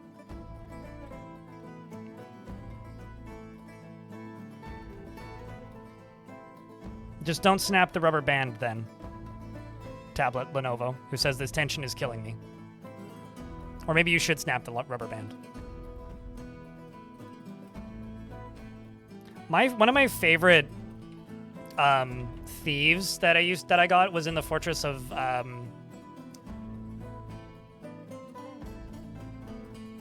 what's the name of it? Sun something.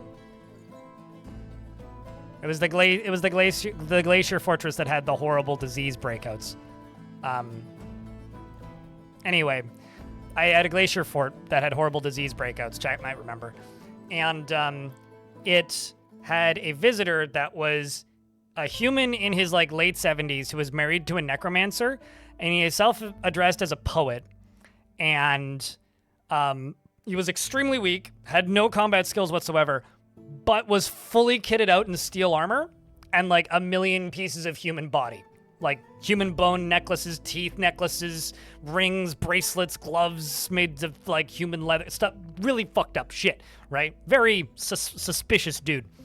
And he showed up and tried to steal one of my artifacts once. Like it was the full-on like heist sequence of just like, oh no, like he's trying to take the thing and do the stuff and all the standard issue funny things. And so I just interrogated him one day, and like I interrogated him, and he confessed a whole bunch of crimes, as well as being married to the necromancer in the tower that was like right next door to me. And so I arrested him for 300 days or whatever. And then I released him. And when I released him, the captain of the guard gave him a beating. So he like had a broken arm and dropped his shield. And then he left the map.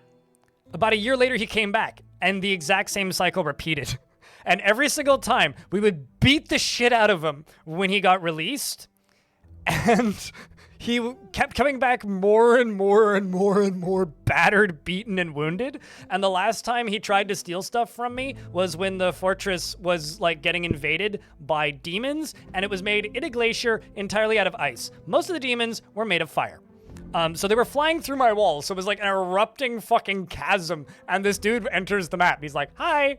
I think we named him Simtexagon at some point. Like, he was named after one of the people from chat. It was fucking hilarious.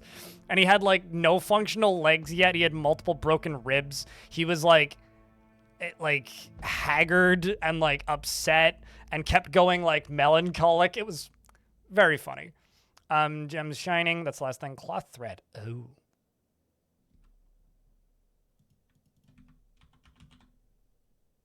It's probably plant cloth.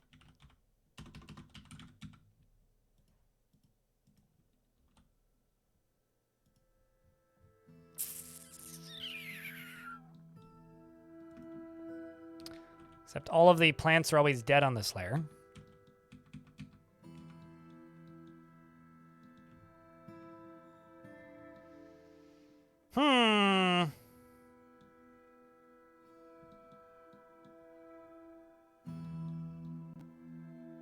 Shite.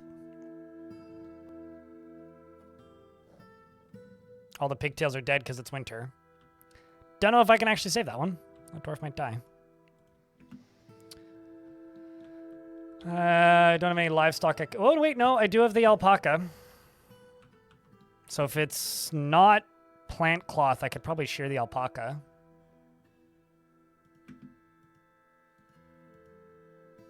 Never mind. Although I can spin thread, so that's good. Let's also see. Do I have anything I can process? Nope. Well, that's good. But it's horse hair. Horse, yak, crundle, snatchers.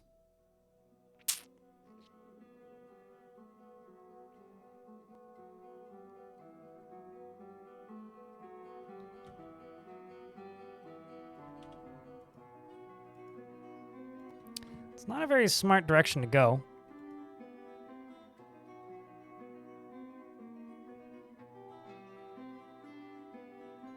It used to be italic. If you have better Twitch TV or FFZ, you can make it italic again. Mato's second time here, in fact.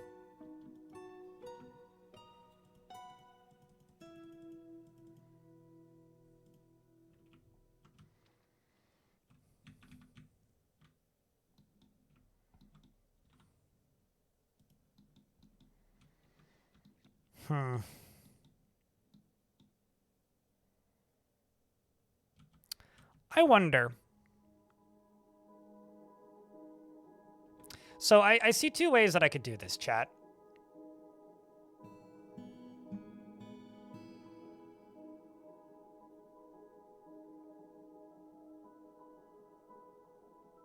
Yeah, on mobile, you're just kind of SOL, unfortunately. I'm trying to figure out how I could do this without digging out a whole layer like this.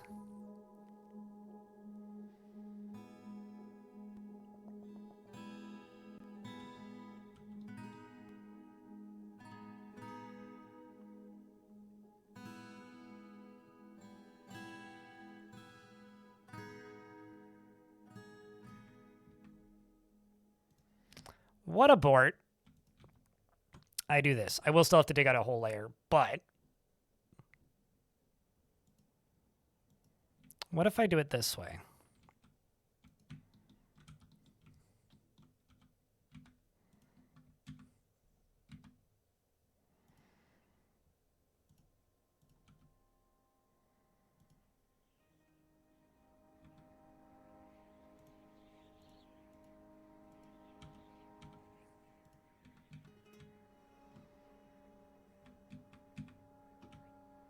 Obviously, I'm not going to be able to go down that far. It's right there.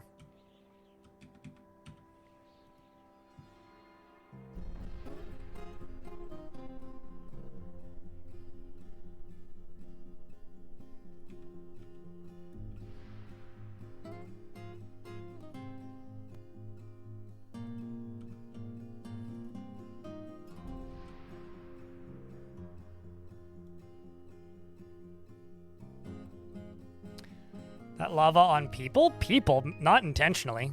I mean, maybe eventually, but no, I'm trying to do some major shenanigans with the ocean. See, me and the ocean, we don't get along on much. And you see, I'm in the de-oceaning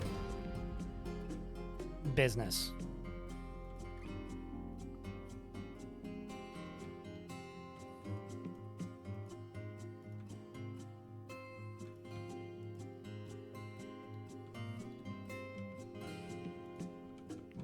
Although this down here I can do priority number 2. So they do the stairs first.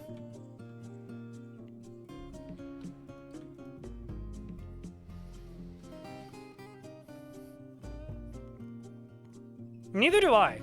Well, I know like the broad strokes, but I wouldn't say that I know the actual goal of this project at the moment. I'm kind of figuring it out as I go, if you know.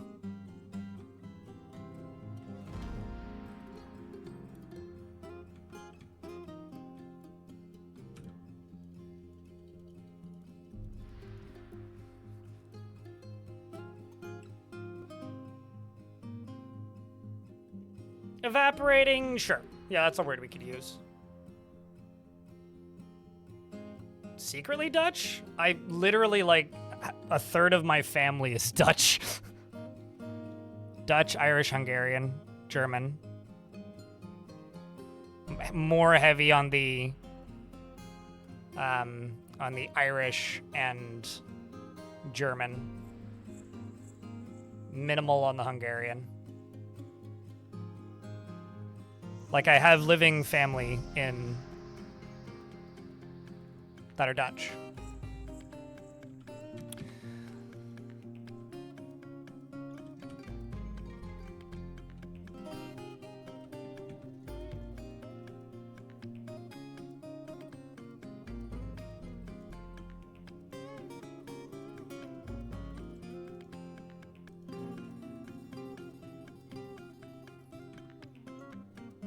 Okay.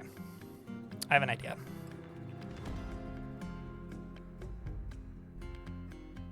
I have no idea if this is going to work. If it is, it'll be real cool. If it doesn't, it'll be a little disappointing. But if it does work, it'll be kind of incredible in a way.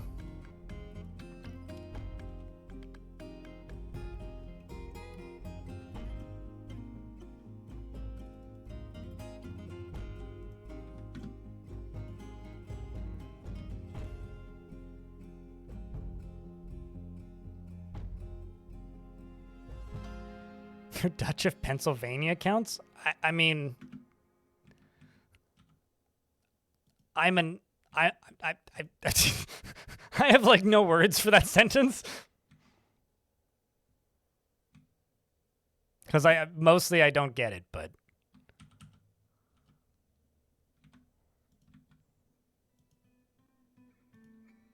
okay, so let's go up to here.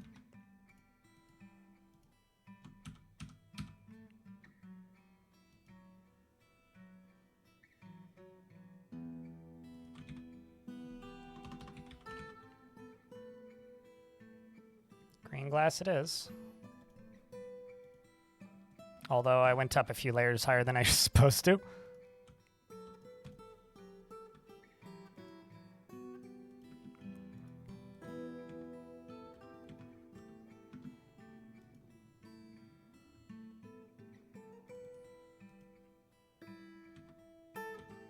That dwarf just jumped over here. Wow, that's some impressive pathing there, dude.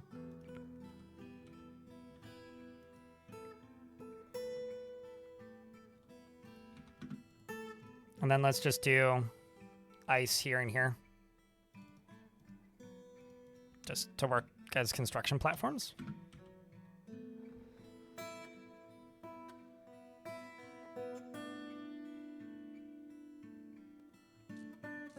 It means Germans who settled in Pennsylvania, if I remember correctly. Germany, okay, I guess.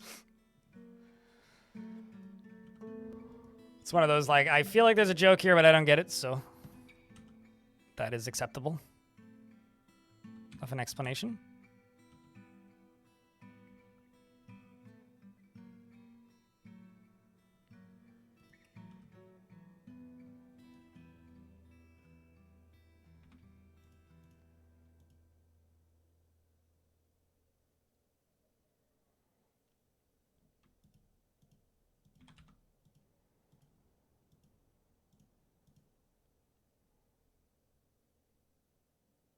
I mean, I know that.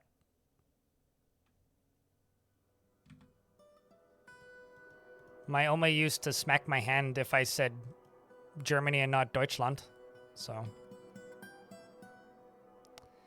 Okay.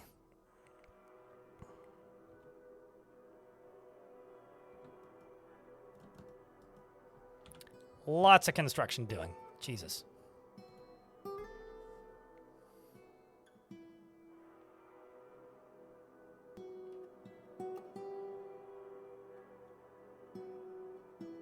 I'm doing my ancestors proud. Yeah, well. Hello. How you doing, hobo?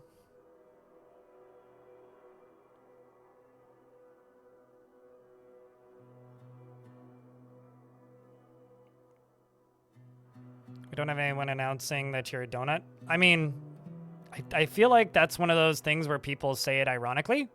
See, this is why Duolingo exists, is so that people don't have to say Ich bin ein Berliner in public. And if they do, they can at least have the excuse of, it's a joke, damn it! It's like the one thing that Duolingo is truly good for is saving people from saying, I'm a Timbit.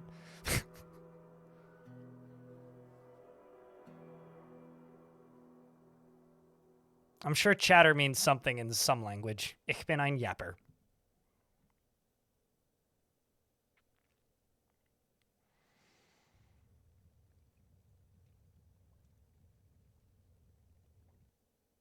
Yeah, indeed, Krampus. Much better name for raccoon than English does. Trash Panda?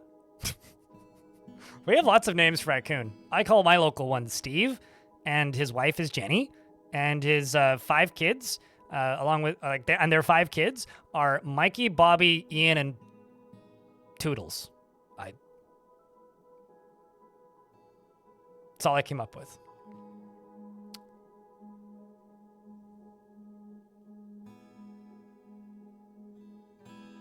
Also, I used to play video games with a guy named Toodles, so unrelated.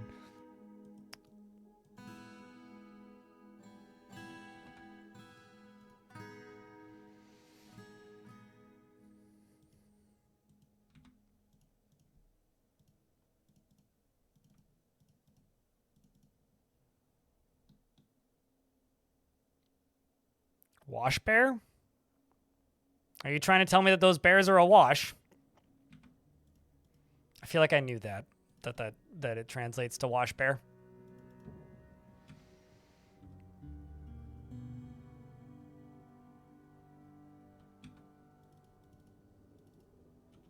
I feel like that's a bit of a misnomer though, because they're not even bears.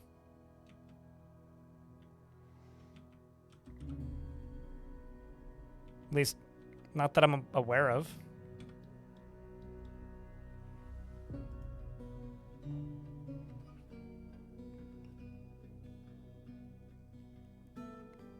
Is sea cat?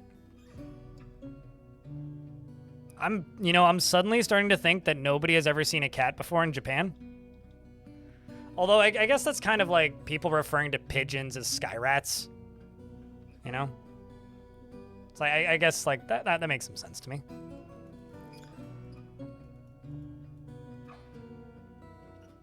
Now, if you wanted to refer to like crows as cats, that would make some sense to me because they're smart in that way, but seagulls? Nah. No, seagulls are like...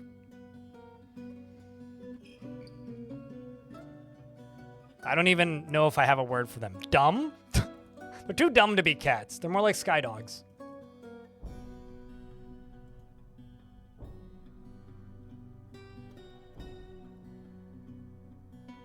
They kind of look like little bears? No, sure. Sure. It's like koala bears aren't bears, but people call them bears.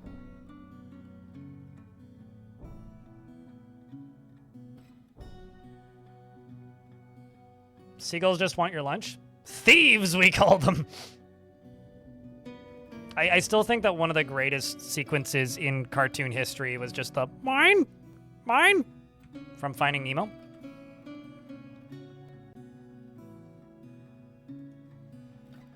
Mine. Mine! Like, honestly, one of the greatest things. Everyone gets it. If you've seen Finding Nemo, you know.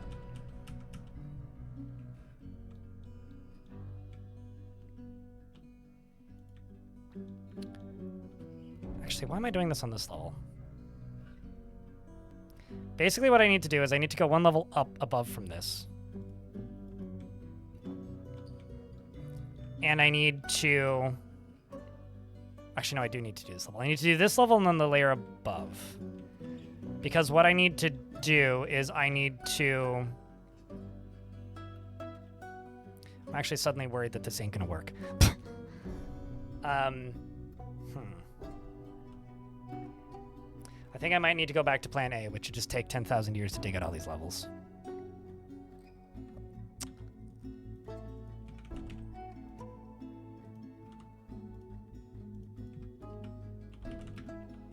All right, dwarves, you've got 2 functional arms. Grab a pick.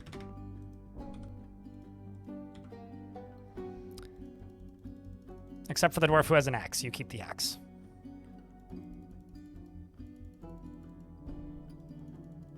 I hope that I have an extra anvil because I'm going to need another forge.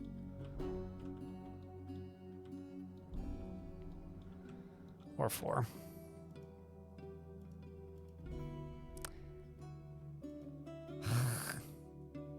Oh.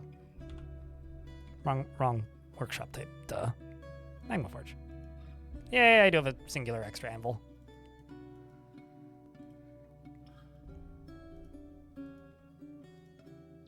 That's always such a disappointment is when you finish your coffee. Might be the hardest I've ever laughed in a movie theater was the mine sequence.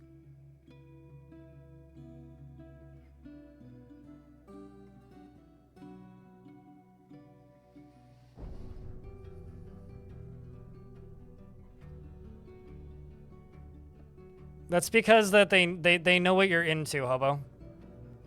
And they know that you'll pay money for it. It's just very, very smart marketing. Don't blame the artist for drawing the thing that people buy. Major disappointment right at 7 a.m. It will color the day for sure. Yeah, true.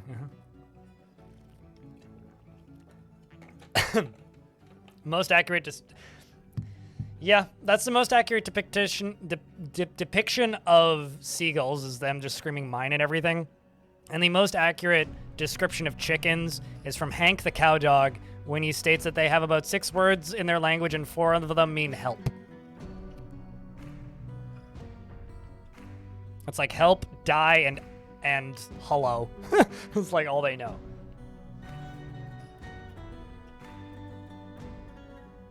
Hank the Cow Dog is a series of children's light novels. We're in an ad break, but like, you know, this is taking time, so just letting them do the things. By things, I mean mostly mining.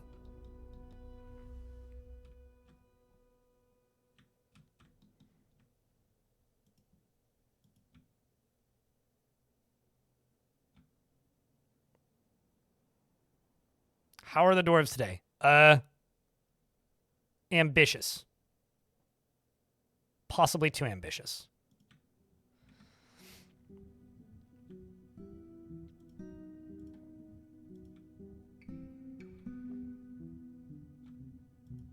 I may have just assigned every single dwarf in the fort, more or less, as a miner.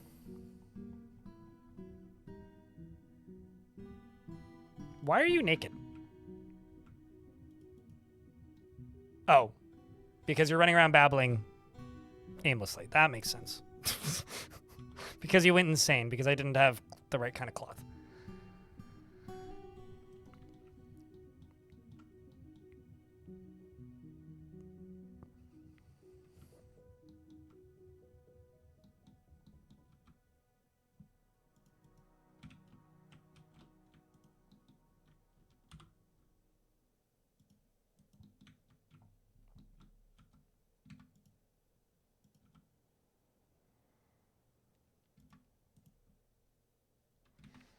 And then this right here.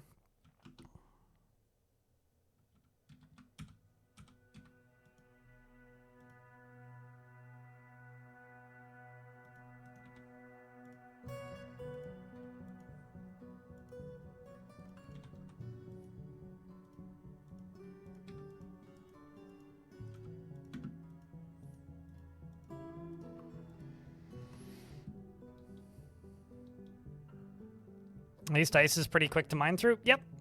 This is why I've had every single dwarf in a miner's guild for the entirety of this fort so far.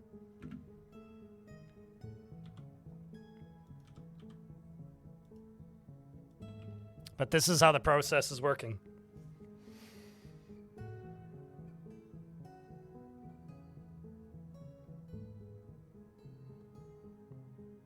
Dwarves can't safely exist on solid ice. They require land. Moreover, rock.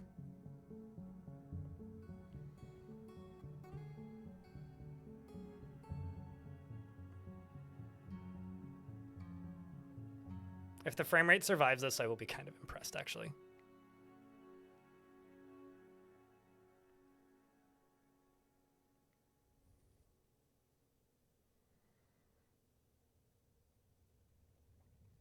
They let you hunt the capybara. They also let you hunt like a whole bunch of really like not legally huntable animals and don't penalize you for killing female deer. So as somebody who's played that game a bit, I'm not entirely certain that is like a good place to feel precious about just about anything. Hey, look, free tetrahedrite and boulders. That's good. Hunter Call, it's a hunting game. And they also don't really penalize you for like the most effective sessions I've ever had in that game is just riding an ATV at maximum speed around in the forest until I randomly hit deers and they die in one hit, and then I get out and harvest it. Like, that is the most efficient XP grinding I've had in that game. So it's not exactly the most realistic hunting sim. It's pretty looking and it's a vibe, but it's certainly not like a realistic hunting experience. Although there was the great... Okay, so probably none of you have heard this story.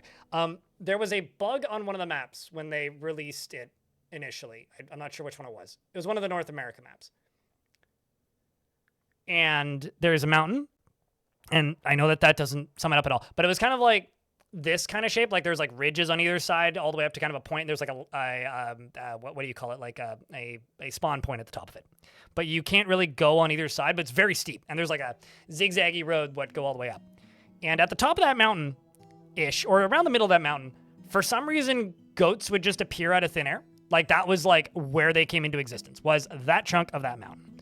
And my plant count is very low.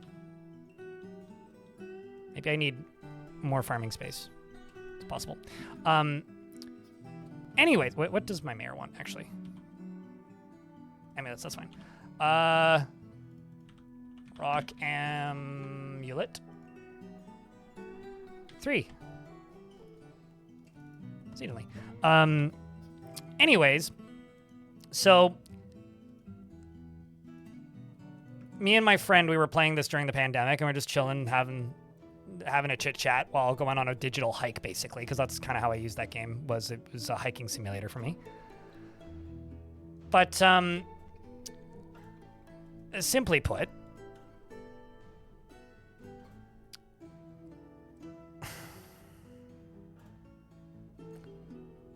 this mysterious thing happened. My friend shoots a goat. And because it was such a steep slope, and that game has ragdoll physics, it slid down the slope, and at the bottom of the slope was a really big cliff. So he shot this goat and wasn't able to retrieve it. Because we were hiking up to get to that to get to that like point that you had to get to at the top of that. And then he shot another one. Same thing. And then he shot another one. Same thing. Then I saw one and I shot it. Same thing. We depleted our entire ammo supply that we'd brought with us and didn't successfully claim a single body. And then I ran to the bottom to where that cliff was and just said, fuck it, and jumped off. Managed to survive the fall and then claimed like 70-something goats. It's truly incredible. Van Ori, thanks for the 37th month. It's good to see you, mate. Hopefully you're doing well. That game was kind of janky. It was, is, will always be kind of janky.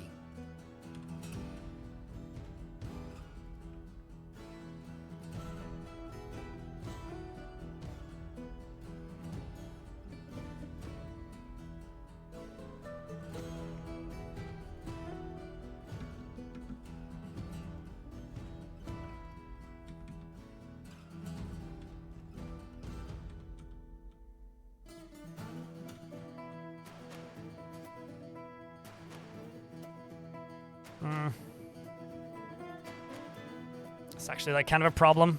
I need to figure out how to deal with this. Otherwise, this is all just gonna become obsidian. I had to do this challenge of killing a fox from 300 meters away. Yep. Doing all right as always. Good to hear. And you did it on the edge of a lake, and you had to literally go to a different shack, and then 300 meters away, did it on the edge of a lake. Literally had to go to the shack and then drive there to get by these. Got there, couldn't find the corpse. Found it like 30 minutes later because it had slipped to the lake and a different drowned on stream. Okay.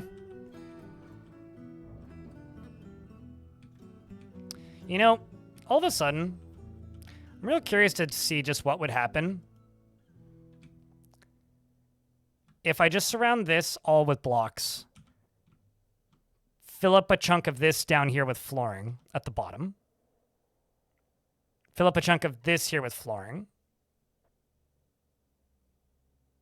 and just see what would happen. I need to know. You have a ton of strawberries? Hell yeah.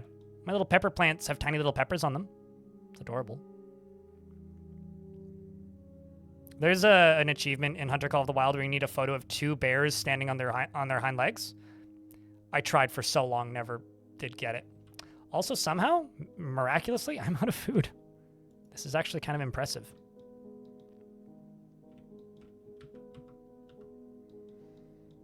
This is truly a new one to me. It's been a long time since I've actually just run out of food. So what I'm going to do...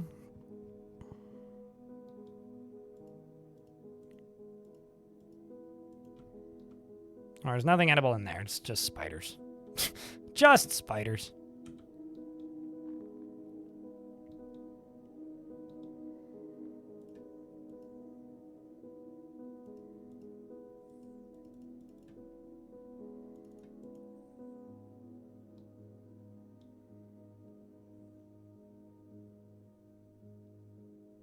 Until 37? I thought that... Didn't they already renew it for 10 years? I guess 10 more years.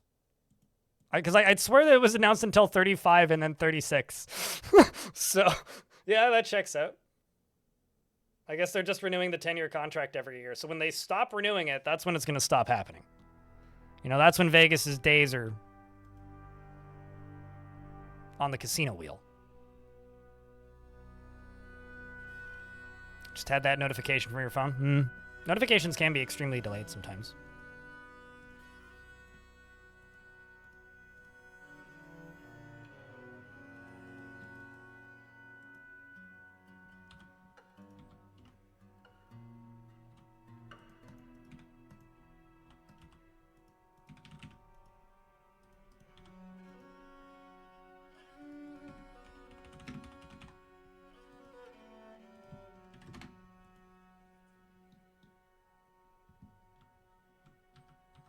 But let me read the article. Hey, okay. I'll be here when you're done. You'll know where to find me. I like how that plump helmet has an owner.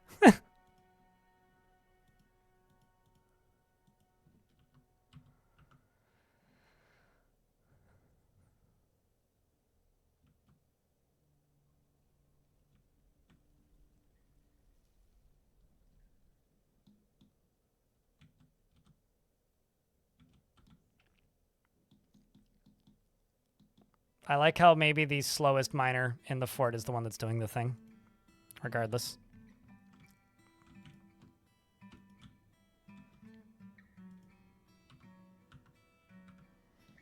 At least I'm now no longer out of food again. Soon to be out of food again.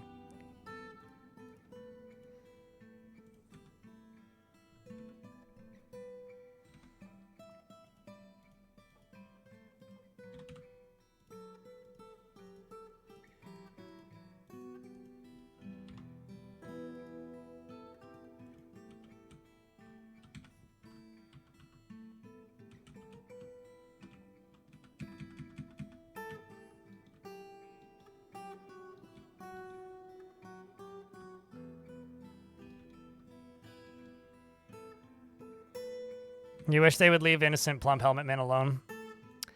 I also wish they would leave Brittany alone. Can really tell that I was raised by the memes generation because there's a lot of shit in my brain that's just like,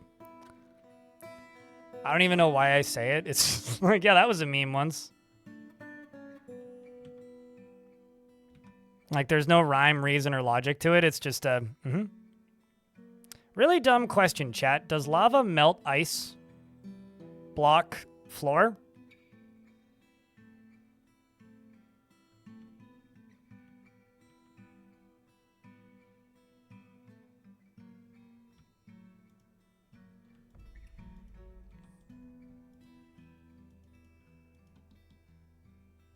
I need to know. I guess I'll have to do the science. You don't think so? I also don't think so.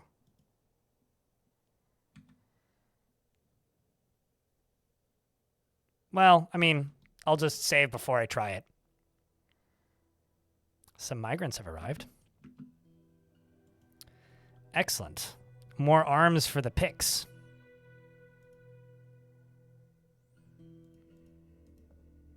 And a duck, apparently. I also acknowledge that I am out of food. It is okay. We'll be fine. Do not panic much unless you want to. Because there's a whole bunch of gather plants jobs now all of a sudden. Oh, hey, look, a gremlin. See you there, bud. There's actually levers for him to pull now. That would be dangerous if he pulled them. Oh, is he going for one?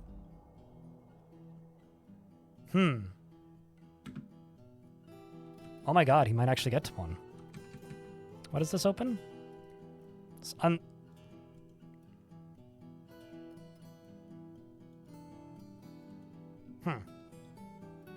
Let's see. That would be okay. I have discovered a downward passage.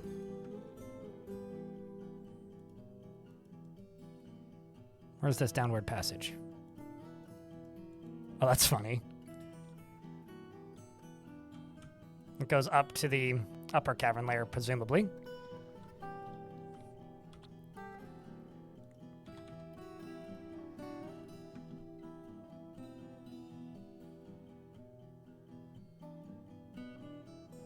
You going up? He is. Aw, man. And here I thought he was going to pull it. Coward! I thought he was going to go pull that and open this door. Or this and open that door. This one would have been not worse, but funnier.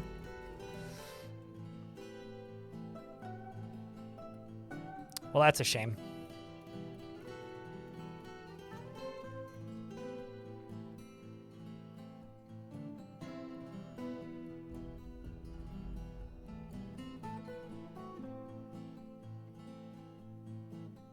Now, the kind of annoying thing here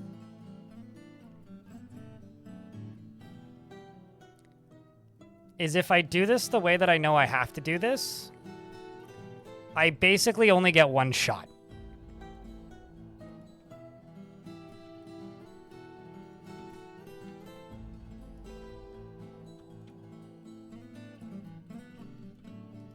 I hope I don't get invaded.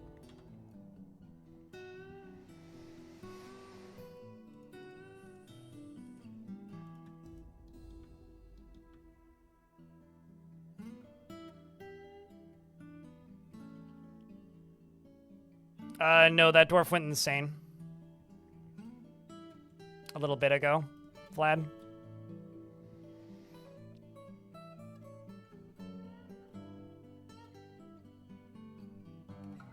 It depends on if you're into Eminem or Bring Me the Horizon. It's a very different one-shot. Or actually, if you're into Suicide Silence.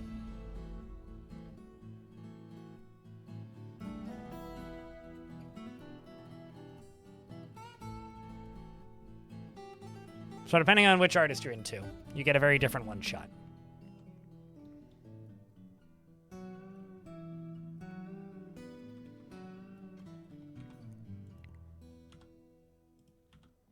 Let's just go to the worst miners in the fort. Oh, actually, sweet. I've got a bunch of dwarves that are terrible at mining, so they can just be constructors for a little bit. No, don't use green glass, actually. We're just going to use ice. So I am actually going to save Scum and test this. Because I just want to see what will happen, and it's going to take me so long to fucking finish this.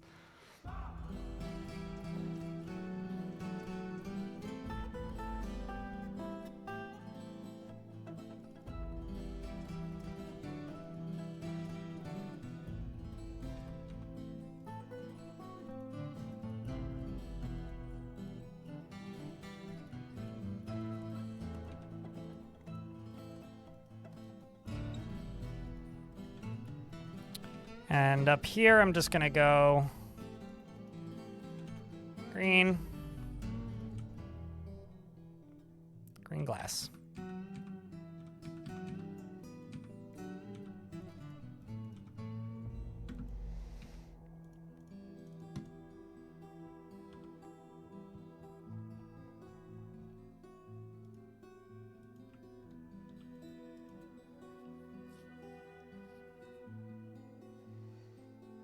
Dwarves are terrible at mining by default. They're still better than humans, but yeah.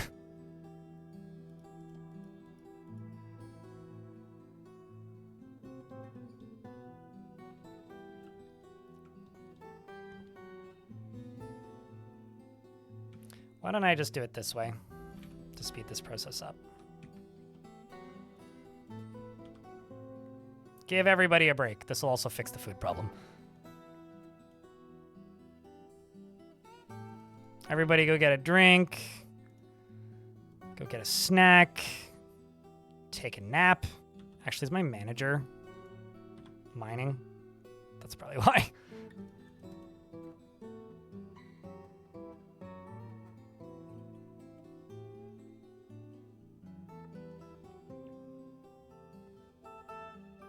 Do not miss your chance to blow this opportunity once in a lifetime. I mean, your life will be very short if you do blow it, so this is a true fact.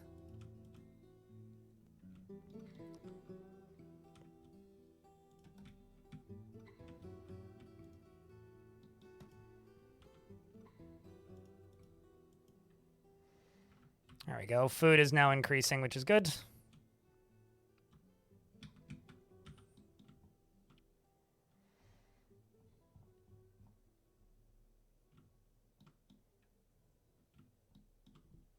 And there they go. One bearded dwarf.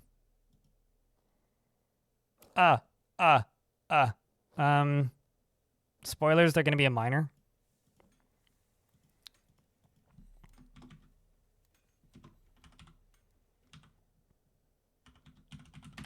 Just as a reminder to everybody, we do have some new merch on the merch store. Exclamation point merch, it's pretty cool. New mug, new shirt, new hoodie, new windbreaker, and a sticker. And if you buy the windbreaker, you get the sticker for free. He only rarely tries to assert himself in conversation and is unfriendly and disagreeable and is bothered by this since he values friendship. He feels strong need to pay back any favor done for him. He finds obligations confining, though he is conflicted by this for more than one reason. He tends to be considered rude, and he has a tendency to go it alone without considering the advice of others. He sometimes acts with little determination and confidence, and he generally acts with a narrow focus on the current activity and is often cheerful. He has a greedy streak, and he thinks that he's fairly important in the grand scheme of things. He prefers that everyone lives as harmoniously as possible and generally finds himself to be quite hopeful about the future and often feels envious of others. He will often touch others when greeting them, and this works during conversation. And he winks during conversation, and then he bites his nails when he's nervous. He needs alcohol to get through the working day and does not mind being outdoors, at least for a time. He personally has great respect for fairness, dislikes cooperation, and thinks friendship is important. And he dreams of mastering a skill. He likes black bronze and clear tourmaline, as well as cashew wood and giant ibex hoof. Chickens for their clucking, sturgeons for their bony scoots, and the words of the fatal death, when possible he prefers to consume sailfin molly, rambutan wine, and purple amaranth flower, and absolutely hates lizards. And you're married. And finally, we have the demand for a temple. I hope it's the temple to the god of, please give us food, god damn it. Holy shit, we're all starving. Because that's kind of the situation the dwarves are in at the moment.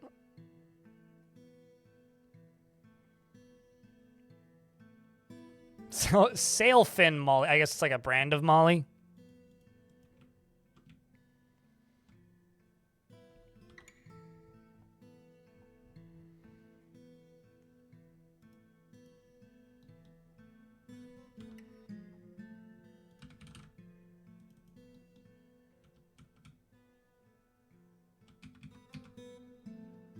I feel like this should be a bigger stockpile.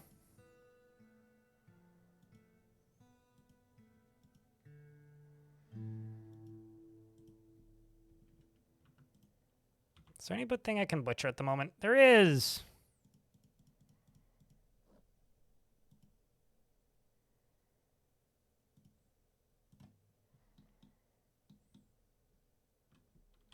Just to sort out some of this lack of food problem.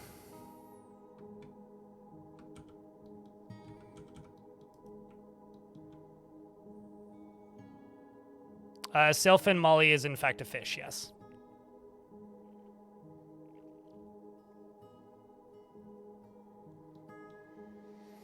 So kind of my idea here is if I fill up this entire level here with floors and this entire level here with floors, that the lava doesn't break through, and then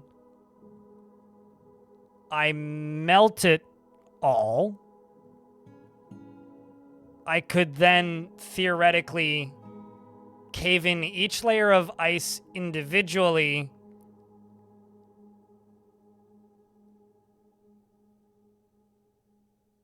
and melt it, potentially. Or I'll turn... I just want to see what the result is, actually, with the upper layer.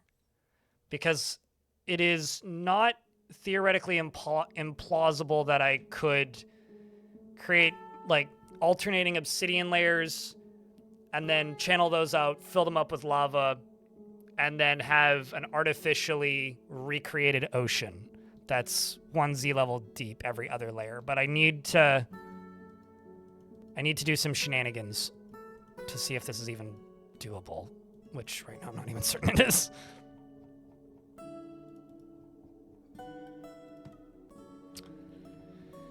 And, you know, it's just a whole lot of constructions. The other option, alternatively, of course, is to do it from the top down, which is less explosive, maybe more exciting. Your PC is crying at the thought. You should get it a tissue and tell it to buckle up.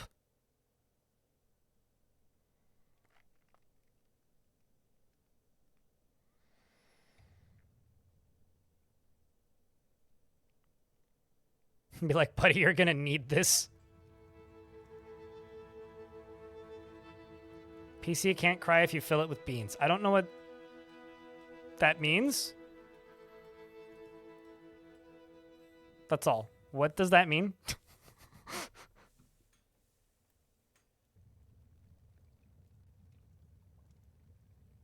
The bean? What that means? Okay. Hardy horror. You win. It's beans. No, you're right, but why? Why? I'm asking too many questions. I know.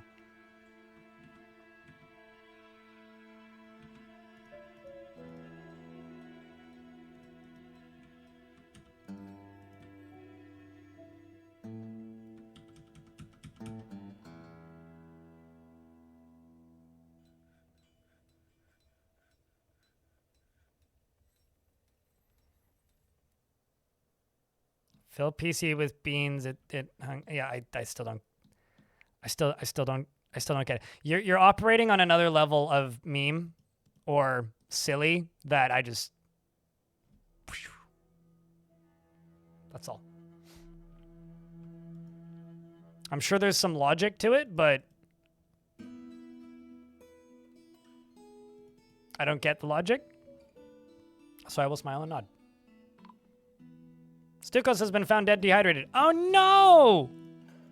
Never saw that one coming. All right, so that dwarf tried to make an artifact and died in the process. Big sad, much cry. Oh no, anyways. You can live in the Miners Guild. Forever.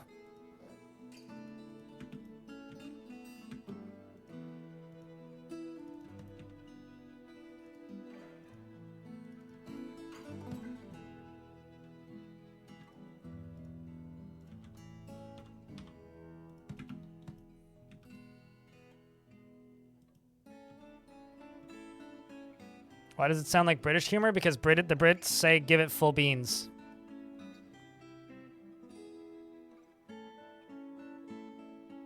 Or because it's a very thinly veiled fart joke, maybe?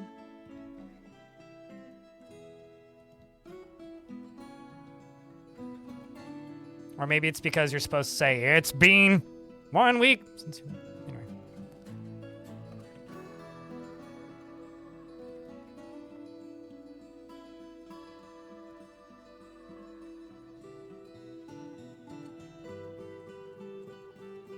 All right, that's done.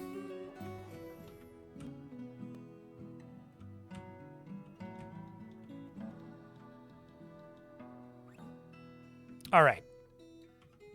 I'm going to quick save. And then I'm going to do something that I won't actually do.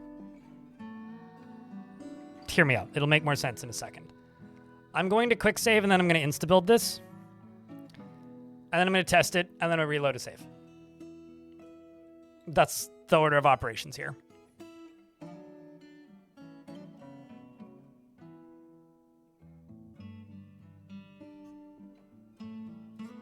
I mean, I ate pinto beans not yesterday, but the day before, and I had chickpeas yesterday, which is a garbanzo bean. So I also like beans. It has not been 1 week, actually. No, I looked at beans this morning because I have dried ones in jars on my windowsill. Build now. I'm wondering if this will kill dwarves.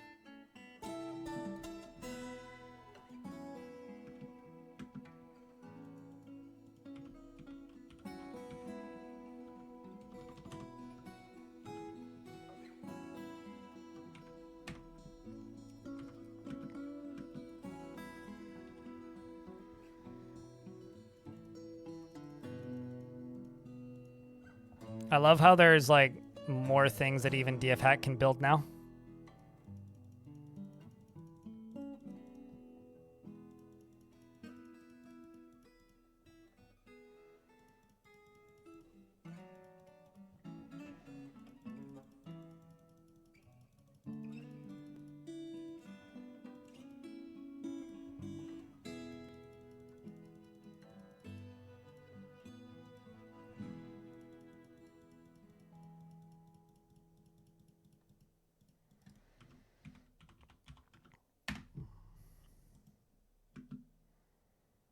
What?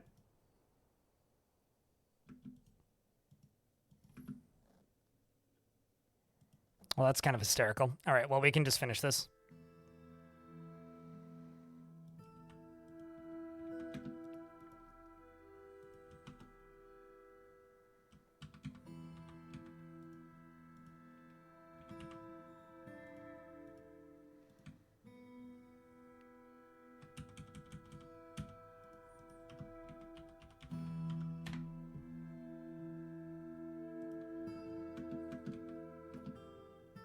Okay, we get all this stuff done down here.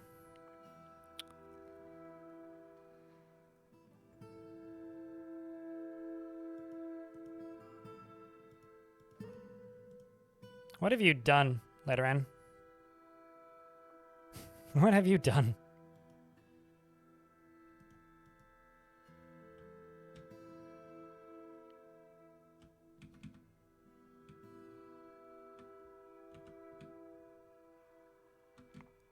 All right, chat. You guys ready for the test run?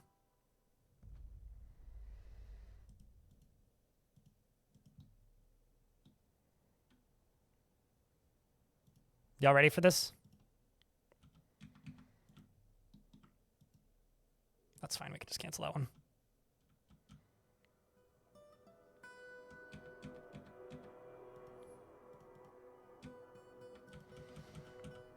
All right. Grab all your favorite lava. Red square, whatever emotes.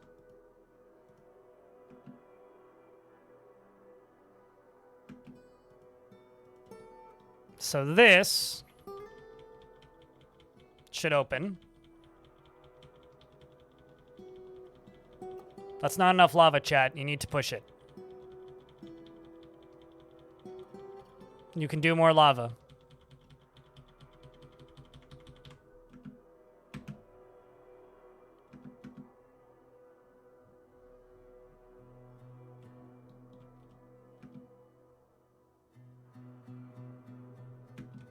Okay.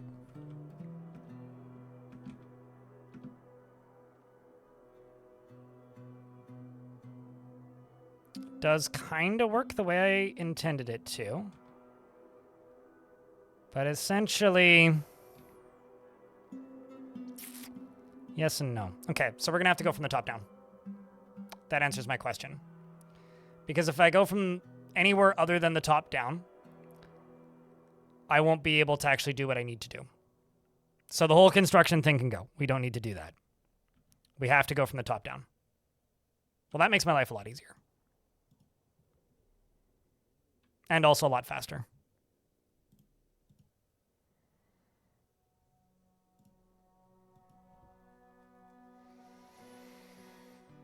Whole lot faster. Because instead of needing to do all that stupid construction, I can just start at the top.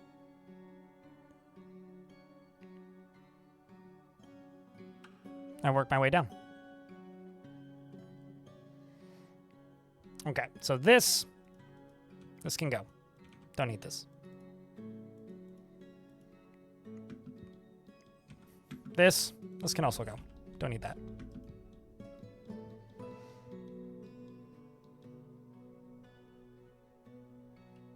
Actually, I do need those stairs, though.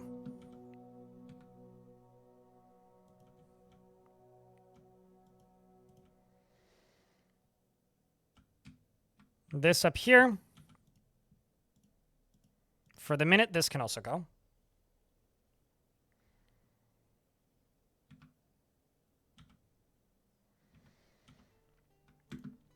Except maybe for one of these.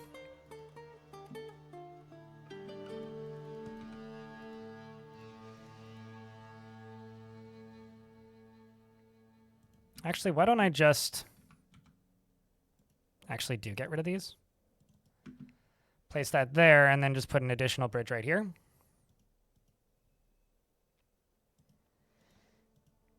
Go right down here. Throw another lever into the ever crowded lever room.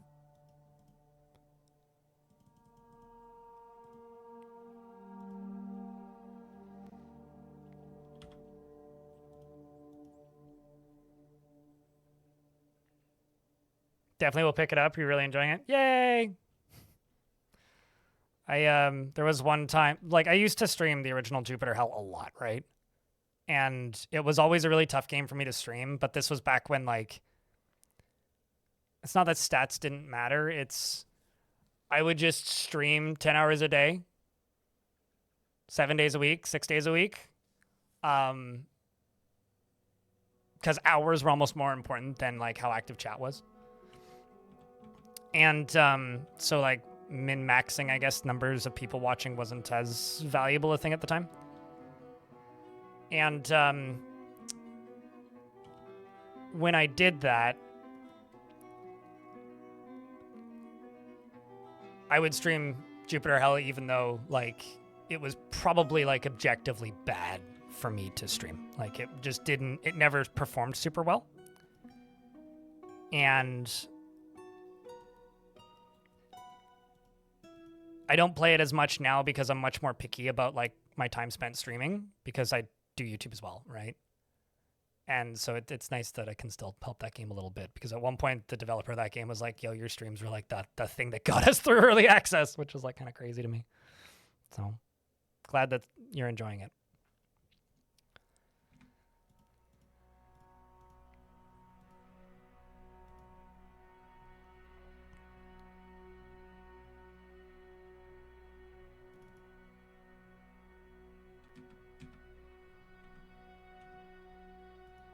At least food is going up again. That's good.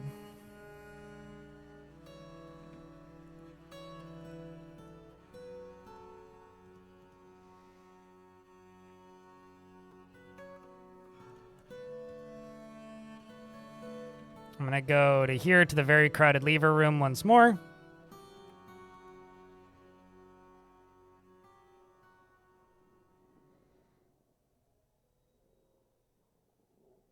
And I can upgrade this system if I need to.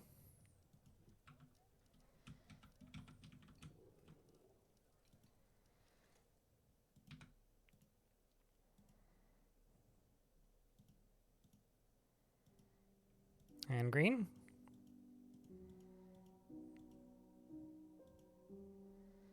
And you are going to be linked up to that once that's done. Am I reviving the ocean? I mean, if by reviving you mean turning it into a smoldering black mass, sure, yes. I am reviving the ocean.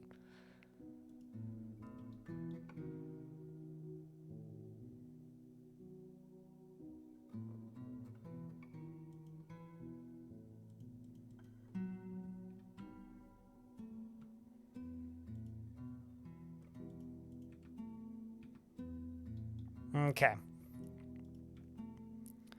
Now the next thing I need to do is dig out this, which actually shouldn't take that long now that I have stupid numbers of miners.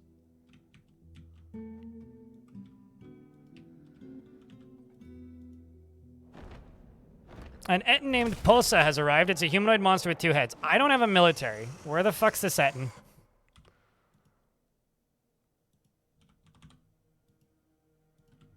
Any volunteers?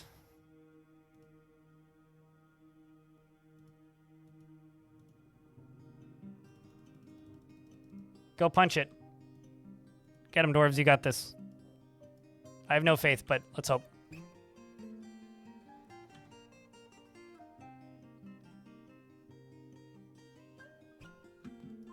Oh no. Reg, the mace dwarf's doing actually a very effective job dodging. We got several dwarves in here now. It's getting tired. Reg seems to have been punched several times. Please tell me you're not. Okay, cool. It's overexerted. We got another dwarf that comes in. Another dwarf, another dwarf, another dwarf, and even more dwarves. They're still punching it. They'll get it. I have faith. We're getting there. Can I name him Eddie? She is now named Eddie.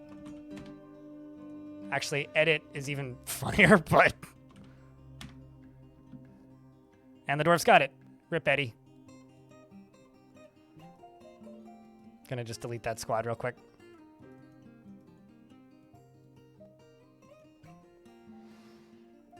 You tried to redeem, but something went wrong? Oh, because it's not off cooldown yet. It's on cooldown for another, like, 8 minutes or something. It's fine, though. I did name it Eddie.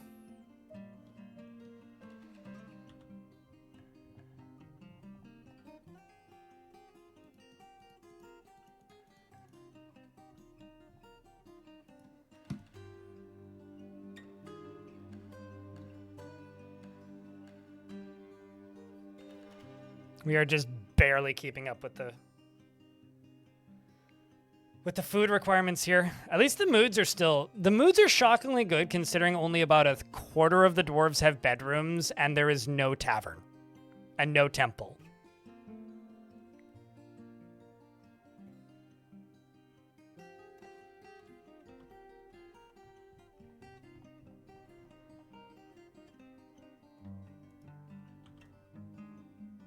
Soldier half empty, unreachable location.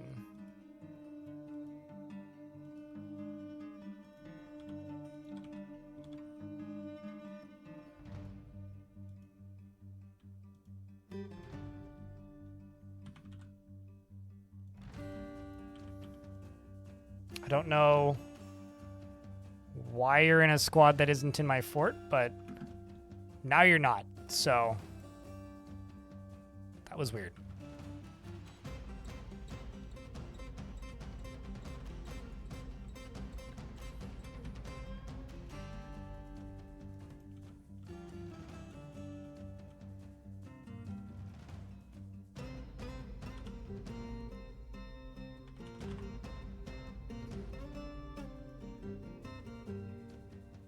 Are you injured?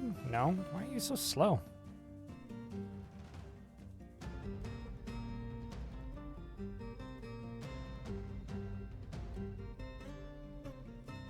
Is there like some weird thing going on with animals or something? Oh.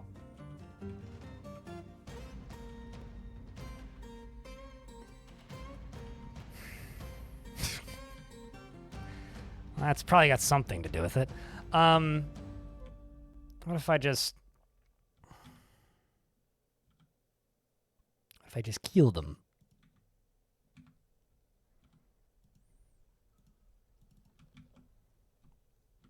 You know, like, what if I?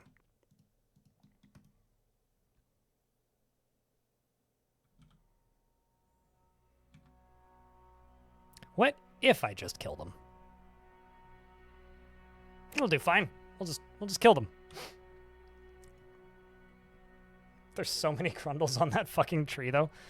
Can you make a statue out of ice? I don't think you can make anything out of ice outside of floors. You used to be able to make like almost anything out of ice, and so ice fortresses were a thing. You can make workshops out of ice, but they will melt after a bit, which makes it a bit moot. Holy shit, Van Ori. So I don't have any notifications, but you just tipped me $100. Holy crap. Thank you. Appreciate you. I actually probably wasn't going to make the daily minimum today, but we just cleared it. Done. Thank you. Big round of beers. They want 2 temples. The temples can be built when the ocean is mined.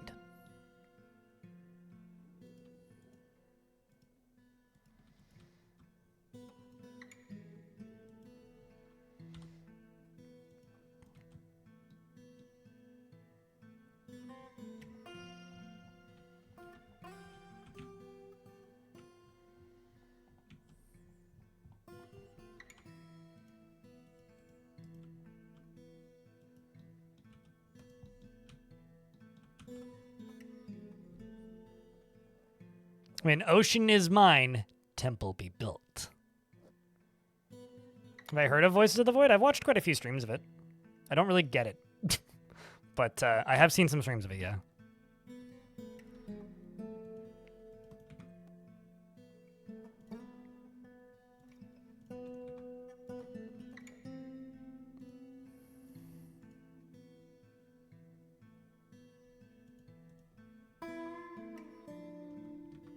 But yes, I have in fact seen it.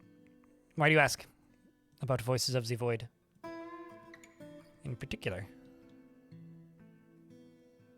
Mining the ocean? The ocean is over here mining its own business, and I'm like, I have a shovel. Is there any seabed mining? There has to be, right? I guess, like, sort of what people do with, like oil rigs and stuff kind of counts.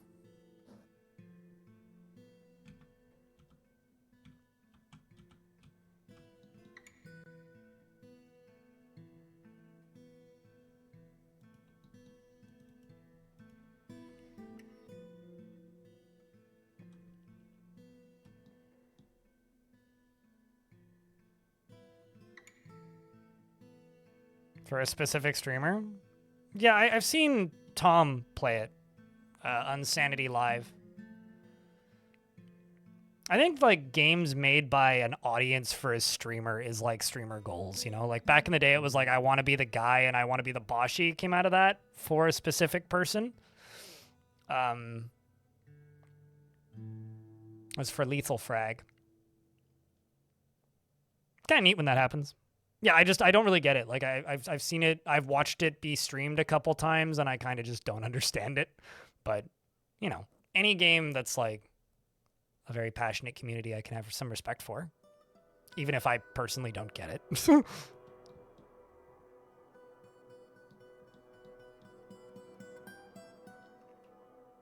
people have been diving down into seawater since classical times. Oh, that's cool. Diving mining sounds like Subnautica, and also kind of crazy.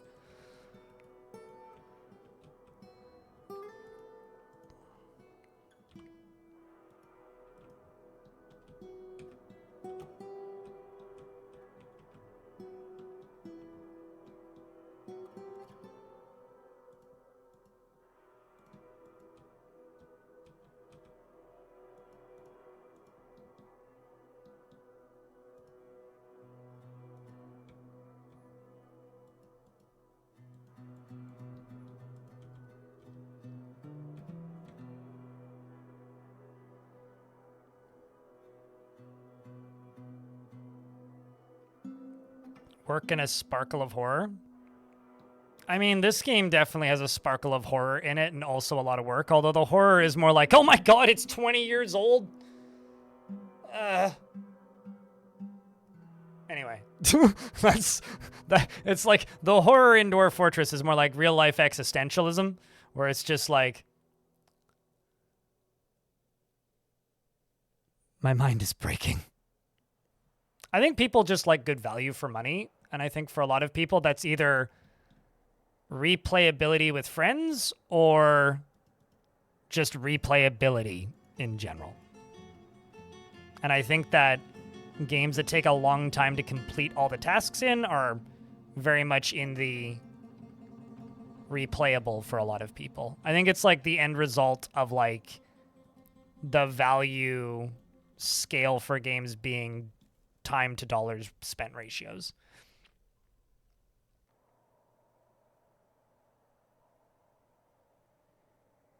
Well, I mean, no, I've seen stuff like that in that game, Krampus.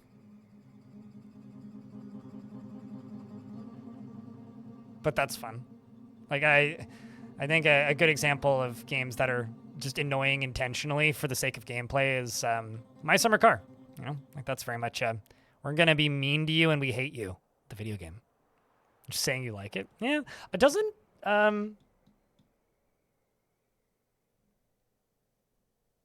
Wait, what do you want me to name that? Who am I naming Swiftwing? Just dwarf with a beard, a dwarf without a beard, a cat? What am I naming? Inconvenience gameplay. I like it to a point. I like it when it's not like I think an example of inconvenience gameplay that I love, which is very timely and modern, a game that was made very recently, Viscera cleanup detail, I fucking hate. I find that very obnoxious and annoying.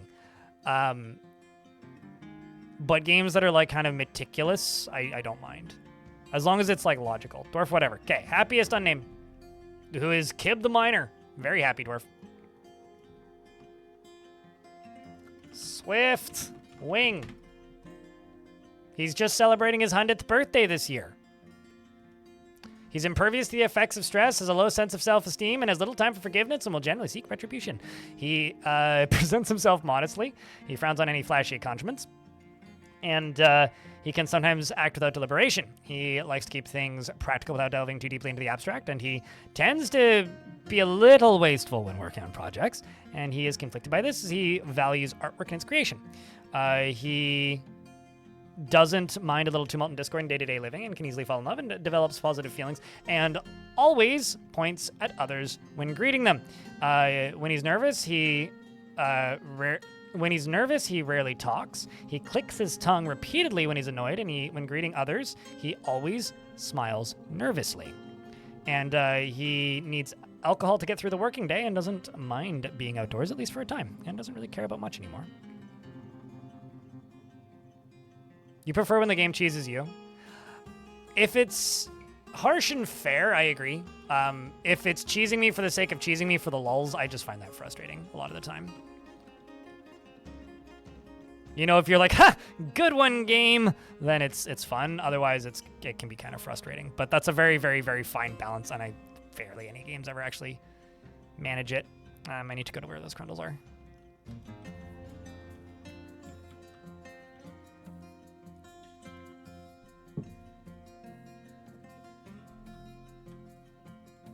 Harsh and fair, exactly.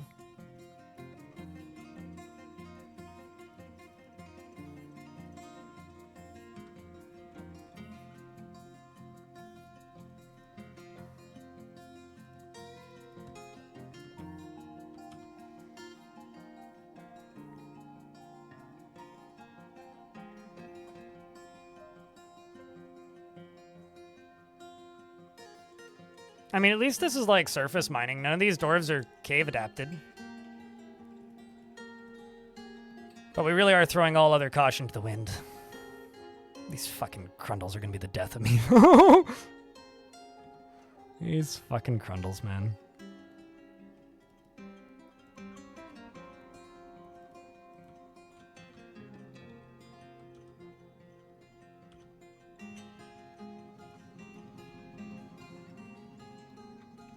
At least it does kind of feel like I'm catching up on food, but it's pretty slow.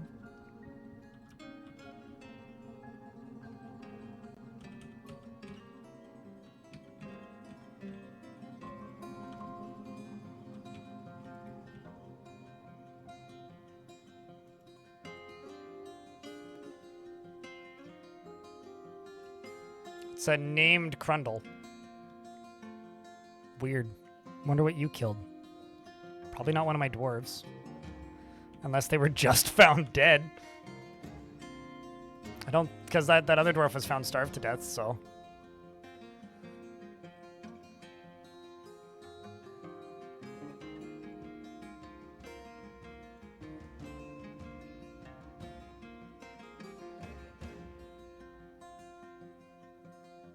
As in, like, Lake Superior?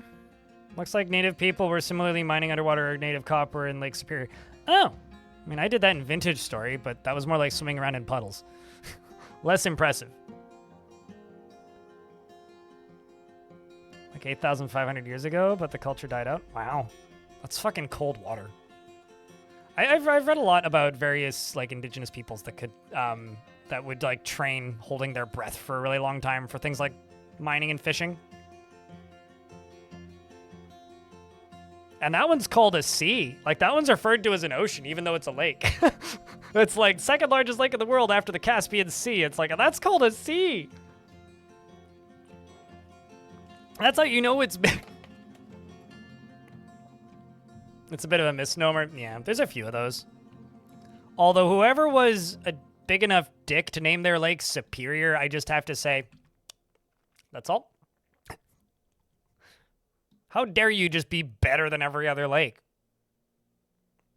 It's also only the second largest. Come on.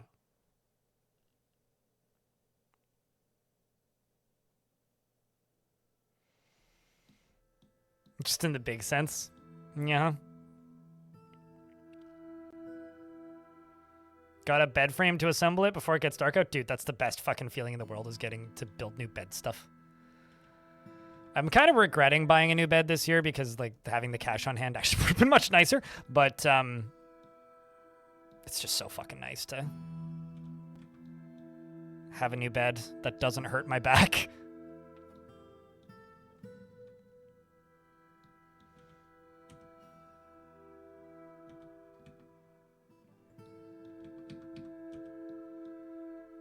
Some migrants have arrived. Where? They brought a little pom-pom with ears.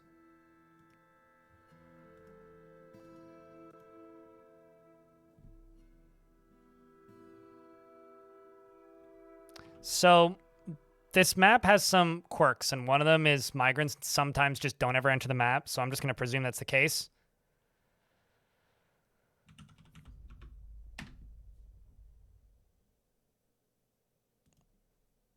It seems to be the case once more. Because, like, it's in a place where dwarves aren't supposed to be able to be.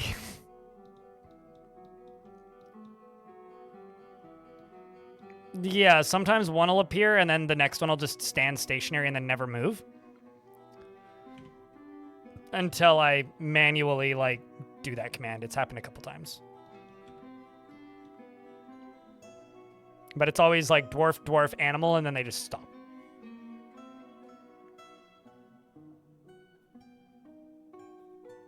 I kind of want to just disable invasions until I can finish this. If enemies invade and we die, I'll just go back to a save and disable them.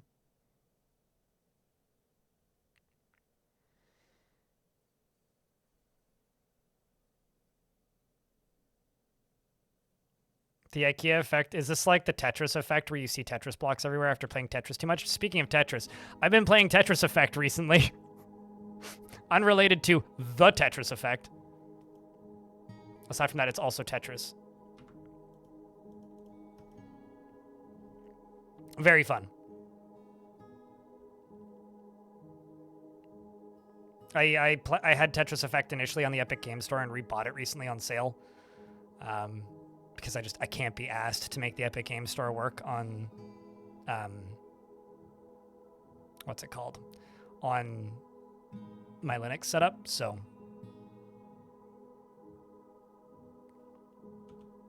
And then this is just kind of painful.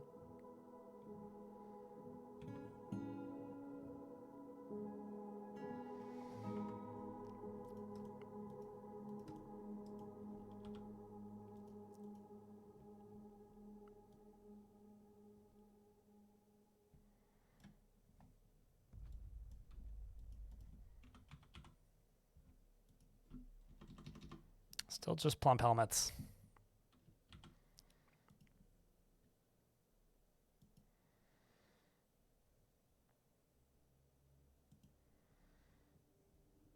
I'm just gonna let the game run even though we're in an ad break. So on the topic of indigenous copper mining, Thunder Bay Museum has some of those artifacts on display last time you were there. That's cool. I know somebody who lives in Thunder Bay. Moved there. Not somebody I've talked to in a very long time, but somebody who I knew in high school. And then later worked with, actually. Anyway, I presume he's still there.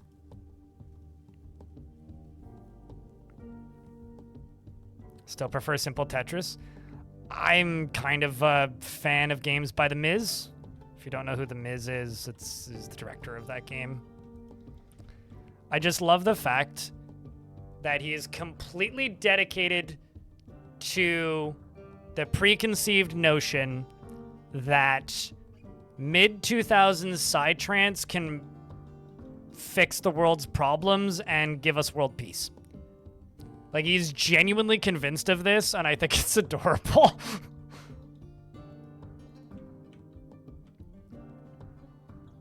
The Miz, yes, Tatsuya Mizuguchi. He refers to himself as The Miz. He's been making games since, like, pre-Dreamcast. So, like, Lumines, Tetris Effect, Lumines Arise, Rez, whatever that one that they made for Ubisoft was called. I have no idea who that is. My name is Gregory, and my dad's name is Michael, though, so that is kind of messing with my brain a little bit.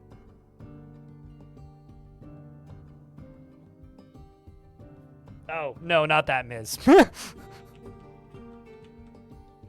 I'm familiar with the wrestler, the Miz. No, the Japanese game designer, the Miz. And, also Humanity was another game that him and his teammate, he runs a studio, Enhance Experience. He was very famous for making a thing called,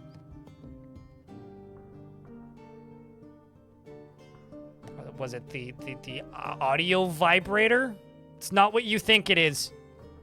It was basically, like, it looked like a wetsuit, like a scuba suit, except it was covered in, like, no, the trance vibrator. That's what it was called. The trance vibrator. It looked like a scuba suit, except it was covered in, like, points that hit points that you would put pressure on for, like, what's it called? Acupuncture. Except they were little tiny vibration modules and constriction modules that would, like, constrict and release pressure, specifically sequenced to the video game Rez. So it had, like, built-in controllers in the hands, and you would play Rez, and in time with the soundtrack, it would make you feel the music. I respect the hell out of it, but holy fuck, that's the weirdest thing I've ever heard about.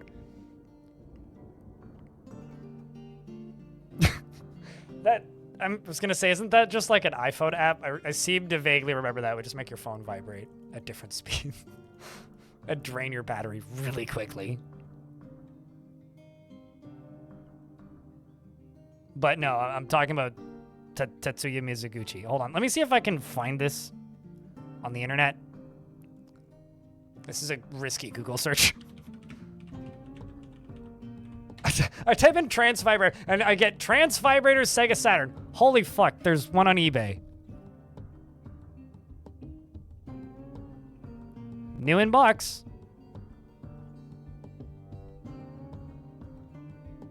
Oh no, that's a kit to build one. That's mildly disappointing.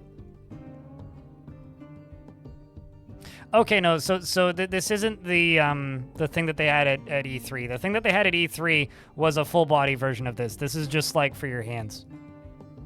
But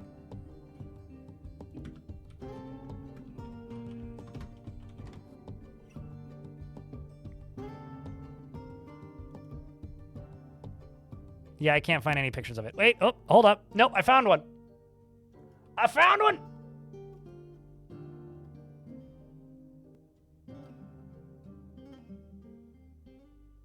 That's it. See, it's got different sensor spots all over your body. Anyway, it's the most like mid 2000s video. I guess that's teens because he's got a VR headset on. It's the most like teens video game thing I've seen in a while. Anyway, The Miz is an interesting character in video games. One of the greats. Which basically makes your chair vibrate. That's kind of just like D-Box. Well, as long as you're not getting that smell-o-vision thing.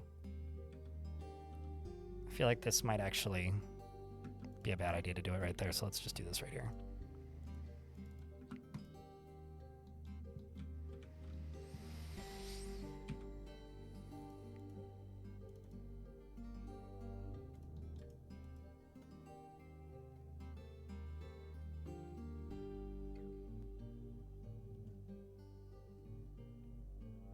I feel like The Miz is a pretty common nickname of all things.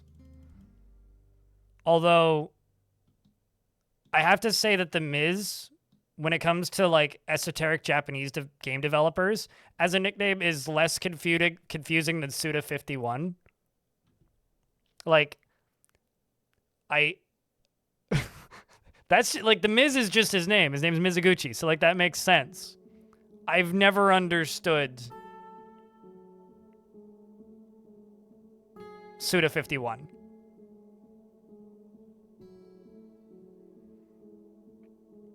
A crazy American guy who oh, jeez, that's not actually what I wanted to do. I looked away for too long. God damn it.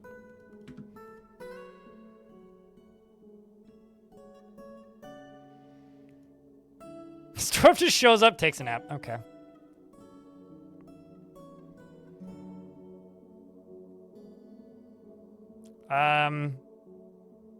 Ernest Lem says, I made cupcakes an hour ago. They have pudding on the inside. Well, that's lovely.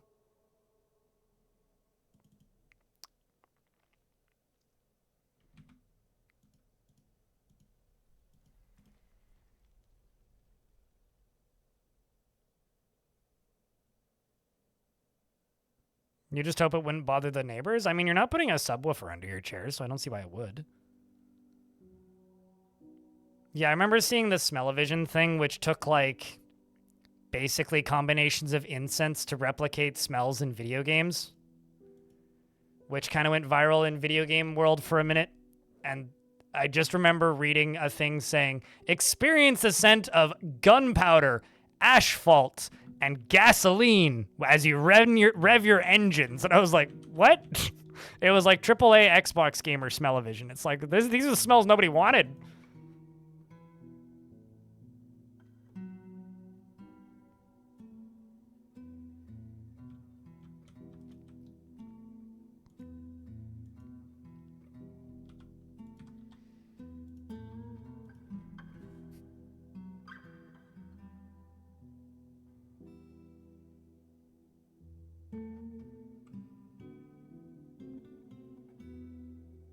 It's still, I mean, like, it's been explained to me before, but, like, it never strikes me as a nickname in regards to Suda51, but.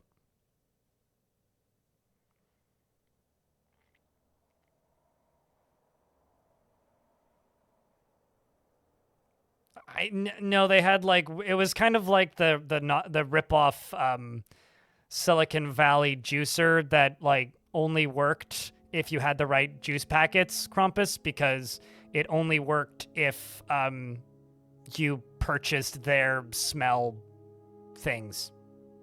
Smell things, the technical term. Very specific.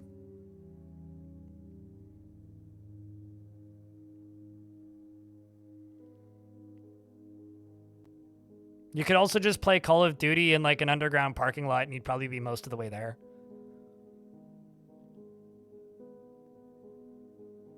Yeah, the Juicy Row. There's been many things that are just as dumb, if not worse, yet we only remember the Juicy Row because it's the one that's stuck.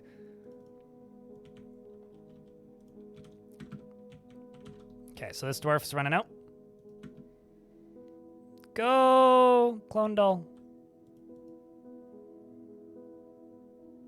And we can open this with this.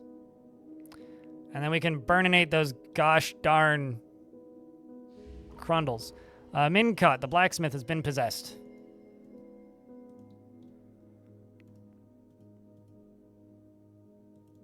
Although, actually, no, I shouldn't do that just yet, because need that to be done first.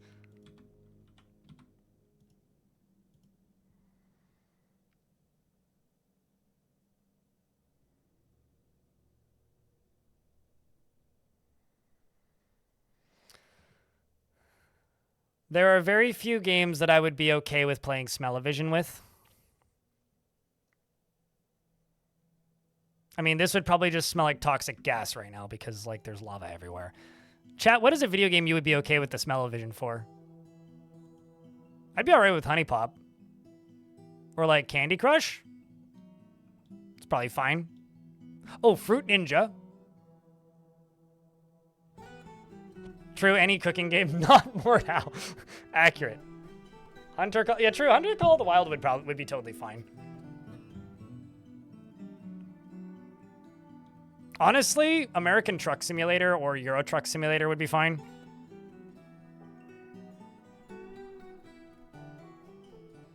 I don't know why that's where my brain went first, but it is. That's a lot of lava. It popped real quick, and now it's pumping real fast. What's League of Legends smell like? Nerds at a LAN party? Time to get rid of these goddamn Crundles. See ya, boys. Honestly, right look on that face, if you ask me.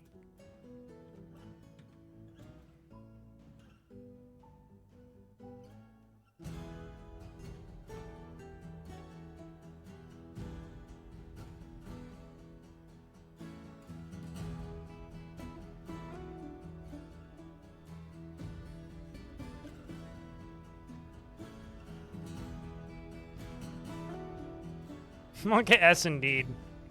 Crunda S. Crundle S.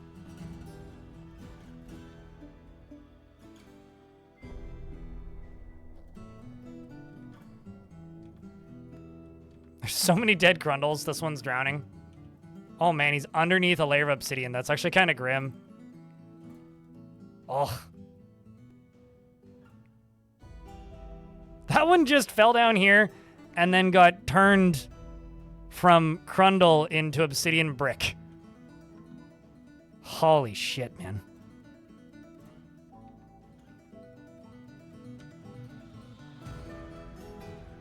This is just an absolute fucking massacre.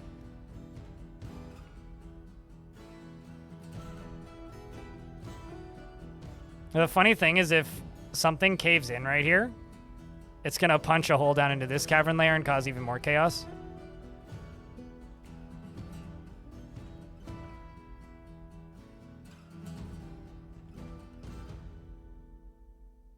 The funny thing is my frame rate actually has gotten better.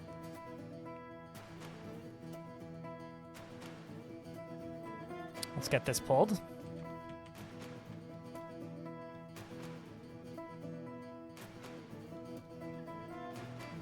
It's still coming. Just keeps getting worse. Oh, it happened. So now all the water is draining. And the Crundles are going, wee! And then, oh, you're climbing up instead of down. Okay, it resealed itself. Meanwhile, Mincod has made a silver chest and claims it as a Hamley Fairloom, which means the water stops falling. The very brief flood is over.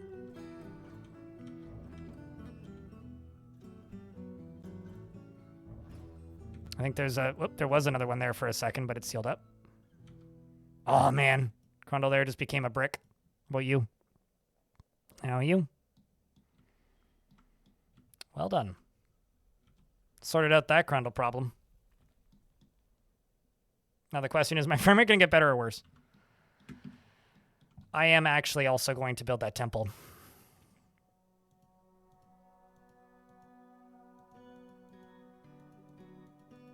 Temples, even.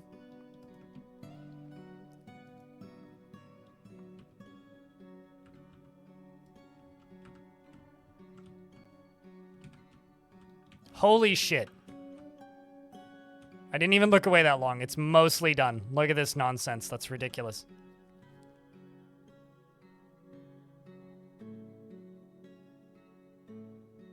Yes, aquifers do leak from the ceiling.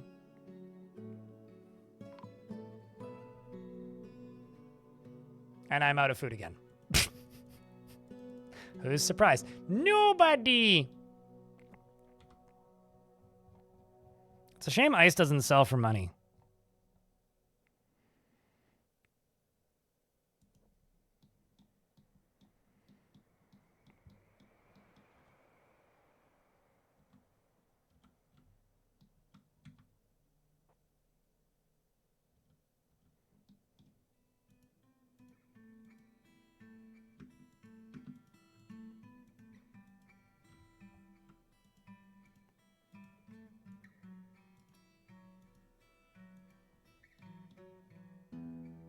Gotta test all of this.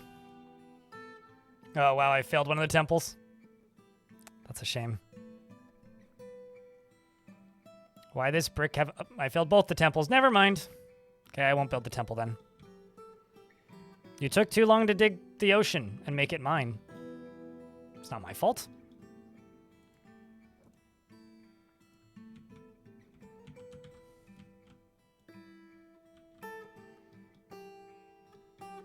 How could it be my fault?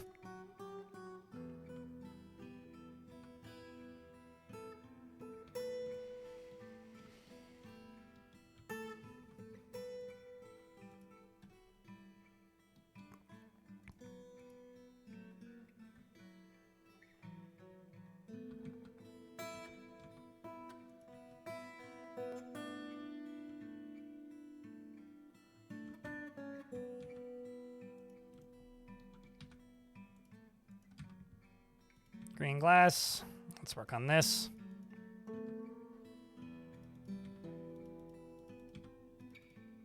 One of the best things about this year so far, and this is how you know that I'm really grasping for things to point at and be like, that was a great thing about this year, is the garden pickup that I have where I get groceries once a week. Lets me pick up until 6 instead of just 5 this year. Which is great, because then I can stream for 8 hours and still pick up my groceries instead of having to finish at 7. Or 7.5, and then book it.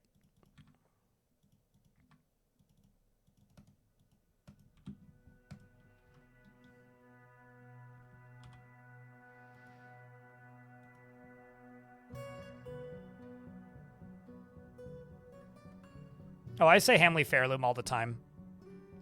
If that's the spoonerism that you're talking about. Yeah, I say that a lot. I say Hamley Fairloom. I say sword instead of sword. But no, that one is intentional. Spastering a mill.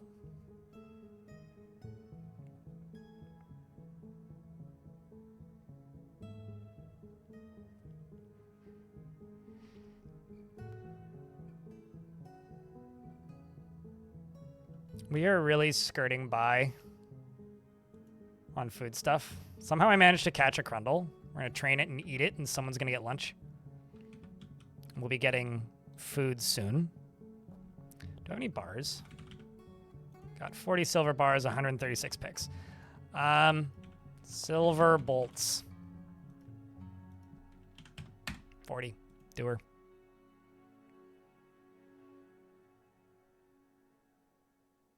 Burn that bridge when we cross it. I mean, no one's gonna need it after us, am I right? I feel like that's the mindset of every single like major heavy capitalist CEO. Hobo? Like you know, the people who are just like, yeah, no one's coming up after me. Pull yourself up by your bootstraps. By the way, there's no boots left. Kind of vibes. I've been running out of booze for the last 2 years in game. We'll have traders in like A month. The dwarves will be fine. There's plenty of water if they run out. Yeah, same vibe. Sexy's gaming. I'm gonna pull the corporate ladder up underneath me. Or like remove a bunch of the rungs. Like from the toilet? You mean the well?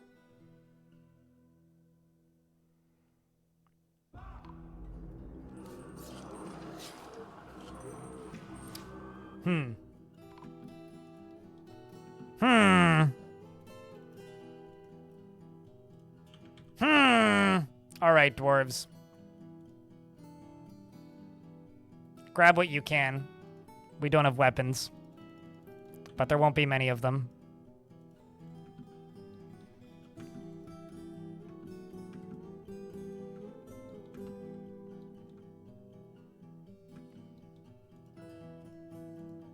I don't want them getting into the fort. It may be time for us to make a squad pretty soon here.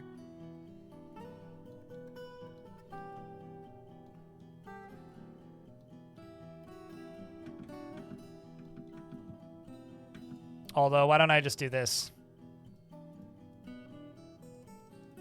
What could possibly go wrong? We are united under one goal. And that is to fuck up the ocean royally. And these goblins are standing in our way. Punch him in the head. They aren't armed.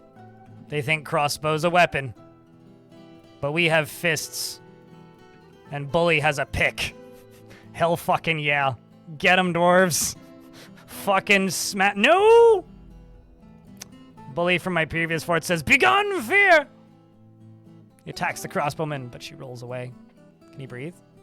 He's done. He's been hitting the lungs. Snatcher. Think of the children. Bully was found dead. We got several other dwarves. Pale wounded.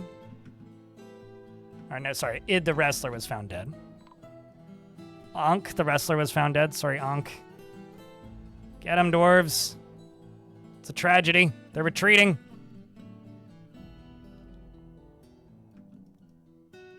Most of these dwarves are just tired.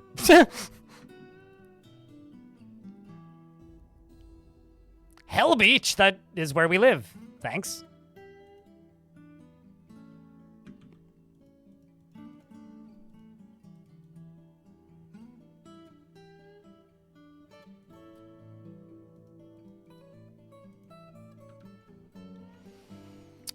Well, that seemed kind of bad.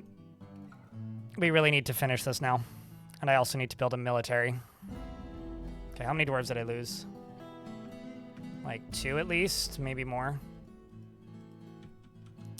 Well, that temple that I was going to build is instead of going to be made into a temple, it's going to be made into a hospital.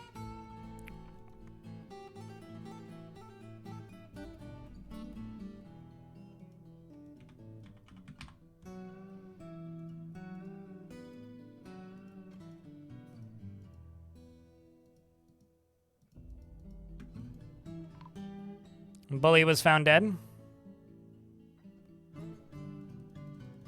Not bad, all things considered.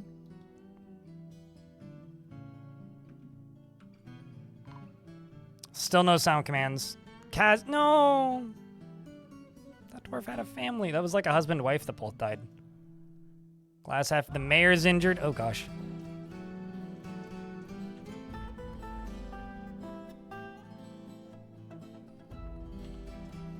Actually, isn't this... I need a chief medical dwarf. Never mind. Kosoth, you're now the chief medical dwarf. And I'm going to make...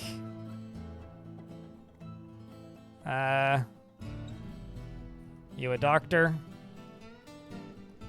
You a diagnoser. Nomold can be a surgeon. And the Gelder can be a bone doctor. Don't doctor those bones too aggressively, Mr. Gelder.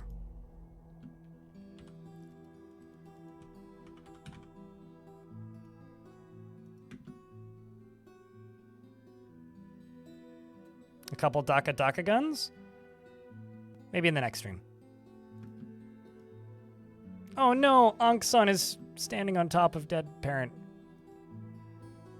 And is probably wearing parent's dead shirt.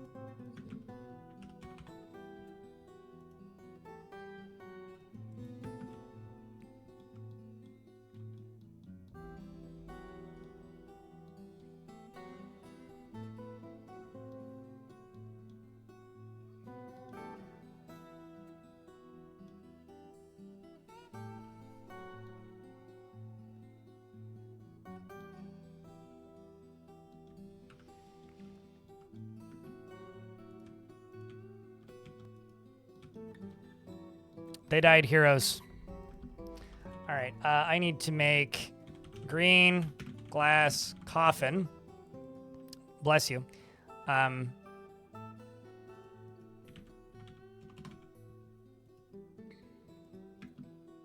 get to that pretty quick, I think.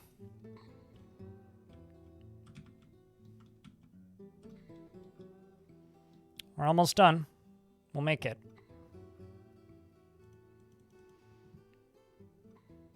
Ribs grow back. All I know is removal. This is true.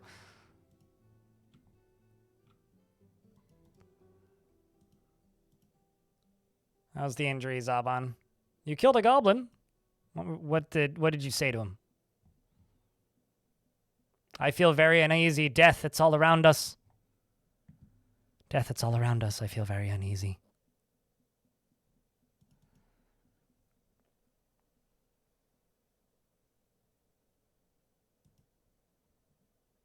Thankfully, it's almost trading time, and I got lots of wheelbarrows to sell. I can just get rid of this. I don't need it.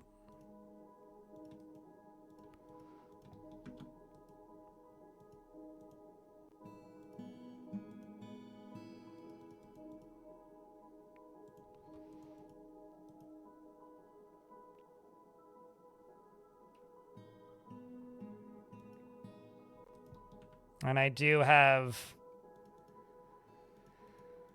2 separate water sources. I think I need a bucket, actually.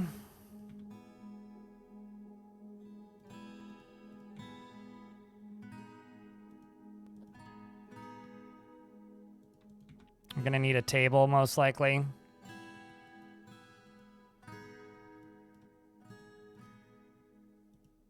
I don't think I have any additional tables. No, I don't.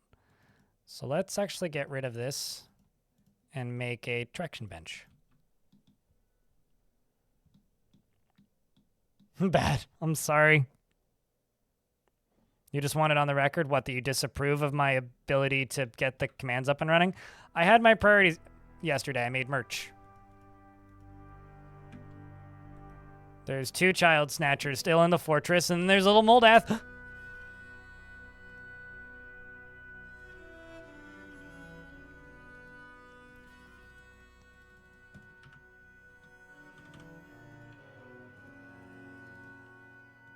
You watch it. Oh, they didn't grab Moldath. Never mind, that's fine. You can go.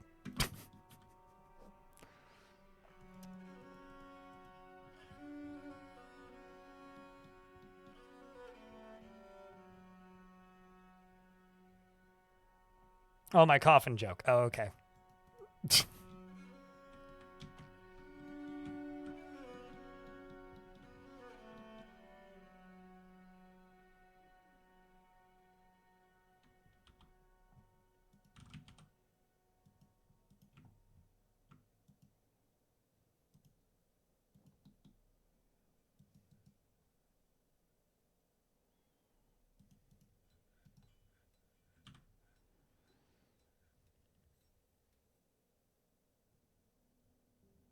The child no accepts sweets. The goblin's like, hey, kiddo, do you want to ride in this big old bag of mine? And the kiddo was like, no.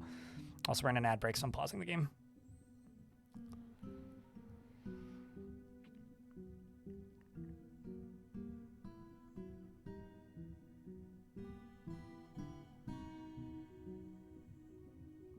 You want to be able to set up a shop that's always running, sell items like fulfilling work orders, and wonders can just find it and buy stuff? So you don't want to play the game? I mean, you could probably automate most of that in DF Hack, but... There we go, now the ads have started. Cool. They do have the stuff. There's a rope right there. Yeah.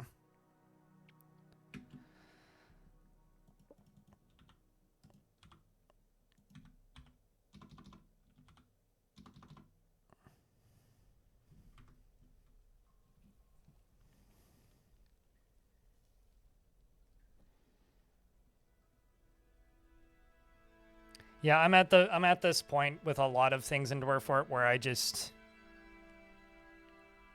kind of accept it. Even if it's like not the best solution for something. It's like, well, that's the way Dwarf Fort does it, and I can't really imagine it any other way. So maybe it's not for the best, but it's kind of how I feel at this point. I feel like these goblin kidnappers would have more success if they showed up with just like a flask of booze and were like, I've got whiskey. More so than candy. Like, we got a glass of sunshine in this bag. Maybe that's what they're saying, because sunshine is one of the most sought-after, rarest beverages in Dwarf Fort. Whiskey. Swamp whiskey. That's a weird-looking barrel. Yes, but it's swamp whiskey.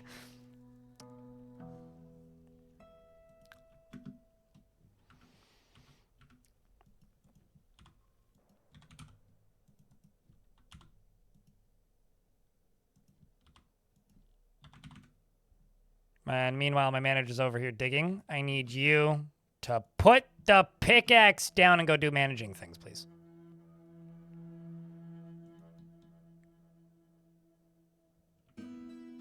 I didn't mean sleep, but if you must.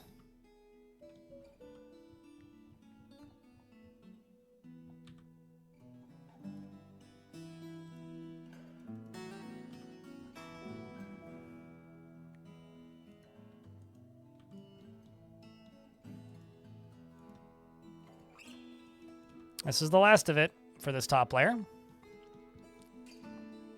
then I got these two little fun pits.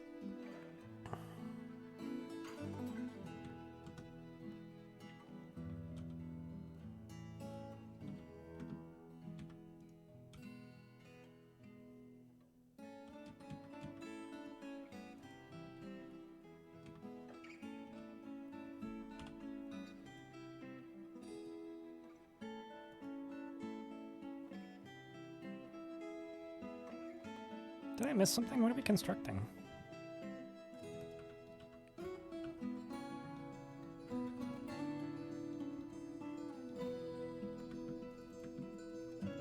Not even sure, actually.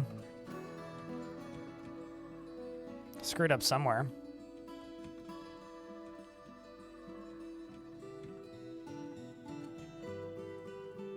Oh, it's in this. That's what we're doing. Grundle versus the Giant Olm.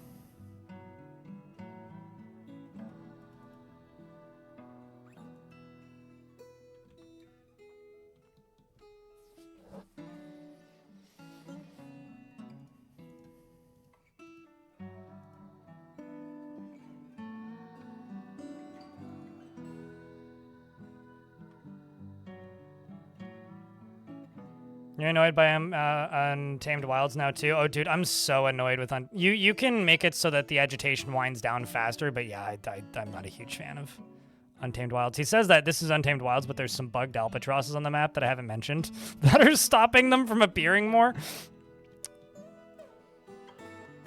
So, you know. Priorities.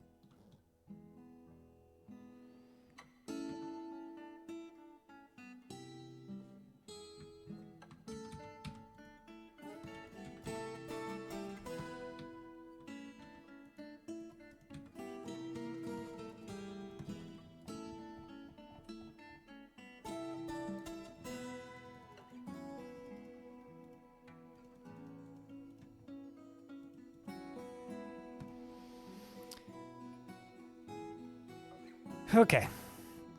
You literally have a constant stream of giant dingoes. At least they don't fly. Like, those could just be blocked, more or less. If they fly, you can't really stop them.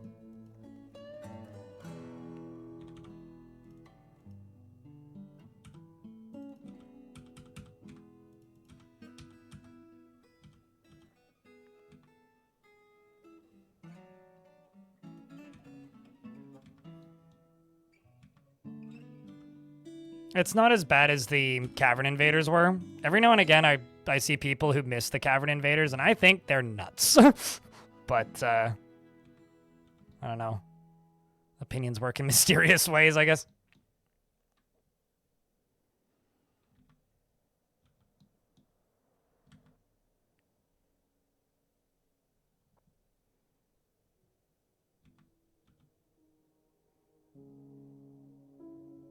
Dwarf is climbing up and out.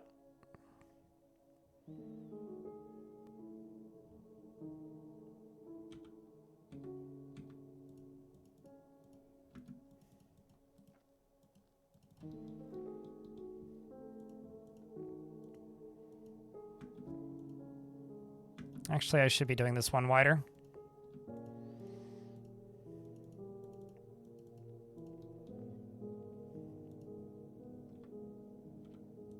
Yeah, whatever. Too late.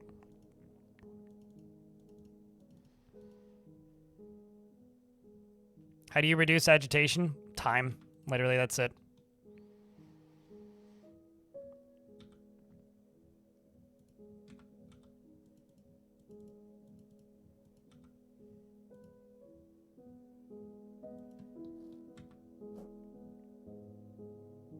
Any dwarf gird. Is there a beard preference or just anything?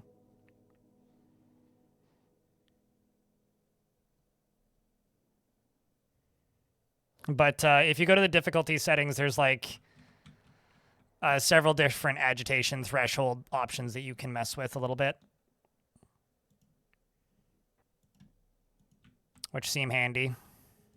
But difficulty options. I've always assumed so. I don't actually know that whether or not killing them increases agitation. I've always just assumed that that's how that would work.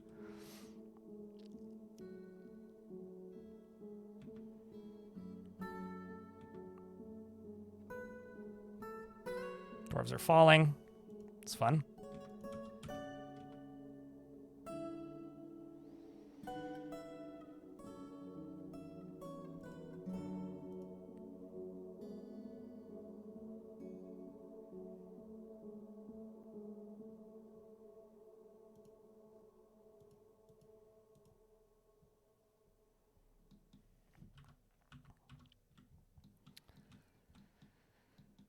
Okay. I think it's time to place a bunch of coffins. Never mind. Nobody has made those coffins yet. They've collected the sand, but they haven't actually made the coffins.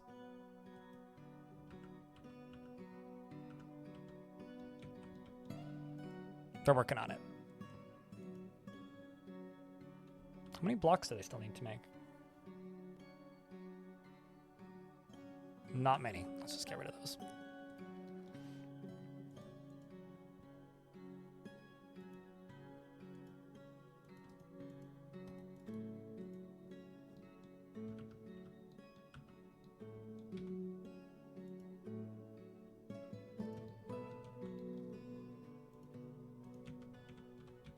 And let's also go over here and place the traction bench.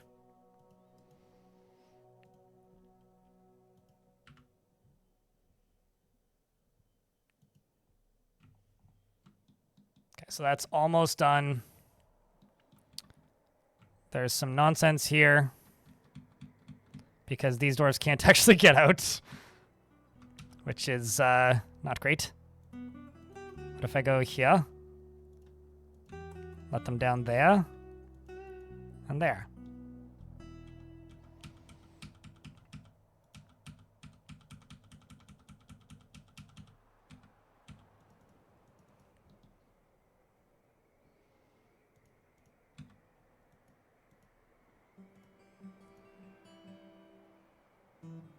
That would explain why they were trying to climb up. Okay, so any dwarf named Gird, bearded, if possible. Probably possible.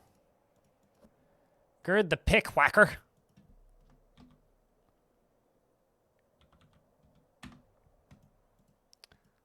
Gerd is very comfortable around others that are different from himself.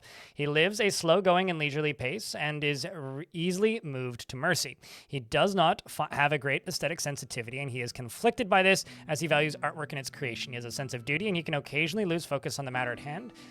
He tries to keep things orderly and exhales sharply when he becomes exasperated. He drums his fingers when he's thinking, and he needs alcohol to get through the working day.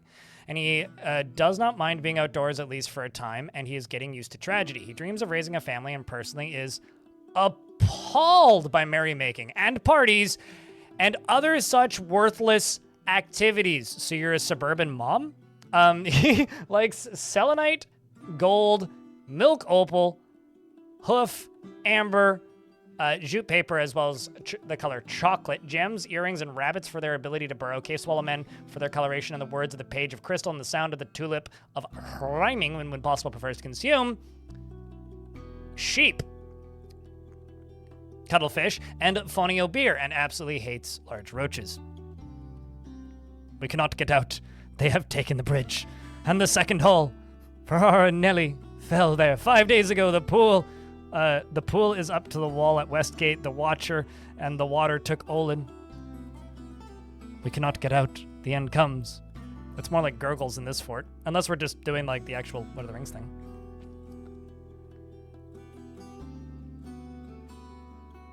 But actually, I'm genuinely curious. Do you guys know if killing agitated animals increases agitation? Or if it's like a self-fulfilling hell? Because I've always just kind of assumed that.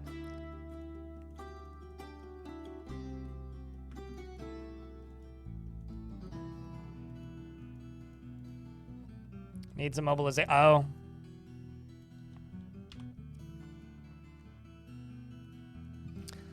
Wooden splint. Wooden crutch.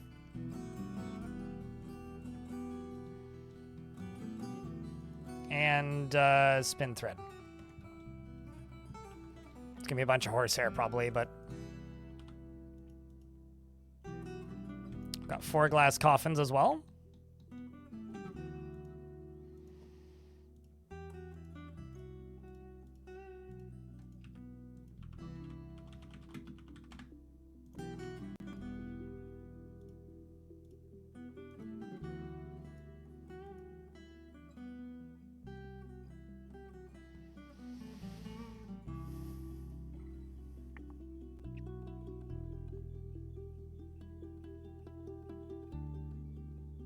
No end in sight. The worst is when they attack the traders. Frig off? Yeah. If you actually want to turn it off, you can more or less disable them in... You can more or less disable them in difficulty settings if you would like. Just would like to note that.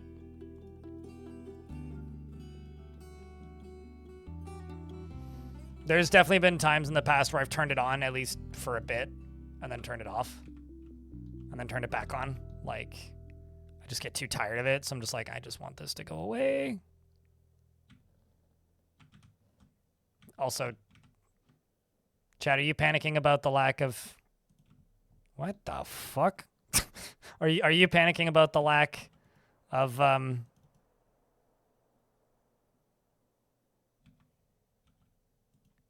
food and alcohol?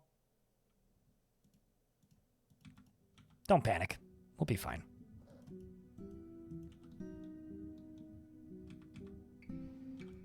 We will be fine. Don't you worry. There's no reason to panic.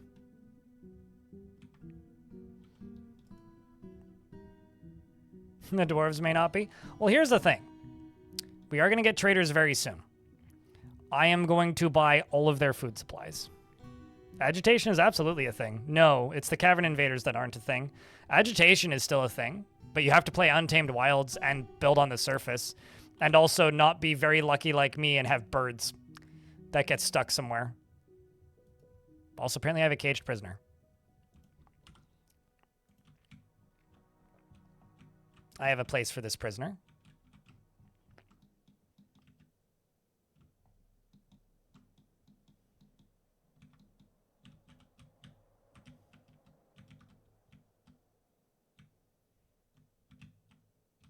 There it is.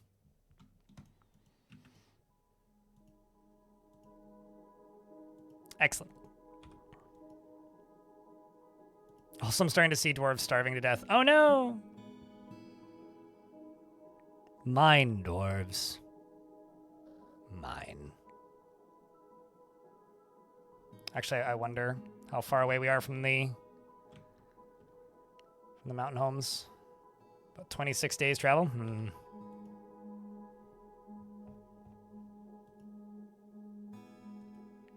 We're gonna butcher a cat. Desperate times.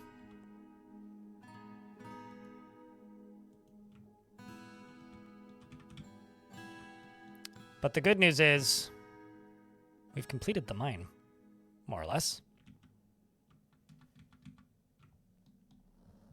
There's only a few spots left.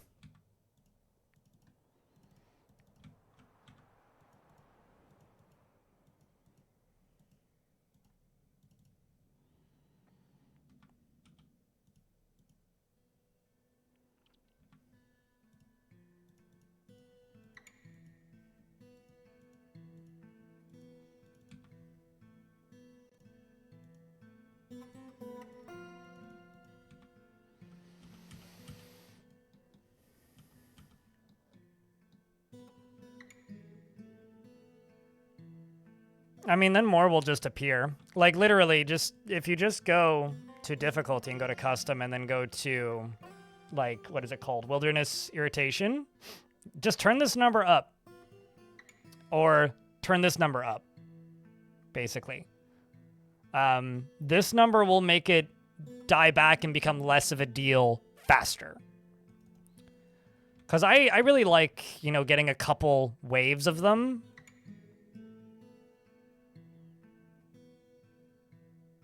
Blocks new ones from spawning? Making the decay higher? I mean, isn't that kind of the point? Blocking new ones? Like, isn't that what you want? Unless I'm, like, misunderstanding.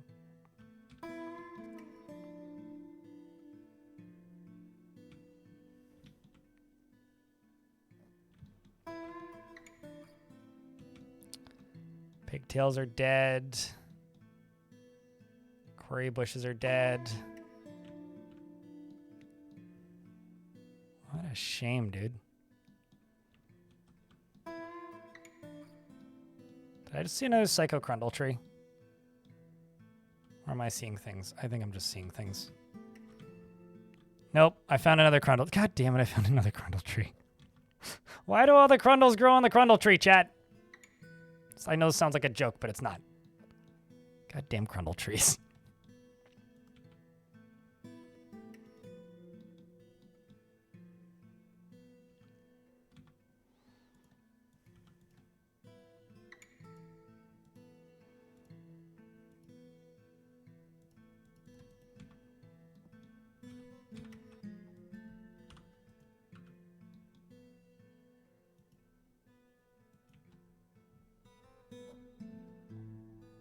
It's a tree full of Crundles. That's why my frame rate's low. I'm actually just going to do this. This I am going to do. Sorry, Crundles. If you can get out, you can get out. If you can't, you can't. I still somehow missed some.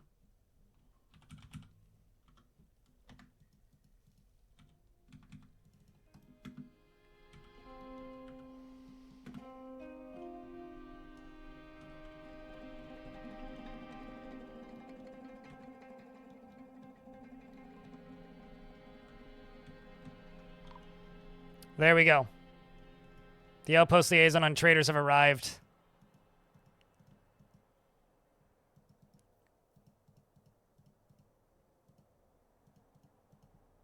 And we bring up these bolts. And pipes and tubes.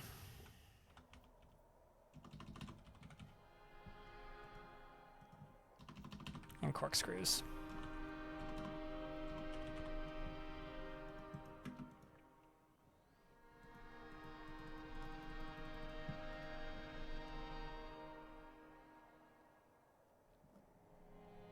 You mean forced training freezing to death? Oh, I see, yeah. With the Crundles.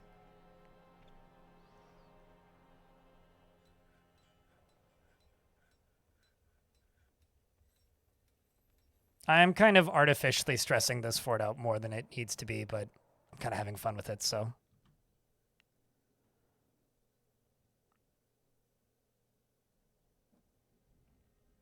Also, it's less than 2016 days. It's less than 26 days. It's only like 16, 15 days.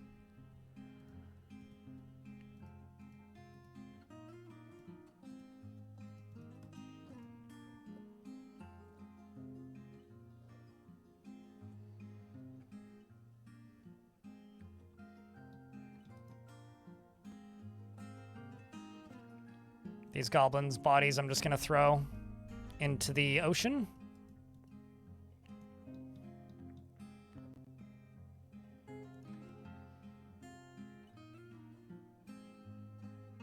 Here they come. Trader arrives to trade at depot. Now we just need to wait for them to unload, where they manually unload all of the items. Flashbang Fort 2016. I mean, I've been staring at the white the whole time. Come on, man. It can't be that bad. You know what's real fucked up? It's the age of the Xbox 360. That's what's real fucked up.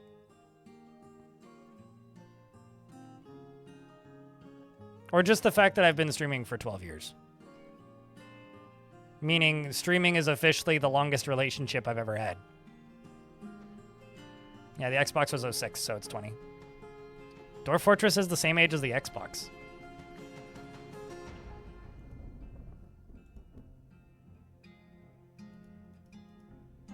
Food, food, food, food, food. Man, it's like they knew. Gimme! See how we did.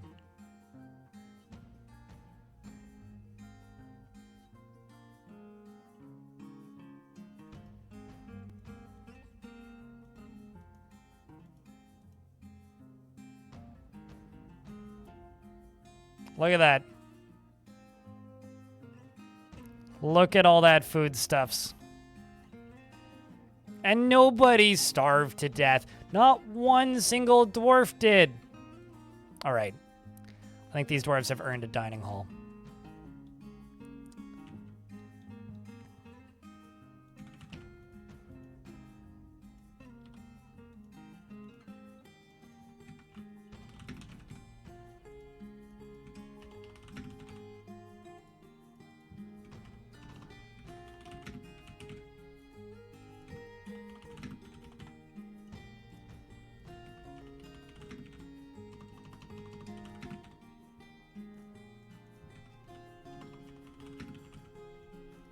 Okay, that's plenty for right now, except the tables, 40, throne, 40. Let's go over here. Green glass.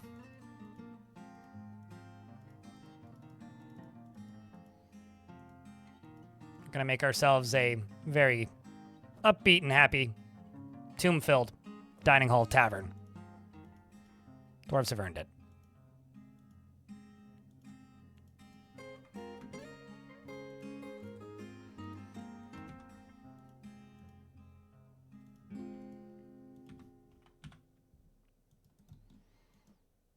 What do you still need health-wise? Immobilization.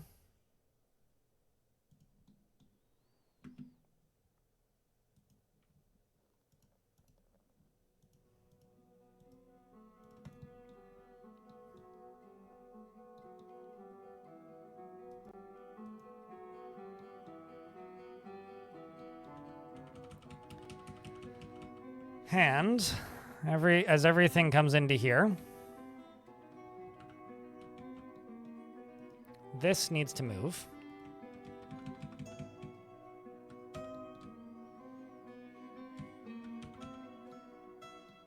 Down into here.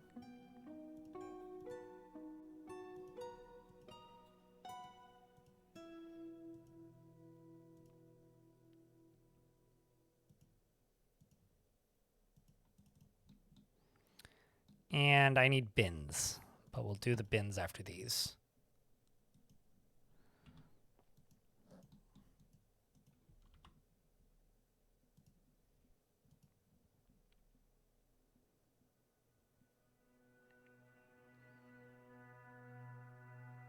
In comparison to what we had before, Alexi. Also, chat.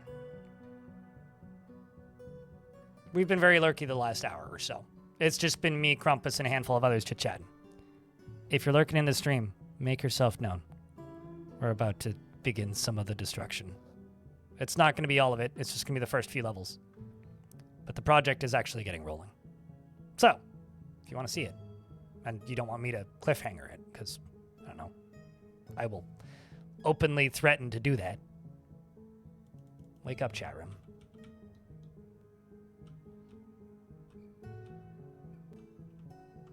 Wake up. Why is there a dwarf out there? May? No, that's a... Oh, I see. It's because my mayor is injured. I need to not kill my outpost liaison. What's my mayor need? Treatment. You need immobilization.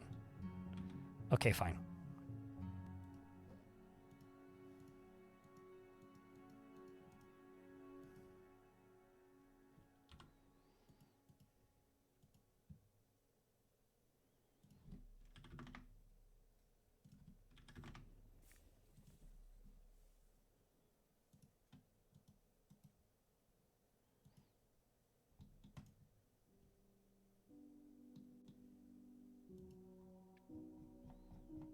Oh, let's also sell these wheelbarrows.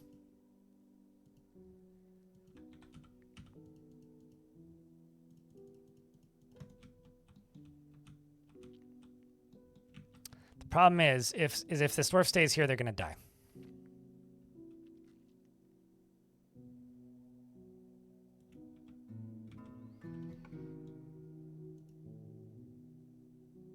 Can I?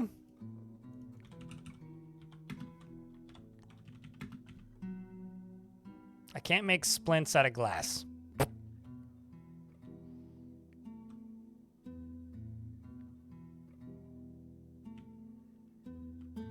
I don't get it.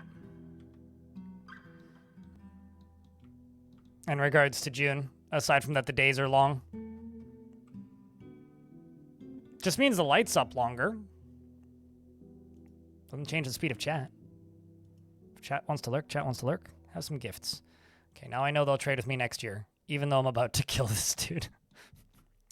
All right, well, this outpost liaison's about to learn a lesson, which is don't stand on the ice.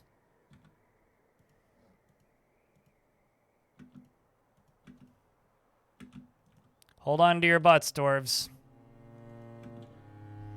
Mostly this one.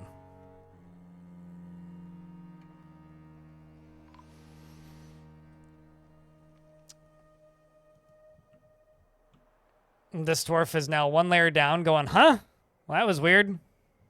Was annoyed after being caught in a snowstorm. That didn't do much, actually. All right. Here we go, chat.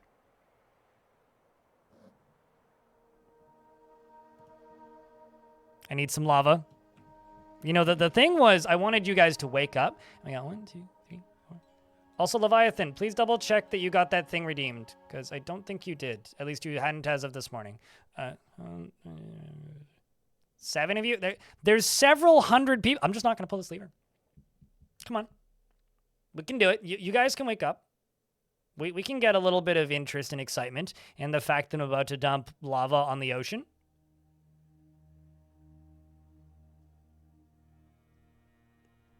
Okay, fine. That's fine. All right. I'm just going to... get that.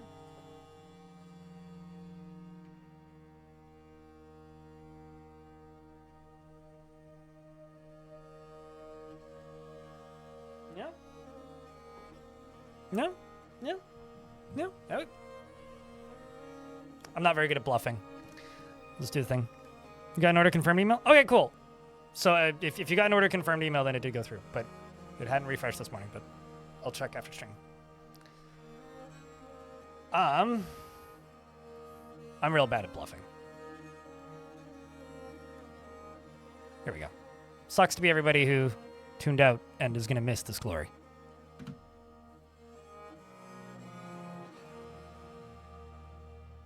Had to log in again to get the lava ready? Yeah, that's fair.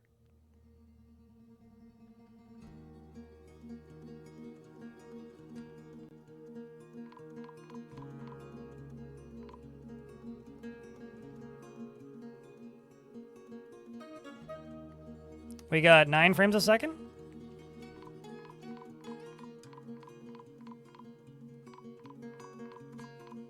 Six.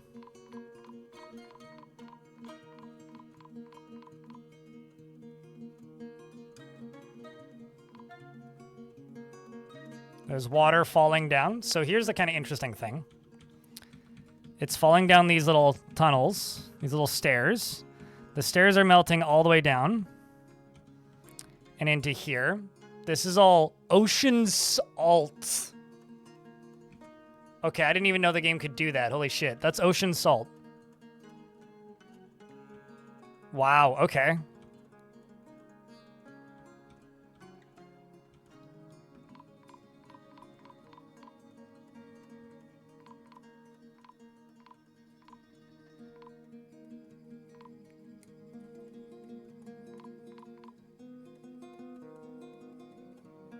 It's going to move over to the left now.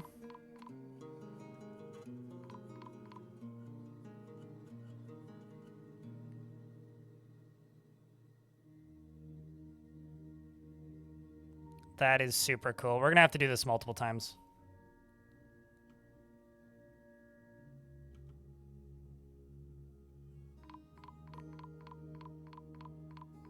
Can we harvest said salt? Absolutely not. We could probably clean it up.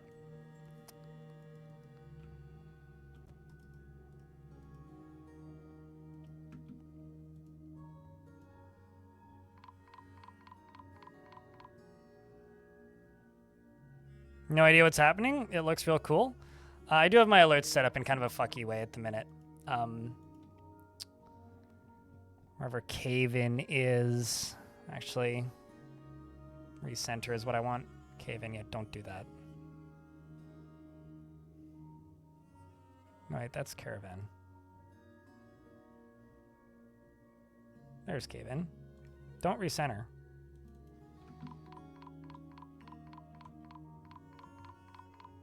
I'm pouring lava on ice.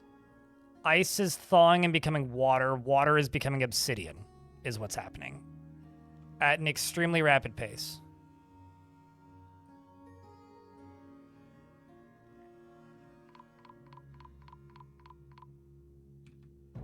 But no, whenever you have questions like, can you do this? Just prepare to be disappointed and assume no. That has been the mode of operation for a long time with Dwarf Fortress for a lot of things. It's cool that that lava is still pouring into here, because this is a very interesting little situation, this little thing filling up. But it's now been sealed off, so it's no longer draining. It's just old lava that's spilling in, continuing to spill in. But now I've got a big old brick of obsidian that's doing all kinds of fun stuff like this down here, which will continue to work.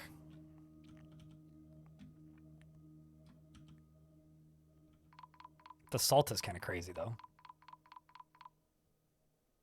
A mini lava pocket? Oh, we have a bunch of those. This will all freeze again once the lava cools off.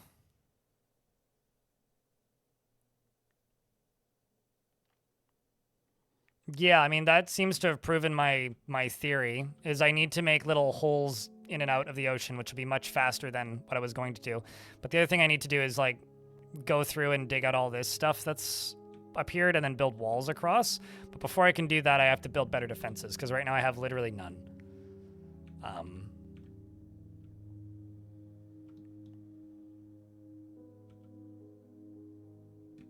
The other thing I want to try is this goes all the way down to here. I'm going to open up this front right after this ad is done. So I'm going to let this cool off a bit, and then I'm going to dump another chunk of lava, but straight down through this center stairway, which is going to kind of go all the way down to the middle here. And it will try to go to each side, and probably will, to a degree, but it'll hit the bottom here and try to spread. I've literally built a blazing iceberg. That is actually very true. Username checks out, Blazing Iceberg. How do you feel that this fortress is now the personification of you?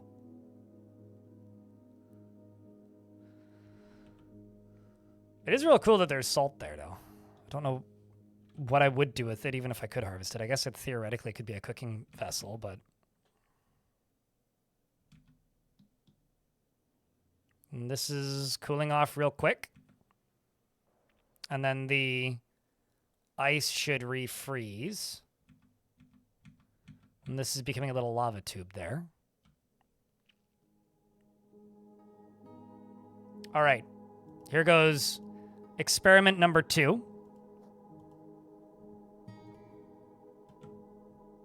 Get your clipping fingers ready if you have them. So, we're now going to fire lava down the center stairs, which goes all the way down to here and fills up quite quickly. This is where things begin to happen. Okay, it seals off obsidian real fast.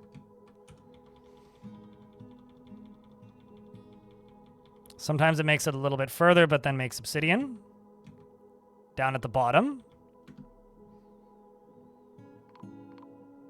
Because there is 2 levels deep, it's got places to go. Uh-oh. It's a bit hot at the minute. But we got migrants coming in hot. So this is 2 levels deep. So this right here is the actual ocean layer. This is the layer above that. Okay. This is the layer above that. This is working better than I thought it would. Stuff is falling down into the ocean as well, which is fucking awesome. Oh, wow, that is working way better than I thought it would. Still not great, but better.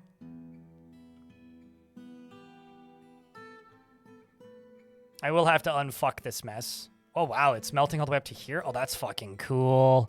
Oh, that's so fucking cool. If it keeps going, it'll push upwards as well. So it's trying to go up like 30 Z levels, meaning in theory it could do some real damage.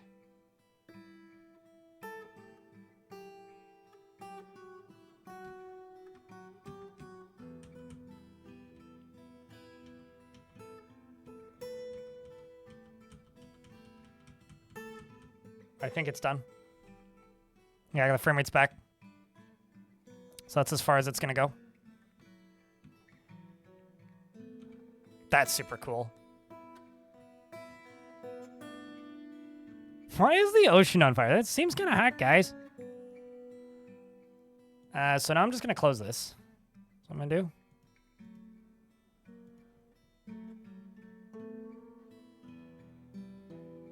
It's like, I hear the food shortage is over when the migrants arrive. Which I'll close that, and then I can open these, which will get rid of the excess.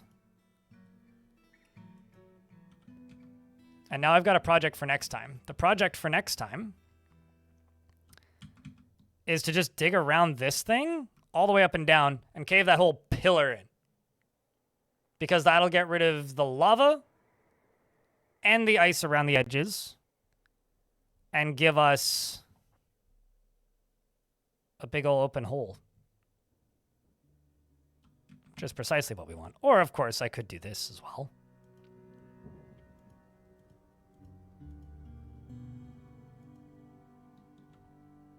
I should also probably seal this off. Send it in from the top again. It's interesting that it prioritizes the right side. And then it all begins collapsing again. We could just see how far this will go.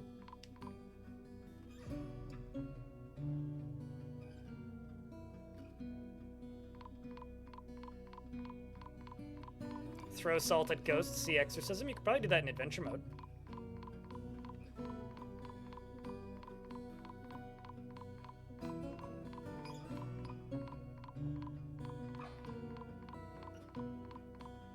A little bit laggy. All the clicking is cave-in notifications, if you're wondering.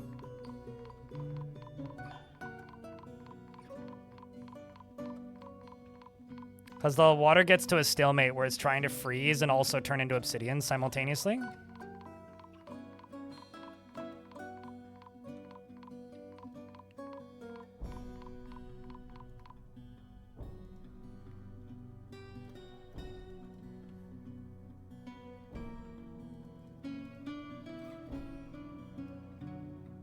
Just need a dwarf to get over here and pull that lever.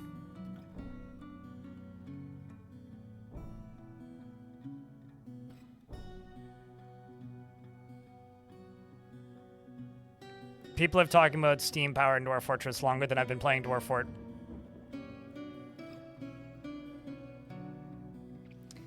I feel like I've messed with some sort of complicated systems in Dwarf Fortress, specifically dyes, and I feel like the more complicated this system, the harder it will be to play with, to the point where I kind of wonder how fun they would actually be to interact with. It's the reason I'm always very cautious when people say I want sewage systems in Dwarf Fort. Because I just have a really hard time imagining what that would look like other than just being horrible to actually play. So, I don't know. Steam engines are one of those things where I kind of go, maybe. Theoretically, it could be cool. Don't know what it would be like in practice, though.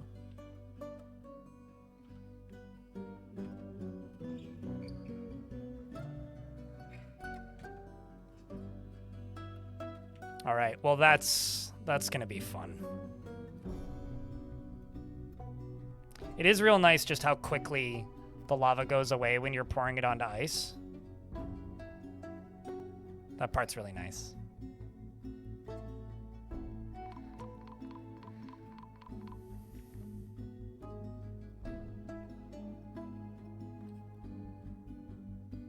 No, I know I was asking. Like that's fine. I'm just giving you my opinion on the comment of steam engines, because I don't know. I don't really have the brain. It's been a long day. I don't really have the brain capacity anymore to like heavily discuss it, but like I don't know if I have the words, but it is one of those systems that I like building musical instruments. I don't want to build a steam engine. Does that make sense? So if it's very simplistic, I wouldn't be against it, but I don't really know how it would work. You'd have to feed buckets into it, at the very least. So it'd be a lot of items to keep track of. I don't know. I'm not against the idea. That's very low on my priority of, like, wishes. Because I want to see pre-existing systems expanded upon. I don't want another bees, you know? I would rather bees get made more usable and interesting than add 5 more systems that sort of work like bees, you know? Is it even possible? Fuck if I know. Ask Tarn.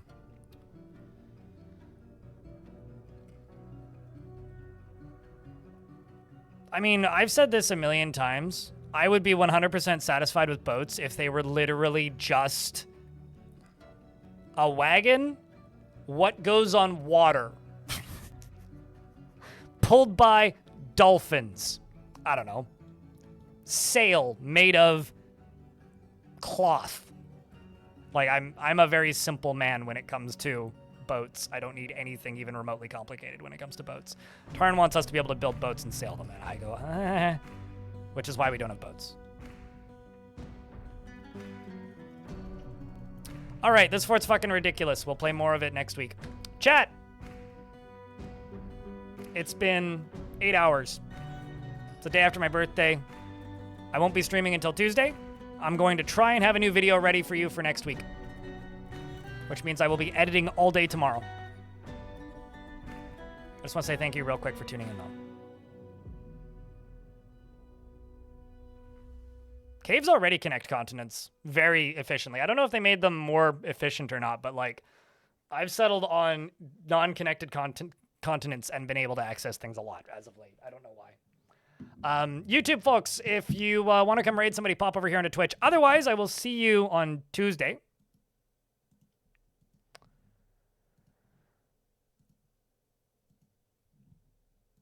If you want to see the VODs, they're over on youtube.com/blindextras. If you are on the Twitch side of things, prepare your favorite emotes so I don't turn this ship around. And thanks for hanging out, chat. I will see you later. He would be more interested in adding crude oil. Tarn has said very specifically that Dwarf Fortress's like time scale for technology ends around the year 1350, 1400. Anything beyond that is like kind of outside of the scope of what they want to develop, outside of fantastical things. So I'd be shocked if you got crude oil. Anyway, shutting down the YouTube stream now. Thanks for hanging out, YouTube folks. We'll see you Tuesday. And Twitch chat, I'm gonna go grab the raid music. Probably Jody, are you the only raider today? Nobody else? All right, no raid. Just gonna go find somebody to go raid without any emotes. There's nobody who wants to raid. You just have to grab an emote and make yourself known. I had to go on strike earlier to get people to be excited about me pouring lava into an ocean, so yeah.